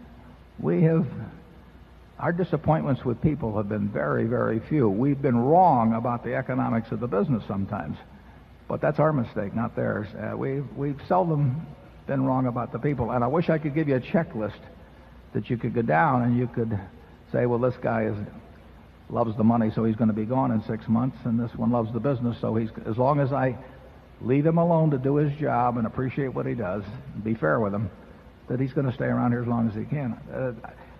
Charlie, have you got any thoughts on how you separate these people out? I think our culture is very old-fashioned. In other words, I think it's Ben Franklin and Andrew Carnegie, and it's very old-fashioned. And what I think is amazing about Berkshire is how well these very old-fashioned ideas still work. Can you imagine Andrew Carnegie calling in a compensation consultant or an investment banker to tell him whether he should buy another steel mill or... No, we don't get imitated much. I mean, we're imitating, the behavior of a period that has been gone for a long time, but I don't see... A lot of the businesses we buy are kind of cranky like us and old-fashioned. And I hope we continue it that way. They're sitting out there, Charlie. Yeah. Well, but I think the businesses do have standards. Seas has standards. It has its own personality, but maintaining standards is a huge part of it. Charlie hit on one thing in terms of the idea of asking investment bankers or somebody to evaluate the businesses you're going to buy. I mean, that strikes us as idiocy. If you don't know enough about a business to decide whether to buy it yourself, you better forget it. It does not make sense. You bring in somebody who's going to get a very large check if you buy it and a very small check if you don't. That displays a faith in human nature that would strain Charlie and me. It's a key point what you raise, and frankly, if I think there's anything we're good at, I think we're pretty good at what you're talking about there. It's an important part of capital allocation because we are not in a position to manage the businesses ourselves, and we want management as well as the business, and we've gotten it, and we've gotten it in spades from people that stay on and have done a terrific job for us, and it makes life a lot easier too. Let's go to number one again. Hello, Warren. Hello, Charlie. My name is Doug Patterson. I'm from here in Omaha. I teach down the road at the University of Nebraska at Omaha, and I teach in theater, which is also the greatest job in the world. And I have to say that I enjoy the theater you provide every year. Thanks so much. Thank you. Just sitting here, there's so many questions that come to those of us who've been sitting here for 3 or 4 hours. I've got 3 very disconnected questions. Okay, we'll do them one at a time. Cool. In terms of these tech stocks, you say that you don't understand them. Can you say if you think... I can't imagine you not understanding something. Oh, we understand the product. We understand what it does for people. We just don't know the economics of it 10 years from now. You can understand all kinds. You can understand steel. You can understand home building. But if you look at a home builder and try and think where it's going to be in 5 or 10 years, the economics of it, that's another question. It's not a question of understanding the product they turn out, the means they use to distribute it, all of those sort of things. It's the predictability of the economics of the situation 10 years out, and that's our problem. Right, and I'm not trying to provoke you into doing it. I'm glad you haven't, because I probably would have gone into cardiac arrest this last couple of months. Yeah, well, so would we. Yeah. So your projection is that you are not going to try to make an attempt to understand that. You think is it not comprehensible? Is that it? It's not comprehensible? Yeah, every business I look at, I think about its economics. It's built into me. It's built into Charlie. So it isn't like when if I'm with Andy Grove, or actually I knew Bob Noyce back at Grinnell in 1968 and 69 when they were starting Intel. When he talked to me about starting Intel, or anybody talks to me about a business, I think about its economics. I'll think about the economics of UNO, if we talk for 3 or 4 minutes. So it isn't that we shut off the valve. It's just that we don't get any place. We don't know what it'll look like. And it's, there are a lot of things in life that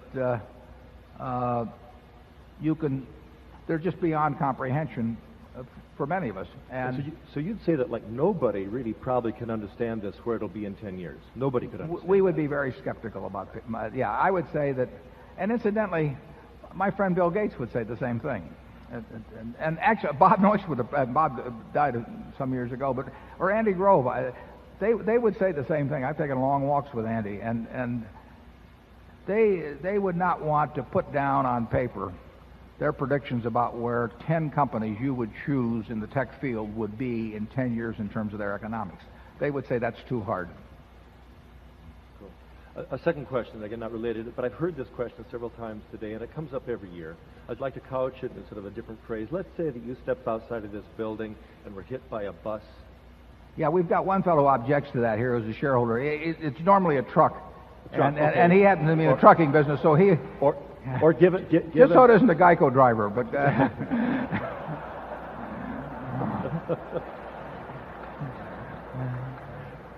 Given Omaha, it could be a road grader. Yeah, right. What kind... that would be a sudden... maybe you'd come out of it with a great fastball. Maybe that's it, but you wouldn't have your facility at stocks.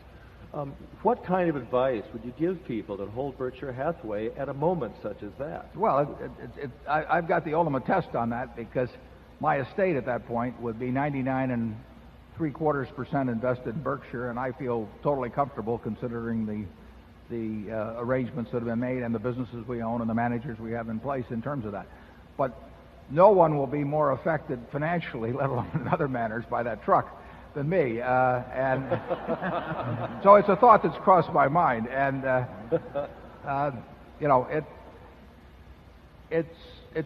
it's a more important question to me than to anybody else, and I've answered it to my satisfaction. The directors have some of my thoughts on the subject, but the world will go on, the businesses will go on, and I think you'll have terrific management in place. I appreciate that. Fine. And thank you for taking all three of these. They're so disconnected. Okay, thank you. Given your comments about newspapers, may we assume that you're probably not going to buy the Omaha World Herald? I think that's a fair assumption, but that would probably be true regardless of my thoughts about newspapers, because they're not going to sell. Charlie, have you got anything to add on any of those? Well, that story about the World Herald is interesting. The truth of the matter is that if Warren had been offered the Omaha World Herald 20 or 25 years ago, he would have cheerfully bought it. And now he doesn't want it. And that isn't because of the economics.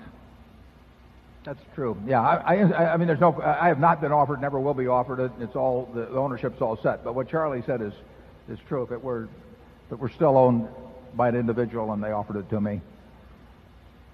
For economic reasons, I wouldn't want to buy it, and for other reasons, I wouldn't want to buy it. Well, you wouldn't want to buy it now because your life would be less congenial afterward than before. Yeah. There'd be more people after you. There'd be no plus in life to owning the World Herald at all. And as Charlie said, that's probably not the way we would have thought 30 years ago. I know. Not at all. No. I think we're right now. Number 2. Hi, Howard Winston from Chicago, Illinois. I wanted to thank Charlie and you for your hospitality. My question is, Berkshire has benefited enormously over the years from the low cost of its float. Do you think the Internet will make the insurance business more competitive and therefore raise the cost of your float? Well, that's a good question. I would say that the Internet, from what I see now, is unlikely to increase the cost of Berkshire's float. It will have different effects on different aspects of our insurance business, and it will change the insurance industry in some ways. And I can't tell you exactly what, but you know that any system of distribution is going to be affected by something that changes the economics of distribution as much as the internet does. So there's no question it'll have an impact. I think in the end, the competitive advantages we have among our group of insurance companies net will not be hurt by the internet. But I could be wrong on that, and therefore I don't think that our cost of float will be changed much. I don't think industry economics in aggregate for insurance companies are going to be changed very much. The economics haven't been that good. I think they'll be about, in that same range. And I don't think our competitive advantage will be cut. So therefore, I think our cost of float in the future is going to be higher than it has been in the past, but that's for reasons other than the internet. I still think we'll have an attractive cost of funds over time on float. It's a good business for us. I don't think it's necessarily a good business for the average company. Charlie? Well, there's a marvelous issue buried in your question. Will the internet, by making competition so much more efficient, make business generally harder for American corporations, meaning more competitive, lower returns on capital? And my guess would be yes. Yeah, my guess would be yes, too. I would say that on balance, for society, the internet is a wonderful thing, and for capitalists, it's probably a net negative. So all of you can be happy that the progress of the species will affect your economic futures for the worse.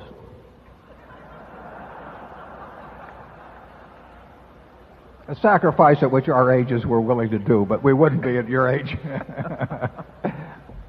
Incidentally, I mean, there's plenty to think about there. The internet, I mean, if you analyze it, you have to think it's much more likely that it will reduce the profitability of American business and improve it. It will improve the efficiency of American business, but all kinds of things improve the efficiency of American business without making it more profitable. And I think that the internet is likely to fall into that category. So far, it's improved the monetized value of American business, but that will eventually follow the underlying economics of what the internet does. And I think it's way more likely to make American business in aggregate worth less than compared to what it would have been otherwise. By the way, that's perfectly obvious and very little understood. So there. Okay, number 3. Yes, good afternoon. My name is Tom Gaynor from Richmond, Virginia. And in the current environment, it seems that the attacks on the moats of wonderful businesses are coming from inside the castle in the form of option-based compensation, just as much as from outside competitors. One of your role models, Ben Franklin, said, "Even a small hole can sink a great ship." It seems like the holes are getting bigger. Can you discuss what, if any, forces may cause this to change? Is it a problem that will get worse or get better? My second is specifically in your role as directors of companies like Coke and Gillette. Are you seeking to change these practices? And what kinds of success do you expect there? Do they let you on the comp committee? And 3, if these compensation practices are irrational, does Berkshire benefit from this irrationality? Thank you. Well, to carry the castle analogy further, we not only look for a great economic castle, but we look for a great knight in charge of that castle, because that's important. He's the one that throws the crocodiles into the moat and widens the moat over time. And of course, the question is how much does the knight get of the castle for doing that? And I think, generally speaking, at Berkshire, you get a very fair deal in terms of the amount that we've got a lot of castles around, and we try to pay people fairly, but I don't think that the division is unfair between the owners of the castle and the knights that are around there protecting the moat. It's hard for me to imagine how the compensation practices, the question of how much the knight gets of the castle, how that changes in favor of the owners of the castle over time. The ratcheting effect is just unbelievable. No compensation committee in America will be listening to a consultant who walks in and says, I think your management should have an arrangement that ends up in them being in the lower half. And if no one wants to be in the lower half, believe me, the median is going to move up.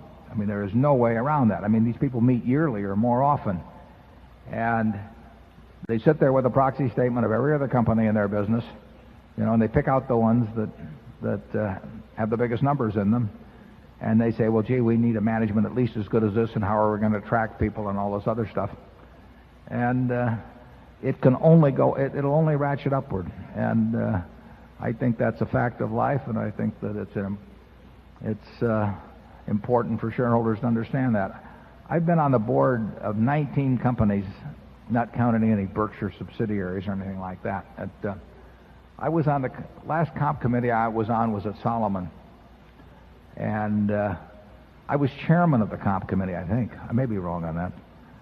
There were 3 of us, and the other 2 guys were terrific guys. And the earnings came in one year, $100 million or so. I think it was 1990, below the previous year. And comp was up a fair amount. And I'd find that there'd been some earlier issues involved, and I just said I couldn't swallow it anymore. And I voted against it. I can't remember whether I was chairman or not, but in any event, it was 2-1 against me. And I think it would have been 2-1 against me if I'd been chairman. And the other 2 fellows were perfectly rational. Say, how do we keep these people? And, how can we repudiate our management? All the sort of things you get. So as a practical, I've got one friend, terribly well-regarded businessman, and they don't throw you off the comp committee, they just don't renominate you. And he's been bounced from 2 of them simply by raising some questions about things you would find outrageous. I'm not on the comp committee. I've been on only one comp committee, and they saw what I did, so that was the end of it. People say, oh, we love your ideas, and you think creatively. We don't want to hear about your thoughts on compensation, and that it's understandable. And you run into some terrific cases of people. I mean, the fellow runs Fastenal, for example. I mean, they just outstanding. And there are a number of cases where people behave very well, but most of them, I don't think it's money so much. Sometimes I just think it's ego. They just can't stand to see some guy that they think is batting 280 and they're batting 300, and he's getting paid more money, and that process is endless. And that's understandable. It's like who gets top billing in a movie or something of the sort. People care about where their name is compared to somebody else's, and their name in this case is compensation. And I doubt if it reverses itself. Charlie? No, I think we can confidently expect that the situation will get worse.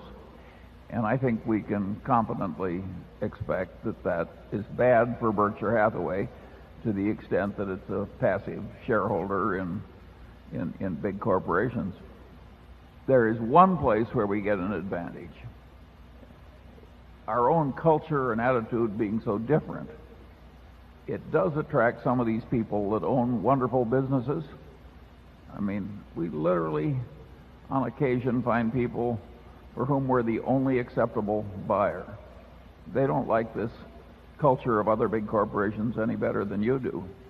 And that does give us an advantage. Yeah, you asked us a question also about how active we might be in saying these. We're not going to ever sit here and tell you what we say in other boardrooms, because it would reduce any effectiveness we might have, and we probably don't have that much effectiveness anyway. But you can only belch so many times at the dinner table and get invited back, and we've probably done enough of our share of that. And we try to run Berkshire in a way that we find admirable, and we try to spell out our reasoning on it and everything else, and we hope that maybe somebody latches onto that as a model someplace. But going around condemning people by name does not work. And so we hate the sin and love the sinner and all that sort of thing, and it doesn't have much effect. Number 4. Good afternoon, Warren and Charlie. My name is Eris. I'm from Winnipeg, Manitoba, Canada, and my first time in Nebraska, in Omaha, first time hearing you guys live. And there's a big ice cream man behind you. There we go. There you go. And you think there are no management perks at Berkshire. Oh, boy. All right, let's get out to business. Okay. Anyways, my question is in reference to your article in Fortune magazine last November, where you talked about corporate earnings and what the market... Are you guys listening? Or? I'm listening. We can chew gum and listen at the same time. All right. As I was saying, but if we you had talked in your article in Fortune about corporate earnings and what the market is paying for them, painting a pretty gloomy picture for equities and market levels going forward. Now, as you may know, there exists a very strong trend in demographics. We see in Canada and the United States the aging of the population, and more importantly, the bulk of this population reaching their peak savings years all at the same time. You're getting a little rude, but go ahead. I can't believe this. Warren actually called me rude. I wanted to prove to you I was listening. Go ahead. Anyways, okay. So there's a major, retirement crisis. There's a majority of Canadians and Americans between the ages of, especially between 22 and 55, are worried that they won't have enough money to fund their retirement or let alone last. So for this reason, this population is expected to invest in equities as opposed to fixed income instruments to get the necessary long-term rates of return to fund their nest egg for retirement. And therefore, many are calling for massive amounts of money to flow into the markets over the next 5, 10, 15 years through stocks and mutual funds, and consequently fueling market prices and market levels, many predicting the biggest growth ever in the stock markets.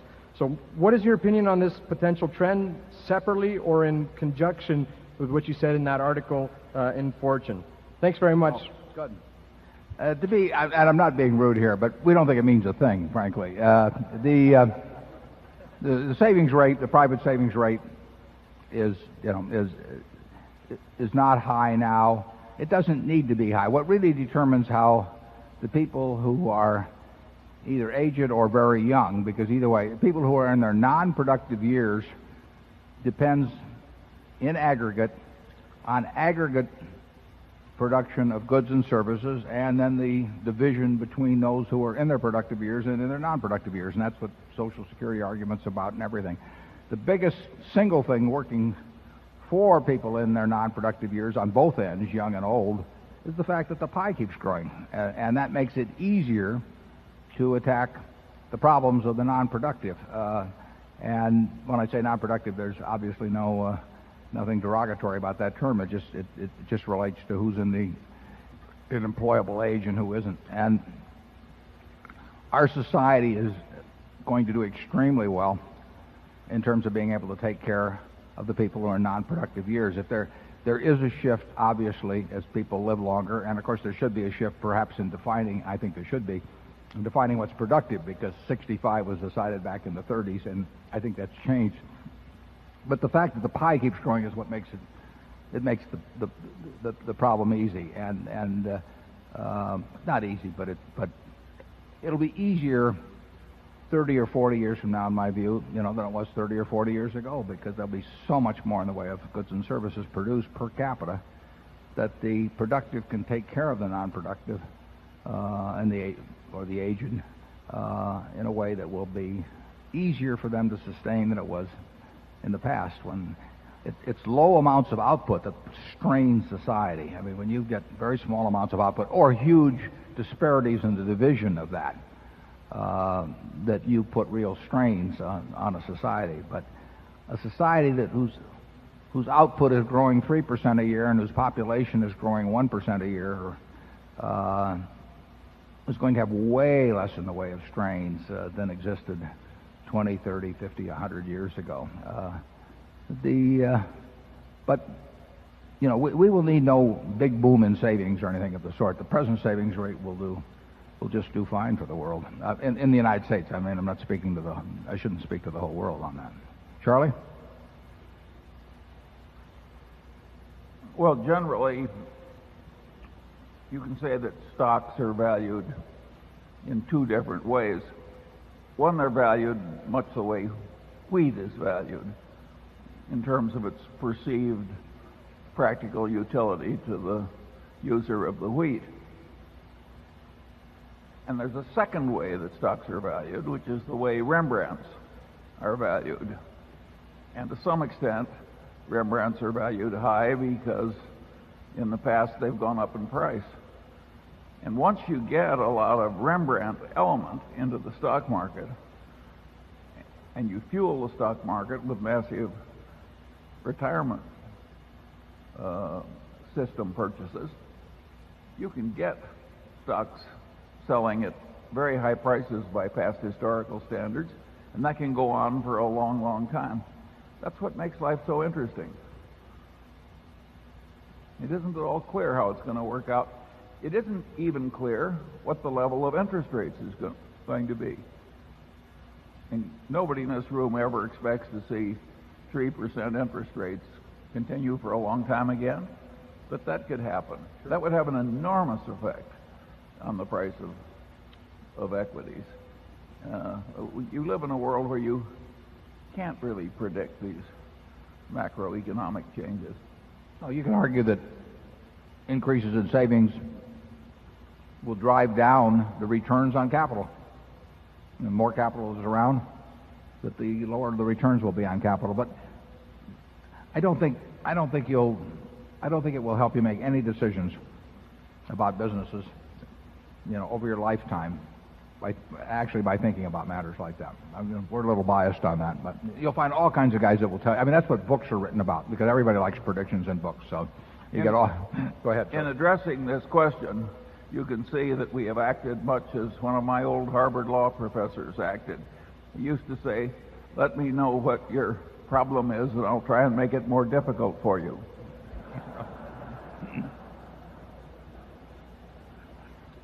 Area 5, please. My name is Eric Tweedy from Shavertown, Pennsylvania. Thanks again for another great meeting. During last year's meeting, my wife picked up a copy of a book called Buffettology at one of the shops around town. That is written by Mr. Buffett's former daughter-in-law. A very well written book, very interesting, and it attempts to outline the Warren Buffett approach to investing. My question is, I don't know if either of you gentlemen are familiar with the content or have read it, and if so, if you could comment on if you think it is a good outline of that type of investing.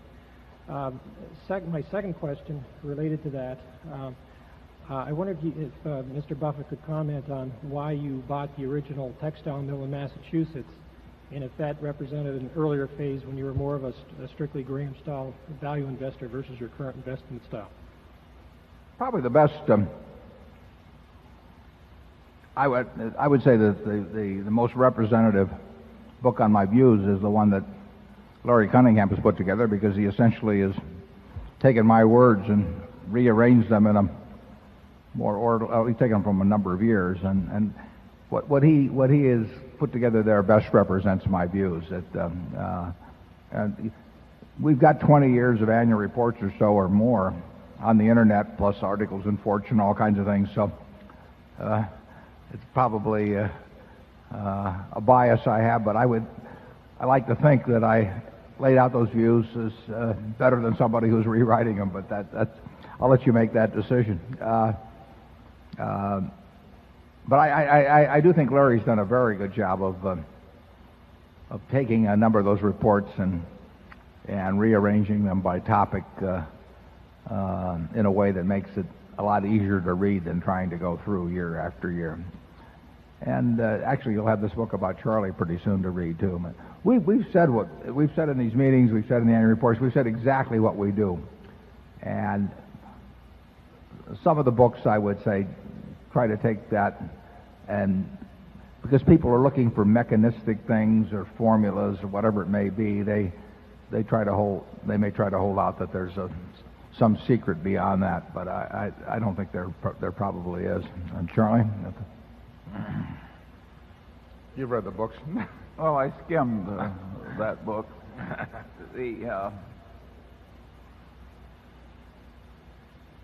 I think what we have done all these years is it wasn't all that hard to do, and it's not all that hard to explain. All that said and done, I think a lot of people just don't get it.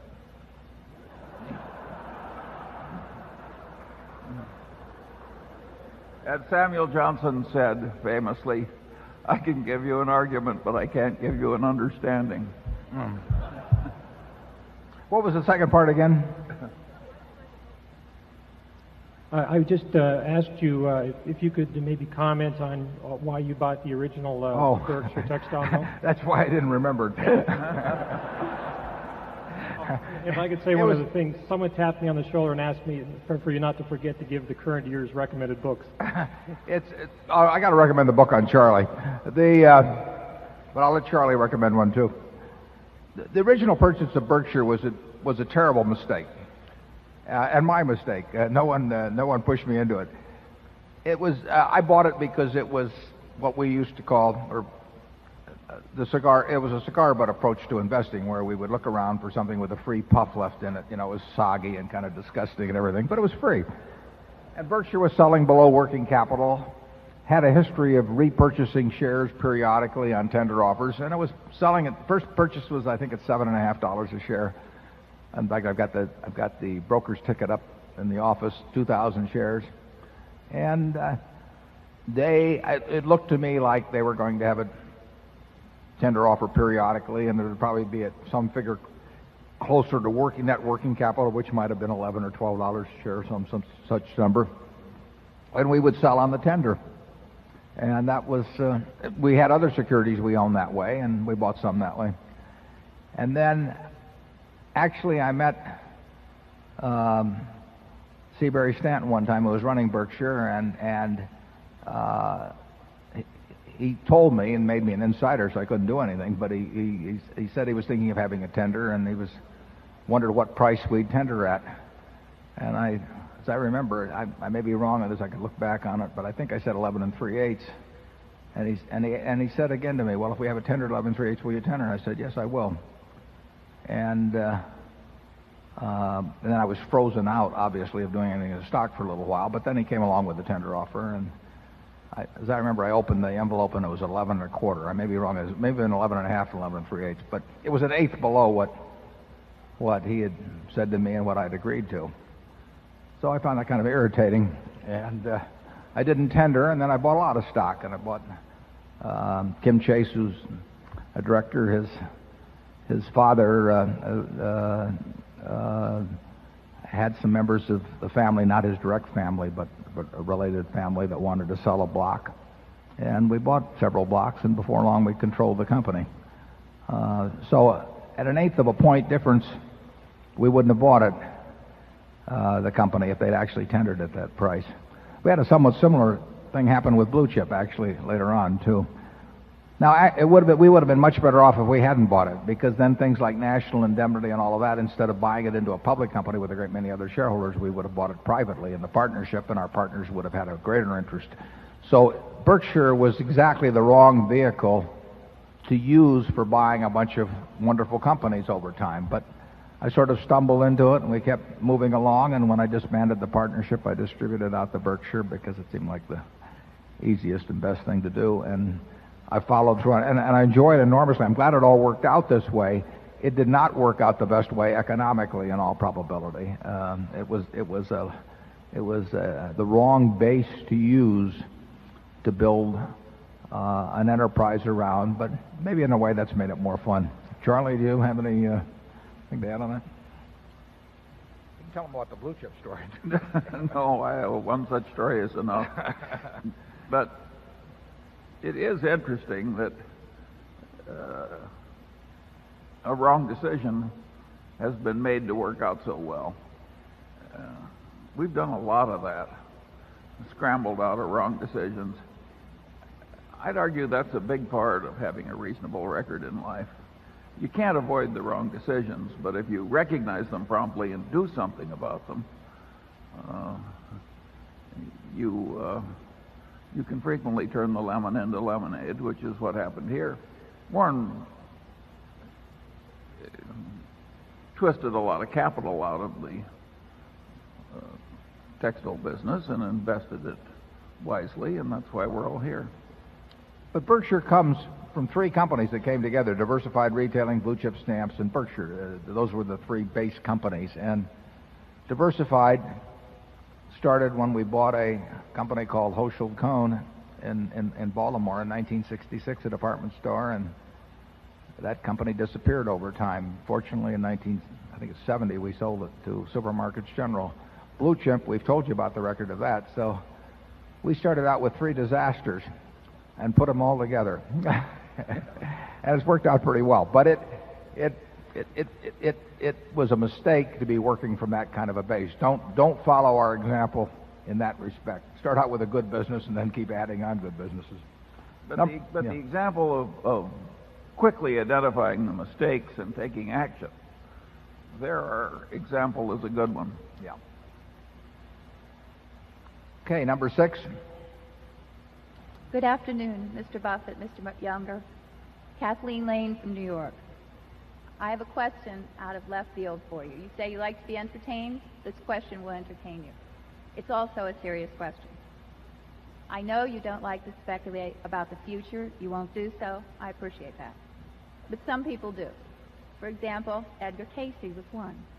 He didn't pick stocks or investments, but if he had, he would have probably gone for that farmland that you were talking about earlier this morning, because he had a dream that in the year 2158, Omaha would be located on the west coast of the United States.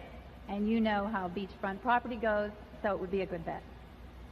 It won't be good for our super catastrophe business if that happens.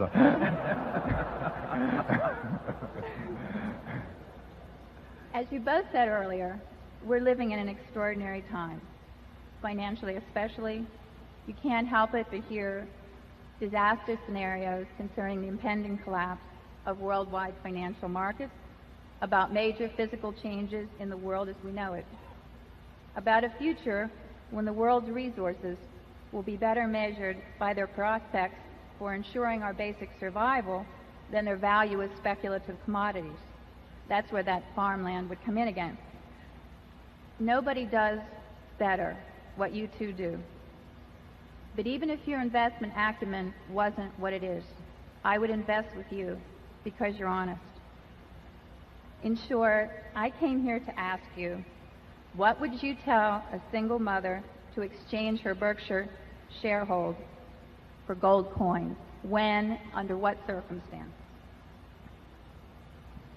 Well, I can't imagine ever exchanging any of my shares for gold coins. But, you know, I would rather trust in the intrinsic value of a bunch of really fine businesses run by good managers selling products that people like to buy and have liked to buy for a long time, and them exchanging their future efforts, the money that comes from their wages for See's Candy or Coca-Cola or whatever, than take some piece of metal that people dig out of the ground in South Africa and then put back in the ground at Fort Knox, you know, after transporting it and insuring it and everything. I've never been able to get it real excited about gold. Now, my dad was a huge enthusiast for a gold standard. So, I mean, I grew up in a family where gold was revered, if not possessed. And I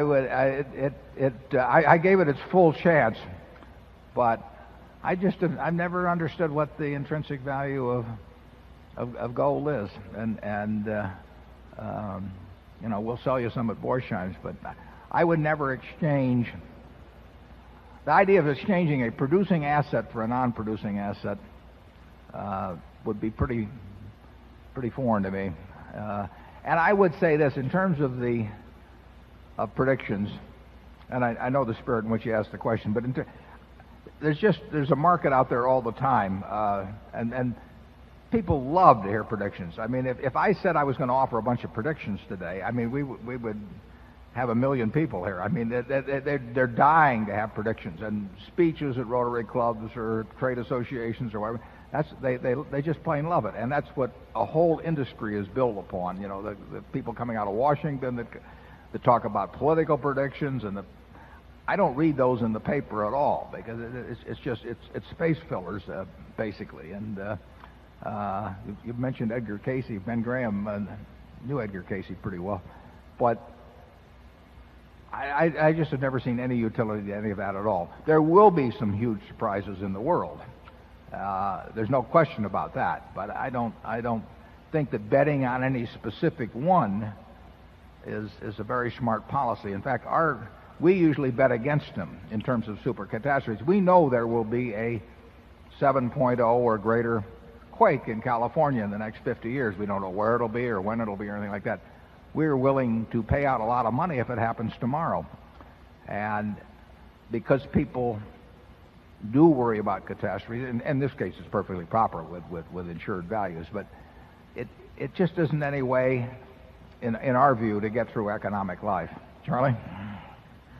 Well, I suppose the one time when a single mother might want to own gold compared to anything else is if she faced conditions like a Jew in Vienna in 1939, or, I mean, there are conditions you can imagine where some form of transportable wealth would be useful compared to anything else. But absent those extreme conditions, I think it's for the birds. Now, silver.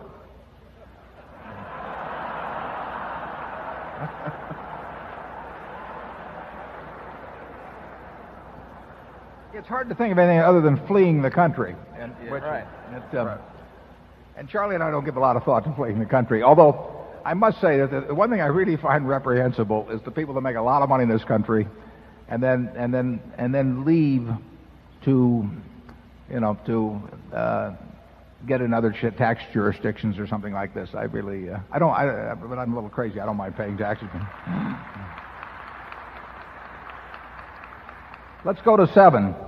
There are plenty of reasons, other perfectly valid reasons. I mean, people may want to live someplace else, but the ones who carefully arrange it so that they actually live here as much as they can. I think one of them wanted to be appointed.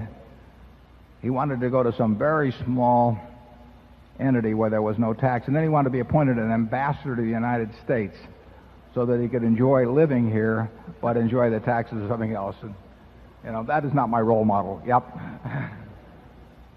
Hello, Warren. Hi, Charlie.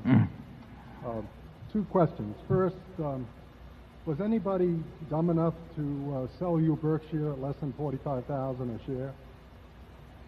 We did not repurchase any shares. My second question concerns float.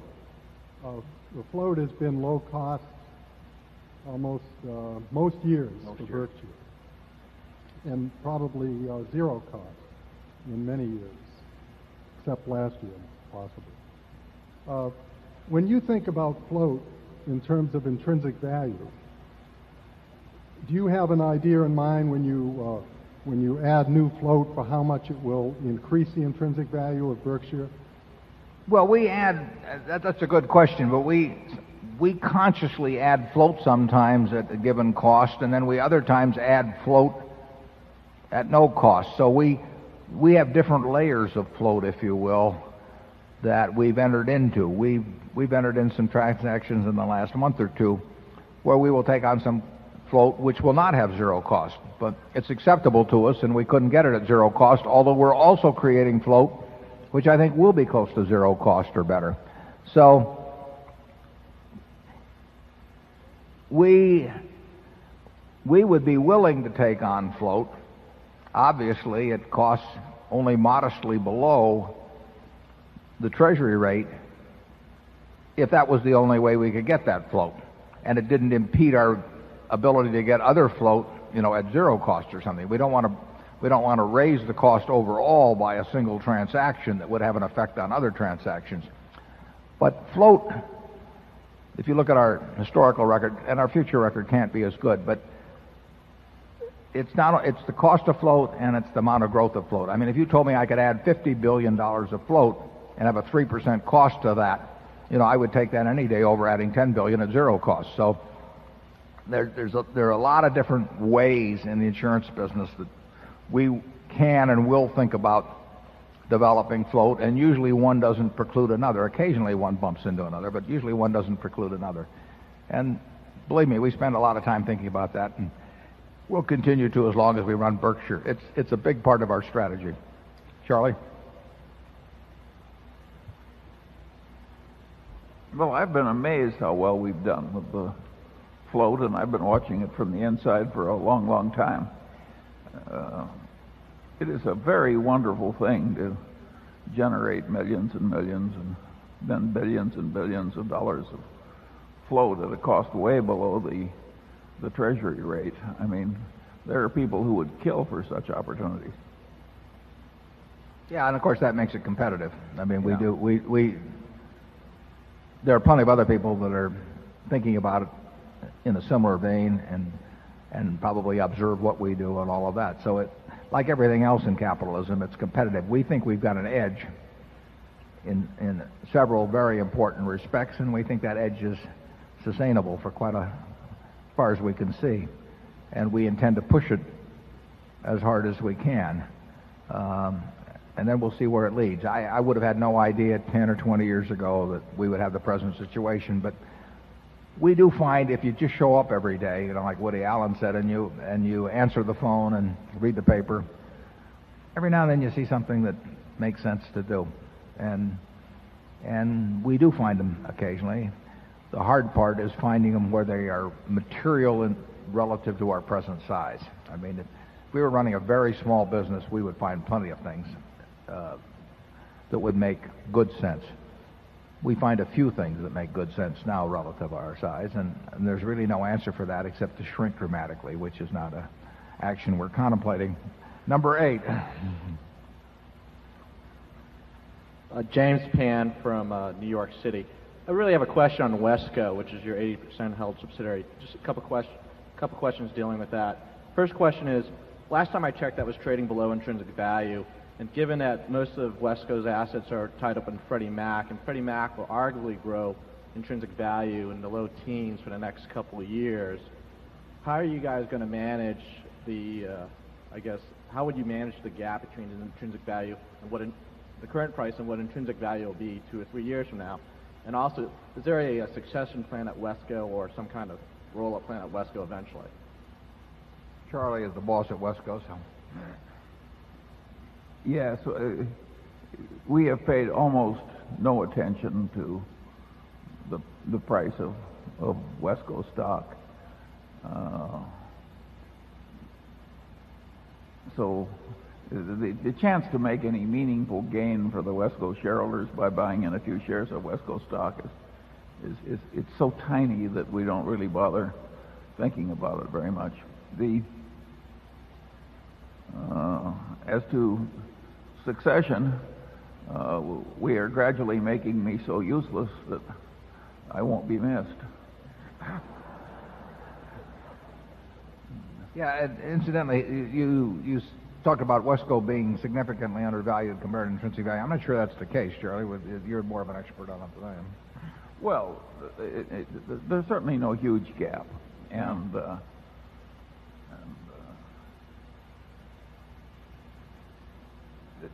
we don't spend a lot of time thinking about things that will make practically no money. Number 1. Hi, my name is Jason Tank from Traverse City, Michigan. Before I ask my question, I want to know if it's true that you guys are going to be here tomorrow at 9:30 to answer more questions. My question, I just recently read the book Quest for Value by, I think the author was Bennett Stewart from Stern Stewart Consulting Firm. And I want to talk to you a bit about, just ask you about different valuation methodologies and EVA in particular, and how that may or may not be more valid than, let's say, other benchmarks of value like PE or price to book or price to sales. Is that something closer? I noticed that the language that was used in this book was real similar to the type of language you guys use in your writings. So I'd like you to talk a little bit about EVA if you could.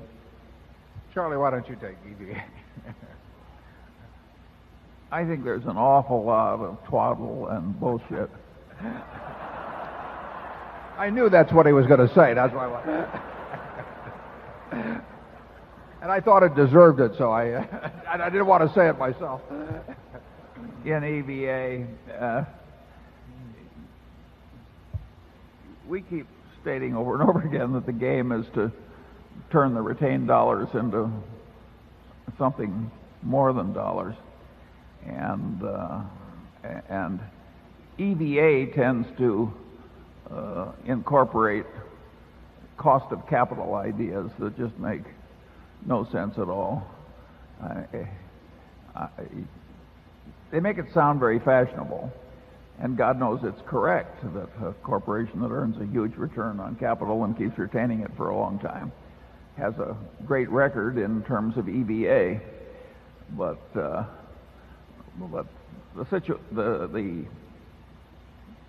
mental system as a whole does not work.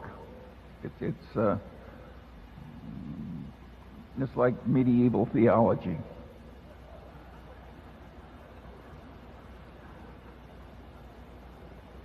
I like that second term better than the earlier one.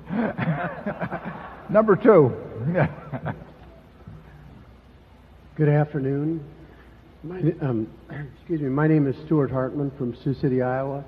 First, I'd like to thank you both for allowing a couple of Berkshire employees to migrate north to Sioux City. I work with Corey Wren and Mark Sisley, and they're both great guys. You did a terrific job training them. Mr.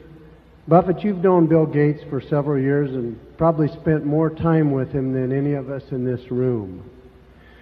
Would you feel that isn't the case if Jeff Rakes is here? I don't. Is Jeff here? Well, anyway, go ahead. But we did have a local fellow who comes from 30 miles from here, Jeff Rakes, who's a key Microsoft employee, and I think he's in town this weekend. I thought he was at the meeting. But I didn't mean to make the broad generalization to be argumentative. I just didn't want to think Jeff. I was trying to muscle him out. Sure. That being said, I guess here's the way I'll rephrase this. Would you feel comfortable sharing with us how your relationship began, how it evolved with Mr. Gates, and with regard to his spirit and competitive nature, how vigorous do you expect him to defend his company's position against the government and state's current antitrust suit? And then for both of you, Mr. Munger included, what, in your opinion, are the odds that the government and the states will prevail and split his company into pieces? And then since Mr. Munger mentioned, I guess I'd ask, could we have an update on the company's silver position and its future as an investment as well? Thank you for opening that door. Okay, well, he can close them too. Yeah, I really don't feel comfortable speaking for Bill at all in terms of what he's going to do. In fact, I think they've been out quite outspoken, he and Steve Ballmer both, about what Microsoft will do. So I don't want to try and rephrase that or modify it or do anything else, because they know what they're saying when they say it, and I would take them at their word, and I really shouldn't be adding anything to it. I met Bill because a very good friend of mine, Meg Greenfield, was the editorial page editor at the Post. She called me one time 10 or more years ago, and she said, Warren, she loved the state of Washington and had grown up out there, so she said, can I afford to buy a second home? She was living in Washington, D.C. now, and so she said, can I afford to buy a second home in Washington? And I said, and she said, I'll send you all my financial information. I said, Meg, you don't need to. Anybody that asks me whether they can afford something can afford it. It's the people that don't ask me, they never can afford it. So I said, just go do it, and it'll make you happy. And so she did. And then a year or two later, she wanted to have me come out and see what she'd done, with my mild encouragement. And so I went out there and visited. It was the July 4th weekend in 1991, and they had this parade on this island and everything she wanted me to see, and she had a few other people out too. And then she was a friend of Bill's parents, and so we went down there to the Hood Canal to visit them when I was back there to meet the parents. And I think Bill didn't want to come, but Kay Graham was coming in. He wanted to meet her. He didn't want to meet me. And so he came in, and then we hit it off immediately. We had a great time. And, I mean, he had this chimpanzee to whom he was going to try and explain this technical stuff, but I was kind of an interesting chimpanzee to him. So, he's a terrific teacher. So we spent a number of hours, and we just plain hit it off. And I found it very interesting what he had to say, and we've had a good time ever since. And we play bridge together and golf together, so I can tell you that he's quite competitive in those games. But I can't tell you anything about Microsoft or anything. I don't know that much about it. It wouldn't be right if I did know anything personal to be talking about it. Charlie, you know Bill. Yeah, well, I don't want to speak for anybody else either. I happen to be quite sympathetic to the Microsoft side of the pending antitrust case. But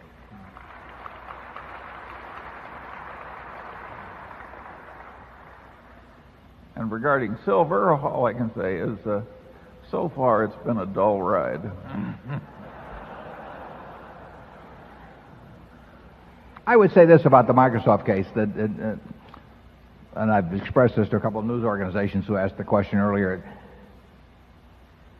20 years ago, this country really had sort of an inferiority complex about its place in the world economic order. And we talked about having a country of hamburger flippers, and we thought we were going to lose our steel industry and our auto industry. And we really didn't quite see how America fit into the world where it looked like the Japanese and the Germans to some extent, and all those were eating our lunch. So, and there are many of you who are too young to remember that, but there are many of you in this room who will remember that. And we were very depressed about our economic situation in this country. And then this, whatever you want to call it, information age or whatever, came along, fueled by technology, and we've just swept the world aside. I mean, we are so far number one that it's difficult to think who's number two. So here we have, and it's changed. In some way, it's contributed to a change, I should say, in the national mood, and it's what part of our prosperity is accounted for by it, no one knows, but I think everybody in the room would agree that it's significant.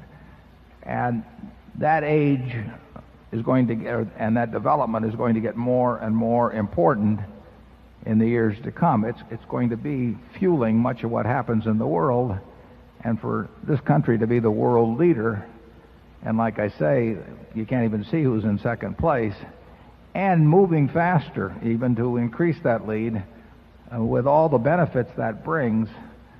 I think we've got something working very well that probably doesn't make a lot of sense to tinker with too much. So I would not want to go in with a meat axe into something that is pulling this country along, in my view, in a huge way. And I don't like to tinker with success, and it's an important success. It's really an important success. Charlie and I may not understand how to play that in terms of buying the companies that are going to do well 10 or 15 years from now, but we know some companies will do well, and we certainly know it'll have a huge benefit to society, even if it makes business less profitable but makes the society more efficient. I mean, that is a huge edge to have. I would love to have the most efficient industry in the world in this country, even though it might pull down returns on capital against the less efficient system. So I think neither one of us would be inclined to go in there and mess around with something that's working.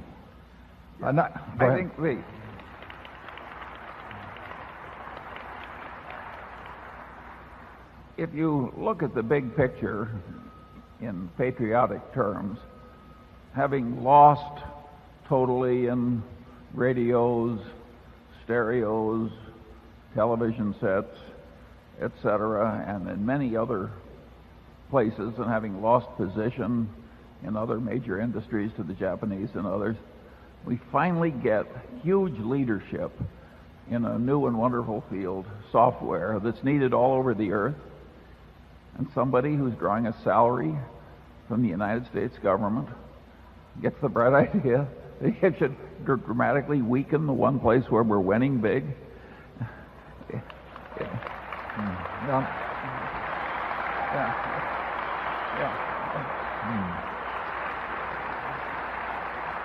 And he actually goes home at night and is proud of himself. Okay, number 3. Good afternoon. Joe Levinson from New York. You mentioned in this year's annual report that the operating environment that GEICO is facing, especially with regard to pricing, is going to get even tougher this year. I'm wondering if this tough environment that GEICO has been facing over the last few years, is it something cyclical, or is there something more structural going on here that we should be concerned about? Well, actually, what has happened is that it's been unduly benign the last few years. So I would regard this as much more a return to normalcy, what's happening. The profits in auto insurance industry-wide have been far higher than I think are sustainable, and higher than I would have predicted 5 years ago would have occurred. So the industry got very, very lucky for a while. That wasn't necessarily good for us, incidentally. We made more money than we would have otherwise made, but there was a big umbrella over the industry too, so that less efficient competitors still did very well. We do not find the environment which is going to be lower profits. We do not find that undesirable at all. I mean, we do not like having a huge umbrella over an industry. We want the most efficient to be the ones that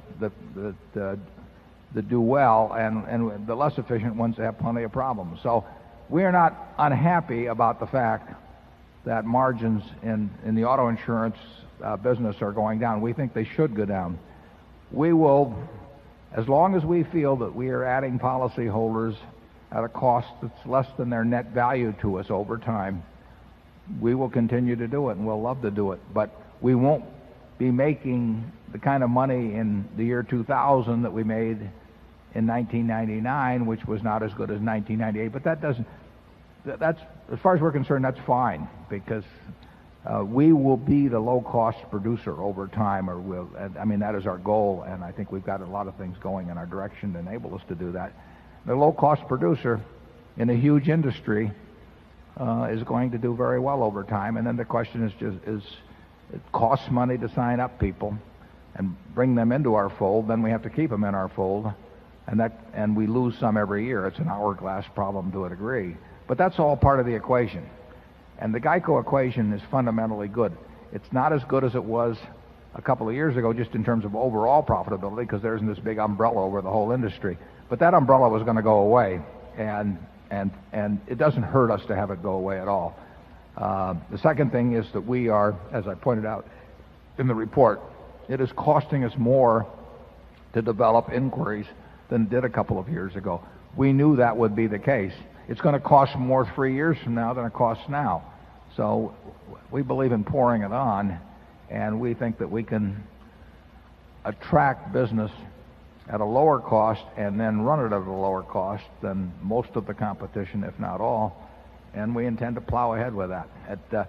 We will write, I said the industry, in the annual report I ventured that the industry might write at 3 points worse than last year. Well, 3 points on $120 billion of volume is $3.6 billion difference in the profitability, if that forecast happens to be correct. That bothers us not at all. In fact, we will not only take that 3 points of industry worsening, but on top of that, we will spend even more money to bring in business, which will make our figures specifically look that much worse in the near term.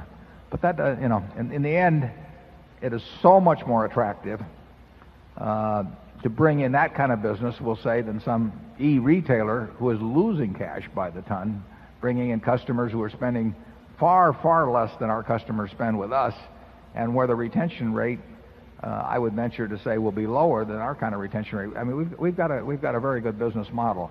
It's not as good as it was a couple of years ago. It's probably better than it will be a couple of years from now, but it's still far superior, I think, to the business model of most of the competition. We've got a great machine at GEICO, and we've got a sensational man running it, and Tony Nicely. I mean, he is the best in the world at running that business, and he's been there since he was 18 years old. And he knows it every way from Sunday in terms of how to run that business. I've known Tony for a good many years. I've never heard him say anything that didn't make sense. I mean, it's really interesting.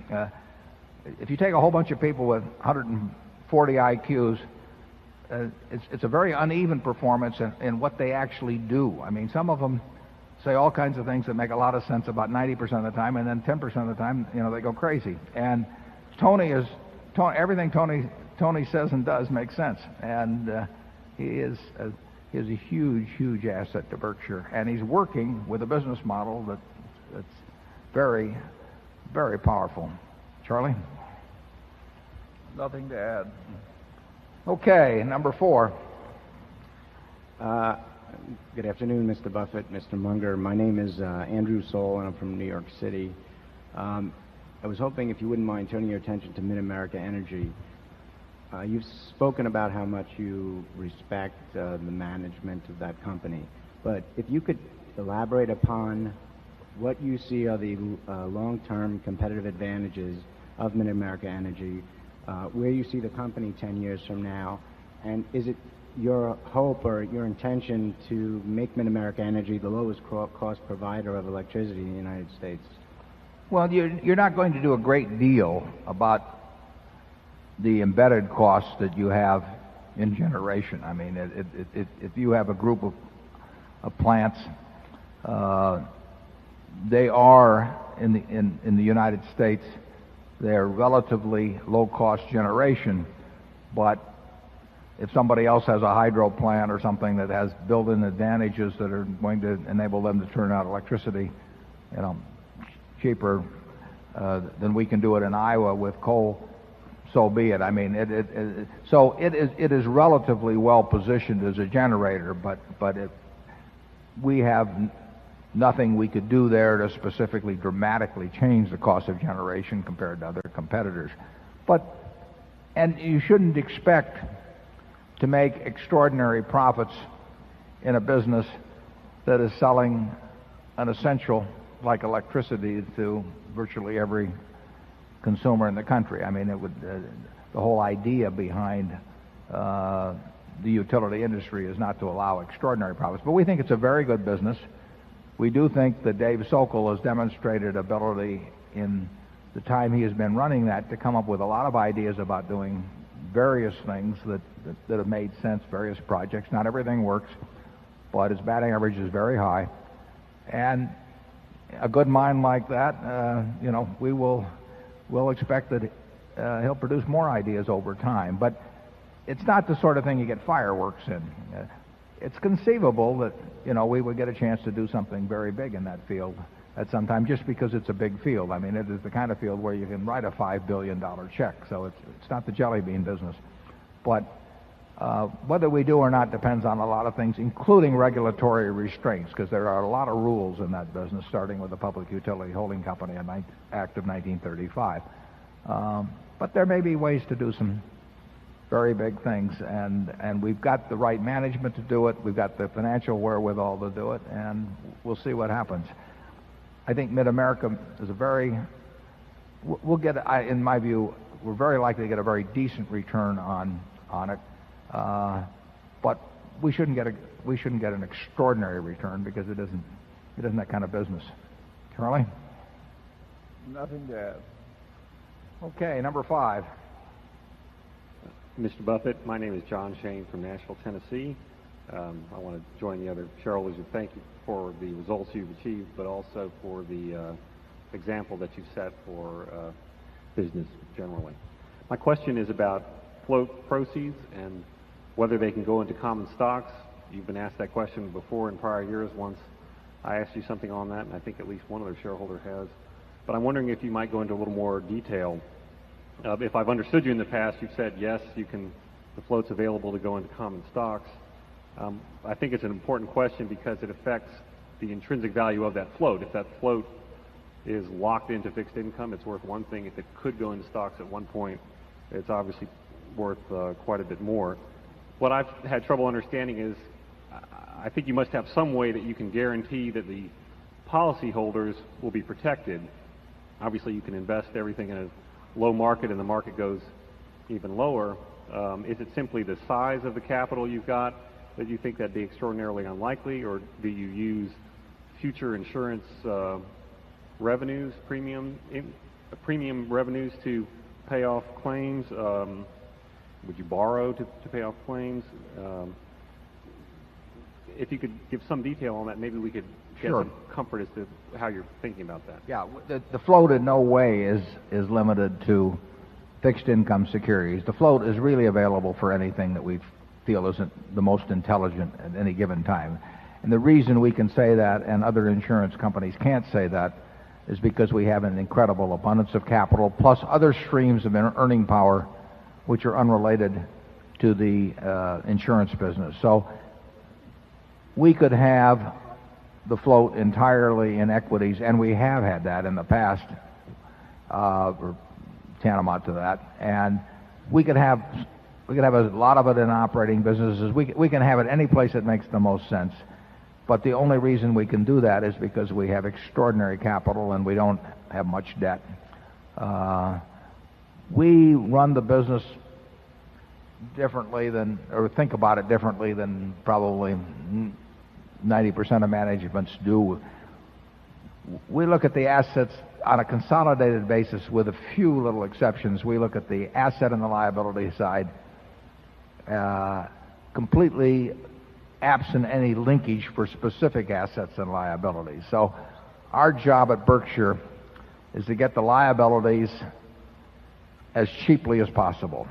We want all the liabilities we can get and not have any worries about fulfilling as cheap as we can, plus a lot of capital. And then we want all the assets to be employed as intelligently as possible. And we don't match up, $1 billion of assets on the asset side against $1 billion of specific liabilities on the right-hand side. There's one or two exceptions to that, but that's where we're required to. But that's the basic approach. So when Charlie and I think about Berkshire, we're thinking about how do we get as much money as we can, as cheap as we can, without in any way endangering our ability ever to pay anybody under any circumstances. And then how do we put it out in a way that we feel the most comfortable on the asset side at the best returns. And frequently that will be equities, and it has been over the past. Sometimes it won't be. I mean, we can't find them, but that's the goal. And float is available just like in virtually all cases, just like common equity. We don't distinguish those in our mind. And that gives us, that flexibility gives us some edge, and perhaps quite an edge at times, over our competitors. Charlie? Well, yeah, you can see that in the results to date. We have used that edge in the past, and we hope to use it in the future. Number 6. Hi, I am Kevin Pelon from Simsbury, Connecticut. Let me just say quickly that I'm really looking forward to Charlie's book, and I hope it expands on the talks he gave that were reported in OID with regard to having a certain number of models that you need to understand and prosper in life. I have 2 questions, and I'll ask them quickly in succession because you may want to punt on the first one. The first question is, I'm interested in any comments you might have that would expand on your general interest in the branded apparel companies, Liz Claiborne and Jones. And the second question is, I wonder if you would comment on the future of Freddie Mac with all the current brouhaha. Every year there's new brouhaha, as you know, with the buyback of the 30-year bond and the search for a new benchmark, and the Treasury saying that perhaps the agency securities were not backed by the full faith and credit of the government. Yeah, we're not going to be able to help you too much on some of those because we may have some views, but they may be things that we don't really want to talk about. The Liz Claiborne and the Jones Apparel investments you're talking about, the Jones Apparel is a decision that was made by Lou Simpson at Geico. Lou runs a separate portfolio of equities for Berkshire. They're held in Geico, but obviously they're for the account of Berkshire. And that portfolio is well over $2 billion. And to some extent it can be expanded or contracted based on what Lou would like to do. And he runs that 100% on his own, and he's compensated based on how that portfolio does. He makes decisions, buying and selling, without talking to me at all, which is the way we like it. Sometimes there's an overlap in our decisions, but for example, when I first found out about Jones Apparel, I'd never read an annual report of the company. I didn't know what they did or anything. But that's Lou's baby, and he's very good at managing money, and he's a fellow that has 100% of my trust. So I know his general criteria for investing, which is quite similar to mine, not identical, but quite similar to mine, and he's got a familiarity with businesses that, again, is quite similar to mine, but not identical.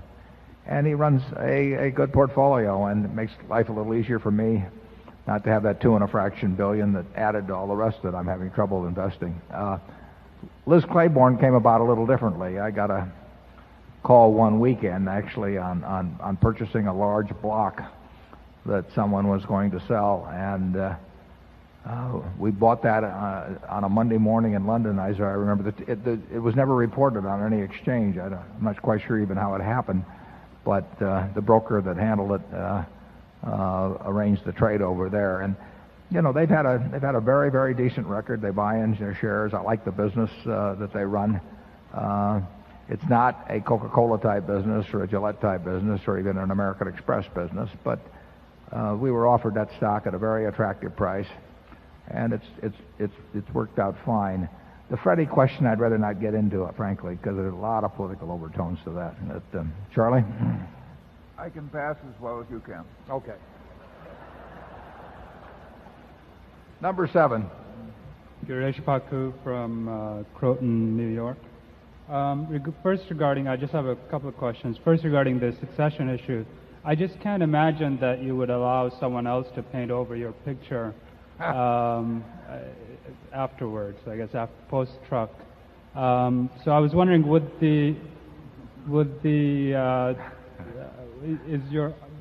is the nature of your succession plans more of a caretaker role of the museum, or is it more active? That's the first. It would be more active. No, the last thing in the world I would want would be a caretaker. That would be I would not want that to be my legacy. The second question is regarding inflation. While I appreciate your focus on the specific businesses and your insistence that you not try to predict it, we've been very fortunate by successively lower rates of inflation, and I'm wondering, with all of the money sloshing around between real estate and stocks and all the other places, whether you are concerned about inflation, what effect that would have on the insurance businesses of Berkshire, and what you can do to guard against those risks. Yeah.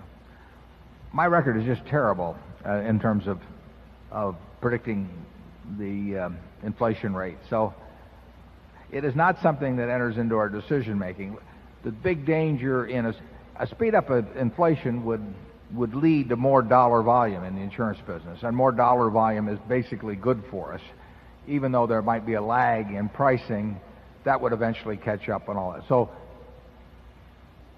absent the next factor I'm going to mention, inflation is not necessarily harmful at all to something like a Geico. As you get into longer tail liability lines, such as a General Re might have, inflation has this effect of hitting liabilities that were created 4, 5, 10 years earlier, maybe, and they get settled in current dollars, and obviously that ratchets up the cost of settling those liabilities in kind of an unpredictable way. The danger in inflation to something like Geico would be that people during inflation, they get irritated about the price of everything going up, and there's some things they can do something about, and there's others they can't. And then there's some they think they can, even though they can't, and one of those might be the cost of insurance. So the people might get very upset with the system of auto insurance when they see a very significant part of their annual budget, because the auto insurance policy on average is significant to people and virtually every consumer in the country.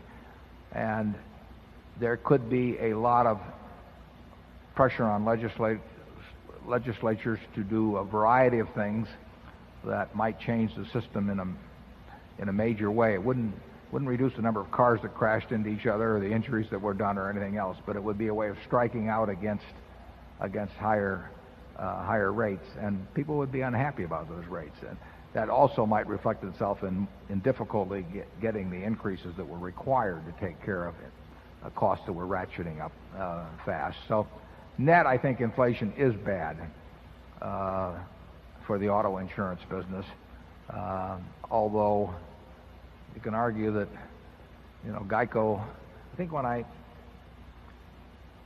first got interested in GEICO, they had about it was in 1951, I wrote it up in the security I like best, I think they had about 175,000 policies, and I think they were writing about $7 million of business, which would be about $40 a policy. Now, if we were getting $40 a policy now, our premium volume would be, the company would be a whole lot less valuable than it is. And so one way or another, it ended up going from that period of $40 an average policy to $1,200 or $1,100 an average policy without the roof caving in on it. And it has been made more valuable in dollar terms by a combination of inflation and a great business model without it getting destroyed in the process. Nevertheless, I would prefer a non-inflationary environment. It's better for the whole world over time, and that's the way our hope goes. And then we have this so far unwarranted fear that the kind of conditions that have existed over the last 15 years might cause a reignition of inflation, which to date it hasn't. I don't know any more about what's going to happen than you do, though, on that. Charlie? I don't know anything either. Number 8. Good afternoon, gentlemen. My name is Zeke Turner, and currently finishing up my senior year at Taylor University in Indiana. So 4 more weeks, and I'm out of there. As someone studying finance, I do appreciate your comments as to the teaching of investment in academia. It certainly has some development that can make there. I do say that with hope that very few grad school admissions officers are listening right now. But I do want to say a special thank you, quickly if I could, to all those professors who do have the intelligence and the guts to actually teach value investing on that level and go away from efficient market theories.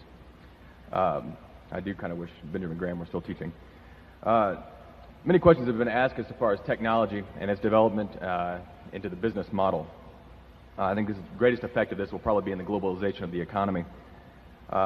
This has had and will continue to have a significant impact on the business model as we know it today. Now, except for certain growth opportunities, they may have a smaller effect on companies such as See's Candy or Nebraska Furniture Mart, but has had and will continue to have a dramatic effect on companies like Gillette, Coke, who have significant international presence. My question is, how does your approach change, if at all, in light of the international expansion? I'm particularly interested in the introduction of greater difficulty in understanding the business models, in the understanding of the economic future, and the economic risk associated with the international scene. In addition, do you actively search for a global scene for investment opportunities? Yeah, the answer is that we obviously like businesses that are good businesses at present volume and that have the chances to expand significantly with similar economics. And with any business that's been around the United States a long time, there's probably more opportunity, potentially anyway, around the rest of the world than here. And Coke is growing faster, although it's grown well here, but it's grown faster around the world than here, and that's been true at Gillette also, just because we were a more mature market. So we love the idea of products that will travel. Some travel well, some don't. I mean, it's an incredible world that way.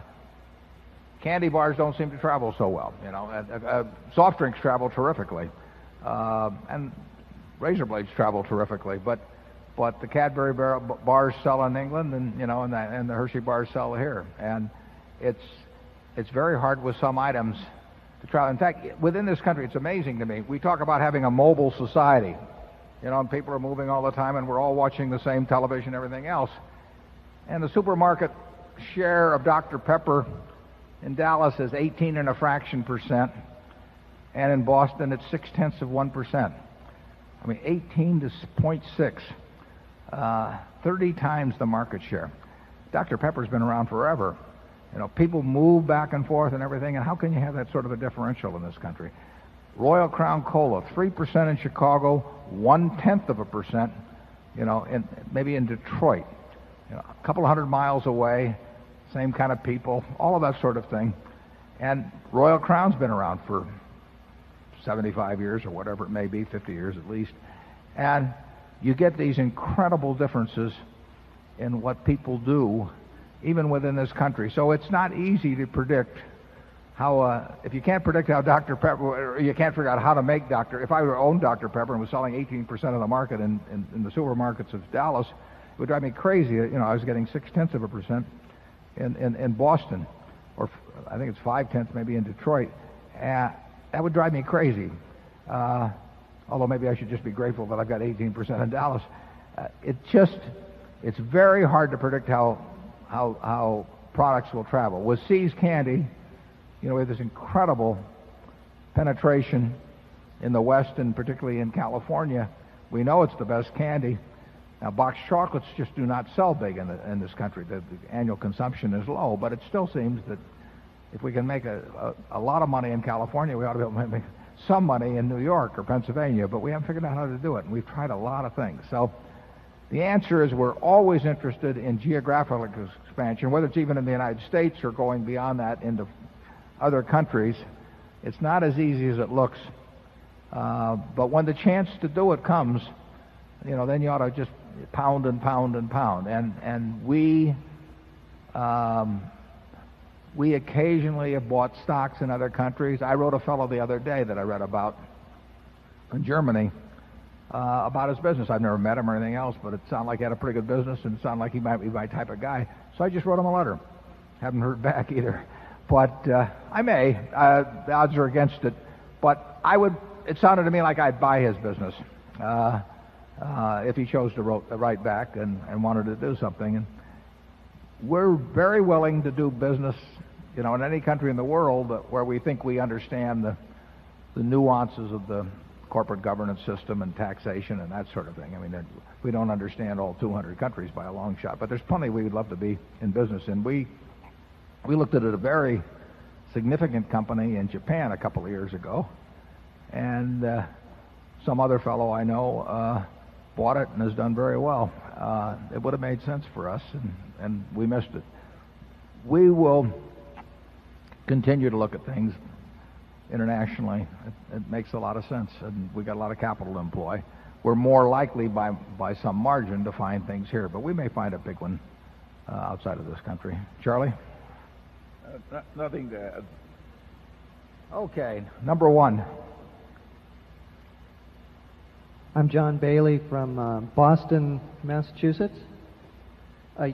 You commented in the annual report that only part of GEICO's marketing expense last year was required to maintain the business. This seems to get to the heart of owner earnings, where in the first part you can value the existing business very well through this observation, and you get a direct measure of the dollars invested in new business. And it seems that you should be able to make similar observations about other businesses that you may be interested in investing in. So could you use this as a jumping off point to describe examples perhaps of how you contemplate companies' marginal investment opportunities or their return on marginal capital, and how much weight do you give to the value of the existing business in your investment decisions, or the value of the, so to speak, in-force book? Well, we, as we explained earlier, are looking for ways to create more than $1 of value per dollar we lay out. We'd love to create $3 of value or $4 of value, but we'll settle for $1.10 if that's all we can get. We don't consciously make decisions that are 90-cent decisions for a dollar laid out. None of this is that precise when you get into the application of it. What we do know is that there's enough of a margin at say, a GEICO expansion effort, that it's pretty compelling that it makes sense. Part of the limitation there, as I explained in the report, too, is a question of infrastructure and all of that. So it isn't solely a question of saying, can we lay out another dollar and will that have a value of $1.10? Because if we strain the organization beyond its ability to service people, we may be hurting the book business already on the books. I use the GEICO example in the report because it's big enough so it's meaningful to shareholders. I mean, we're doing things all the time that cost us money in the short run that we think will more than produce a commensurate value over time, but not on the scale that we're doing it at GEICO currently, and we may step up that scale even. So I thought it important to lay out those figures, even though I can't be precise. When I say, that it might be $50 million to maintain, I don't know that figure. It could be 70, it could be 30, maybe I'm off even more than that. But that's my best guess, and I think the shareholders are entitled to my best guess, and they're entitled to know how much we are spending beyond that maintenance cost to build the business for the future, which we don't obviously capitalize on the balance sheet. So those, GEICO's by far the most dramatic, and we don't have comparable expenditures like that going on elsewhere. But we are spending significant money, for example, to take NetJets to Europe, and we'll be spending it this year and next year, and then as soon as that starts looking good, we'll be going to Asia and spending more money. I mean, all of those decisions are made that way. They're not on the scale of the GEICO decision, though, at all. We want to give you the information in the report that, related to the size of the enterprise, would be material to Charlie or me if we were reading the report and not involved in the business in trying to figure out what our investment was all about. That's the goal and what we write. And then to keep it to a size that doesn't have to be sent UPS. Incidentally, I'm glad I got wandering along on that line, because we did have a lot of shareholders this year that got their reports even later than they received them in past years. Now, they were delivered, the reports that go to registered holders were put in the mail a few days after we go up on the internet here in Omaha, and they seem to get delivered okay. Street name holders, which are 10 times in number what the registered holders are, so we're really talking about 9 out of 10 shareholders, get their reports from a firm in New Jersey that is designated by their broker to take the reports from us and remail them. We pay those people a fair amount of money to do that. We know when we deliver those reports to them, which is promptly, and we know when they tell us that they send them out, and we inquire every day or more than once a day to find out whether they've gone out. And we got a lot of complaints this year that people hadn't received them at a time when you would have thought they would have received them. So we can we know when the designated mailer received them. We don't know for sure when they got them out, and we don't know for sure what happens at the post office. But the mailing went out about the same as in previous years, but the receipt apparently was somewhat later, and all we can say is that we apologize, but we don't have any better system. The people that have them in their own name will always get them dropped in the mail a couple of days after the report appears on the internet. We can assure you of that. We can't assure you of when the street name holders will get their reports, because that is a mailing that we don't handle, and no other companies handle them, to my knowledge. There is a firm that seems to do about 95% of that, and is designated by the specific broker with whom you have your shares. Charlie, you got anything to add? Okay, number 2. Hi, Mr. Buffett and Mr. Munger. My name is Will Obendorf. I'm from San Francisco, California, and I'm 11 years old. I have been a shareholder for 6 years at Berkshire Hathaway. My questions are, what are GEICO's sustainable competitive advantages? And my other one is, what are the implications of the internet on pricing for the auto insurance industry? Well, We're going to get your name and send it to Human Relations or whatever they call those departments. We want to hire you. The sustainable competitive advantage at GEICO is to be the low-cost producer providing very good service. And there will be a number of companies that provide good service. So that does not distinguish us from a great many competitors. Having the low cost is crucial.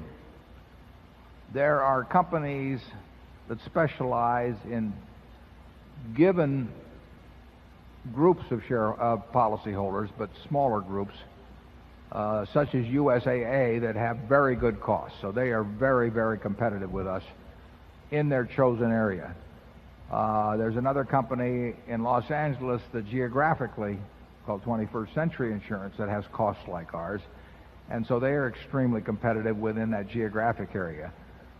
I don't think anybody is any better than us who operates nationwide. We don't operate in Massachusetts or New Jersey, but in the other 40 states, we will have a quote for about anyone. So in terms of a broad-based auto insurance competitor, our competitive advantage has to be low cost over time. Now, we also have to be as good at distinguishing among the risks posed by different kinds of drivers as other people. In other words, we have to be able to select people who are going to be better than average drivers, and we have to be able to understand who was likely to be a poorer than average driver. And the ability to do that, to distinguish those people, would be a competitive advantage. I think that many companies tend to be fairly equal on that point. So it's really at this cost level. And we care very much about cost, the same way that Charlie mentioned a company called Costco does, in terms of retailing. They figure their expense ratios out to hundredths of a percent, and that is important. So that is the competitive advantage. Now, when you get, and we have to sustain and widen that if possible.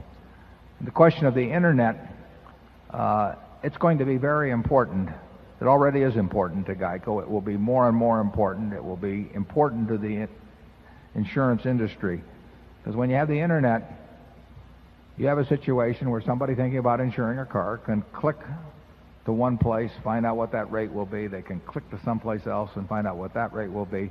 So in effect, they can shop all around without going from place to place to place and driving all over town or calling lots of agents. They can just do it right there in their den. And that makes it very important, again, that we be the low-cost company.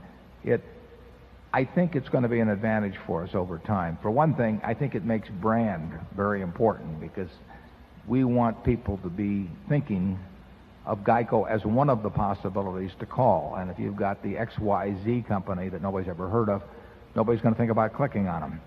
And GEICO's brand is becoming extremely familiar to people throughout the country, and we're spending a lot of money to make it even more familiar. So you've asked two very good questions, and I think we're in pretty good shape on both of them. Thank you. Charlie?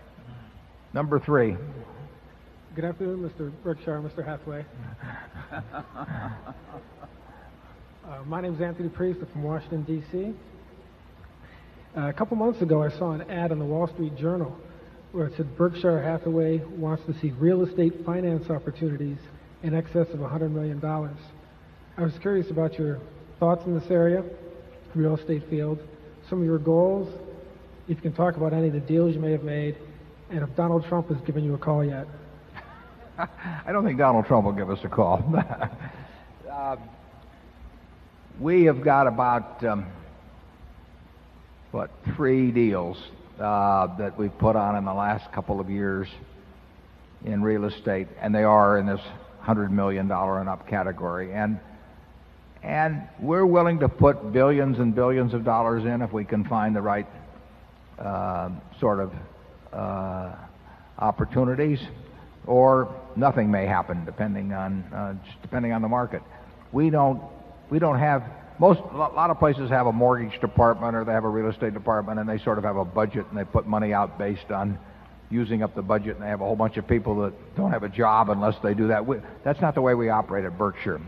We're willing, if the deals are right, we'll do many billions. If the deals aren't right, we don't have anybody whose job is dependent on keeping busy in a field like that. So we look at the deals when they come in. Mike Goldberg is in charge of that operation, and we kick things around. He's in the office right next to mine. So if he hears about a deal, we'll discuss it for 3 minutes, and we'll sort of know whether it passes the first threshold, and then we'll go on to the second and the third. But we don't waste a lot of time on things, and we don't care whether we make another deal or not. We'd like to if the terms are right. And that ad produced some inquiries, not from Donald Trump, and there's one or two, a couple of them are alive at the present time, and we'll see whether they work out. Real estate deals, by their nature, take longer to put to bed than the kind of thing we normally do. In fact, I can buy a business faster than we can make a real estate deal usually. That's just the way they work. But we could end up with we're very happy with the 3 deals that we've got. They're good uses of money, and I hope we find a lot more. But if we don't, I won't be upset. Charlie, do you have anything to add? Charlie's our real estate expert. Huh? Hardly.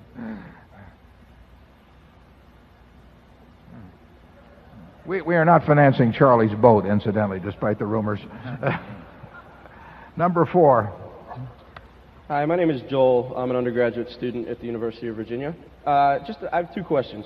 My first question is, how important do you think the structure of your fund is to its long-term success? And by that I mean, in the last couple of weeks, some other legendary investors like Julian Robertson and Stanley Druckenmiller have been forced to either close or restructure their funds as a result of a kind of vicious cycle of underperformance and subsequent redemptions, and then even worse performance.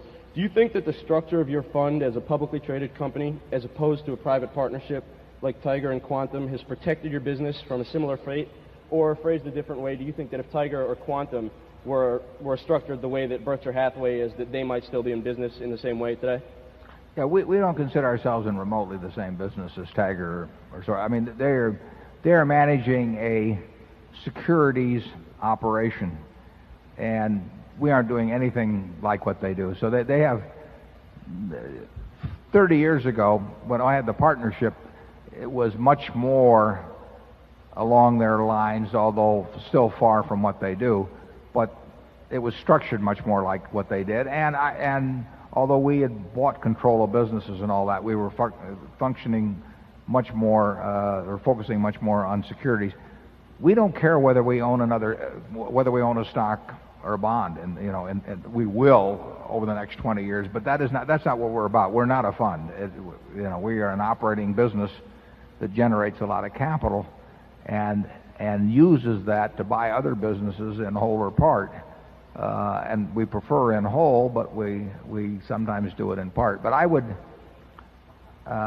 don't consider, which is a reason why I don't consider book value that important, although it's got the importance I attributed it to it earlier. But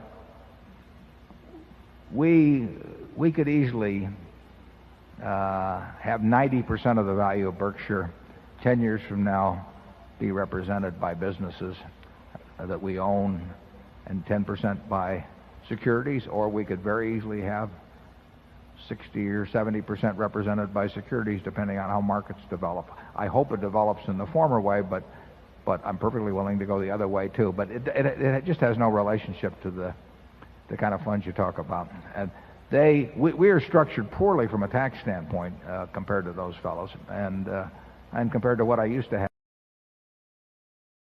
That's a decision we made, and we're stuck with it more or less. It's not a great tax structure if you're going to own securities, but we may not own that many securities over time. Charlie? Well, I do think that the people in the relative performance game who are trying to attract so-called hot money are living in a totally different world from ours. I mean, Soros, in the end, was not willing to have a lot of people make a lot of money in high-tech stocks and not be part of that game. And they got killed. We're perfectly willing to let something we don't understand very well rage on while a lot of other people make a lot of money we don't.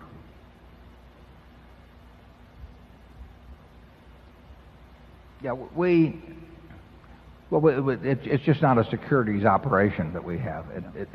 We own a lot of securities at present, and we'll probably own a lot 5 or 10 years from now. But it's not what Berkshire is necessarily about.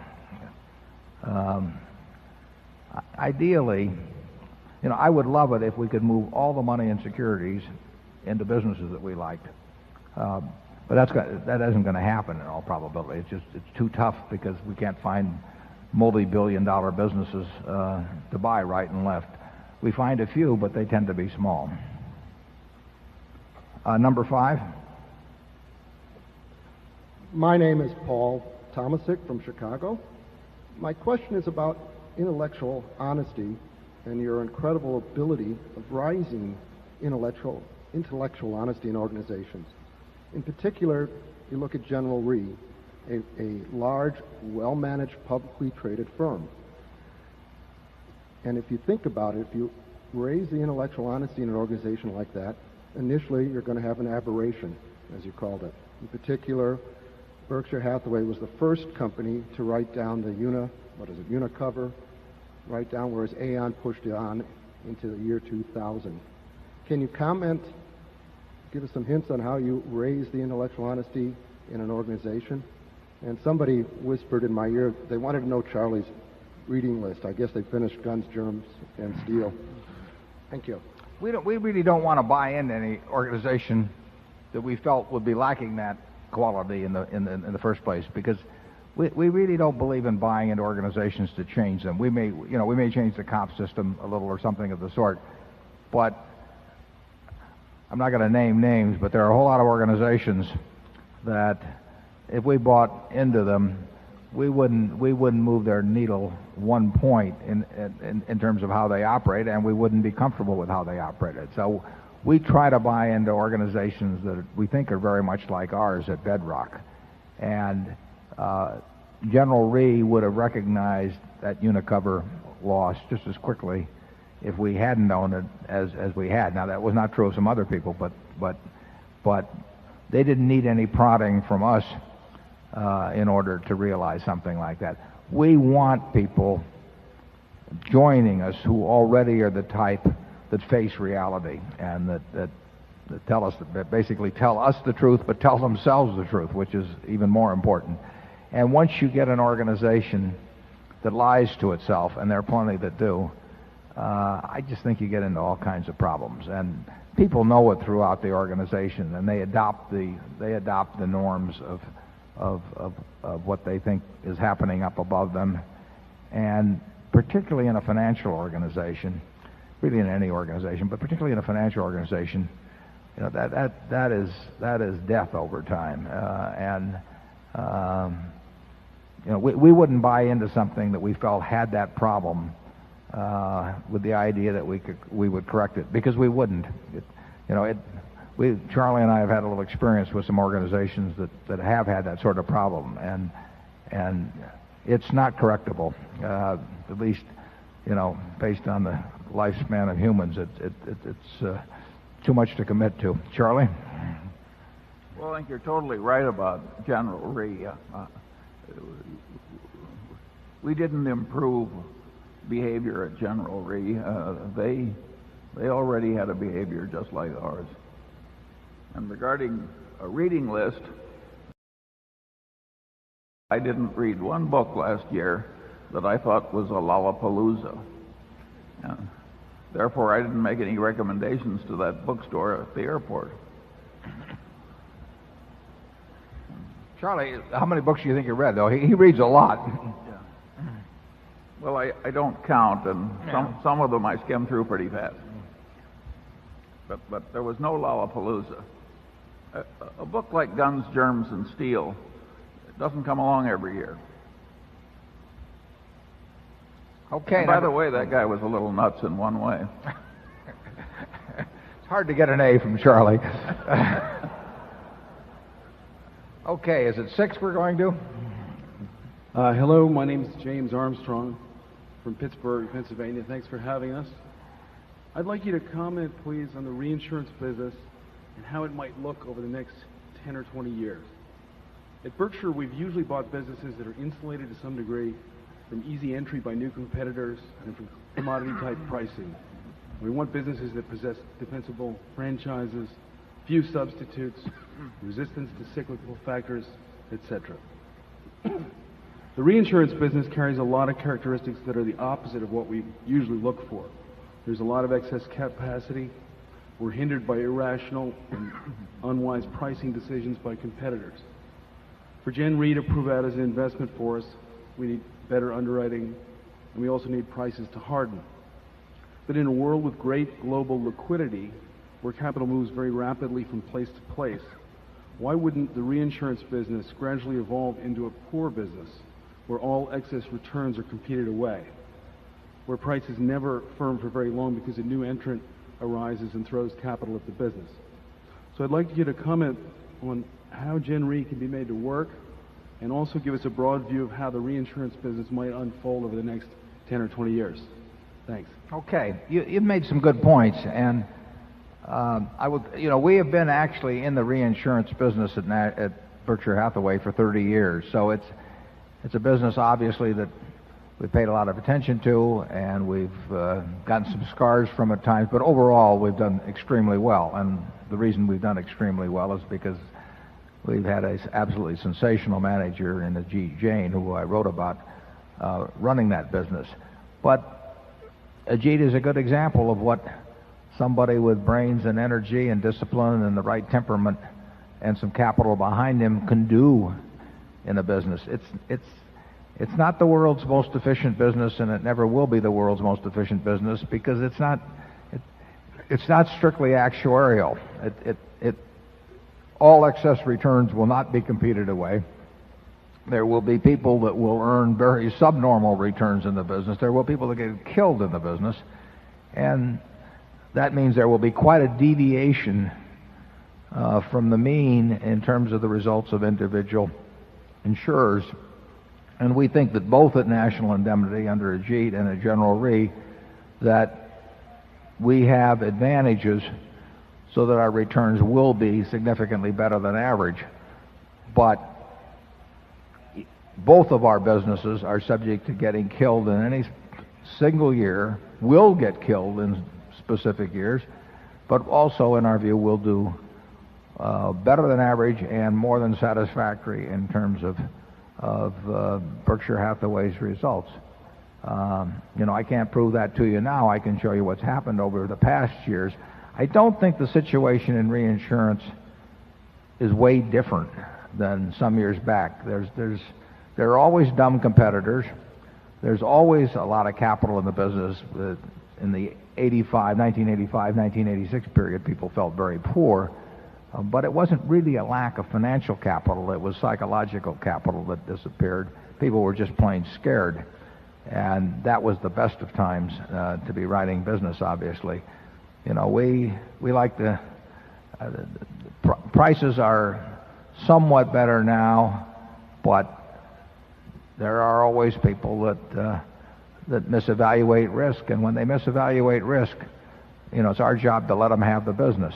That's easier to do with Ajit's business at National Indemnity than it is with General Re, because General Re has long-term relationships with many accounts, and the question of what you do when your competitor offers a price that's a little too low, doing business with for 50 years is a very tough decision to make. And so sometimes they probably do some business that might be labeled as necessarily evil. And Charlie always says that he doesn't mind an occasional transaction like that as long as you underline evil and not necessary. The nature of people in the business usually, particularly the frontline guy who is calling on the account, is to underline necessary, and as owners our tendency is to underline evil. Gen Re has done a terrific job over the years of balancing the necessity of continuing relationships along with the discipline of making sure they get paid enough. That was not done perfectly last year, and the conditions were very difficult for doing it perfectly, I might add, too. But I think that both at Ajit's operation and at General Re, we have two businesses that will do very well in terms of what we get out of them, and very well compared to their competition. But occasionally we'll have a very bad year. I mean, we could have something happen tomorrow, you know, a Tokyo earthquake, or I can name a bunch of them that would result in a very bad year, and that's what we're getting paid for. And if we price with discipline, our 20-year results can't be bad, no matter what any one year produces. And if we don't price with discipline, we'll get killed over time. Charlie? Yeah, I don't think the reinsurance business is quite as much of a commodity business as might first appear. It's not like an execution transaction when you sell government bonds or something, where one broker is roughly just as good as another. There's such a huge time lag between the time the premium is paid and the time the performance is given that you're making the customer is making a big prediction about the insurer's willingness to pay what it really owes, and B, its ability to pay what it really owes. I think we have a huge edge in reputation and actuality with reference to both those two factors. Yeah, we have a reputational advantage, and I think that in actuality it's even stronger than the reputational advantage. I mean, I can't think of a case where there's been any problem with having Berkshire or General Re write a check very promptly for anything it owed. I mean, we have never been subject to people suing us and getting money later on or anything like that after fighting us out in courts. It's not the nature of, it's not the attitude we bring toward the reinsurance transaction, and we have a reputational advantage, but like I say, I don't think it's quite as wide as it should be in some cases even. And then we have a huge attitudinal advantage in that we have no need, none, to write more business or the same amount of business or even something close to the amount of business next year that we wrote this year. There are no volume goals at Berkshire Hathaway at all, and that is not true at most insurance organizations. We report the results as they come in and as we see them, which also I think gives us an advantage in being realistic about all aspects of our business. We have huge amounts of capital behind us, so we can take large pieces of attractive business and keep them all for our own account. So we have a lot of advantages in the business, and they will translate into something better than the rest of the world gets. I don't know how much better, and I don't know what the rest of the world will get, but it's not insignificant, the advantages we have in the business. It's just about 3:30. We're going to have a directors meeting, and I really appreciate you coming out. Thanks, and we'll be back next year.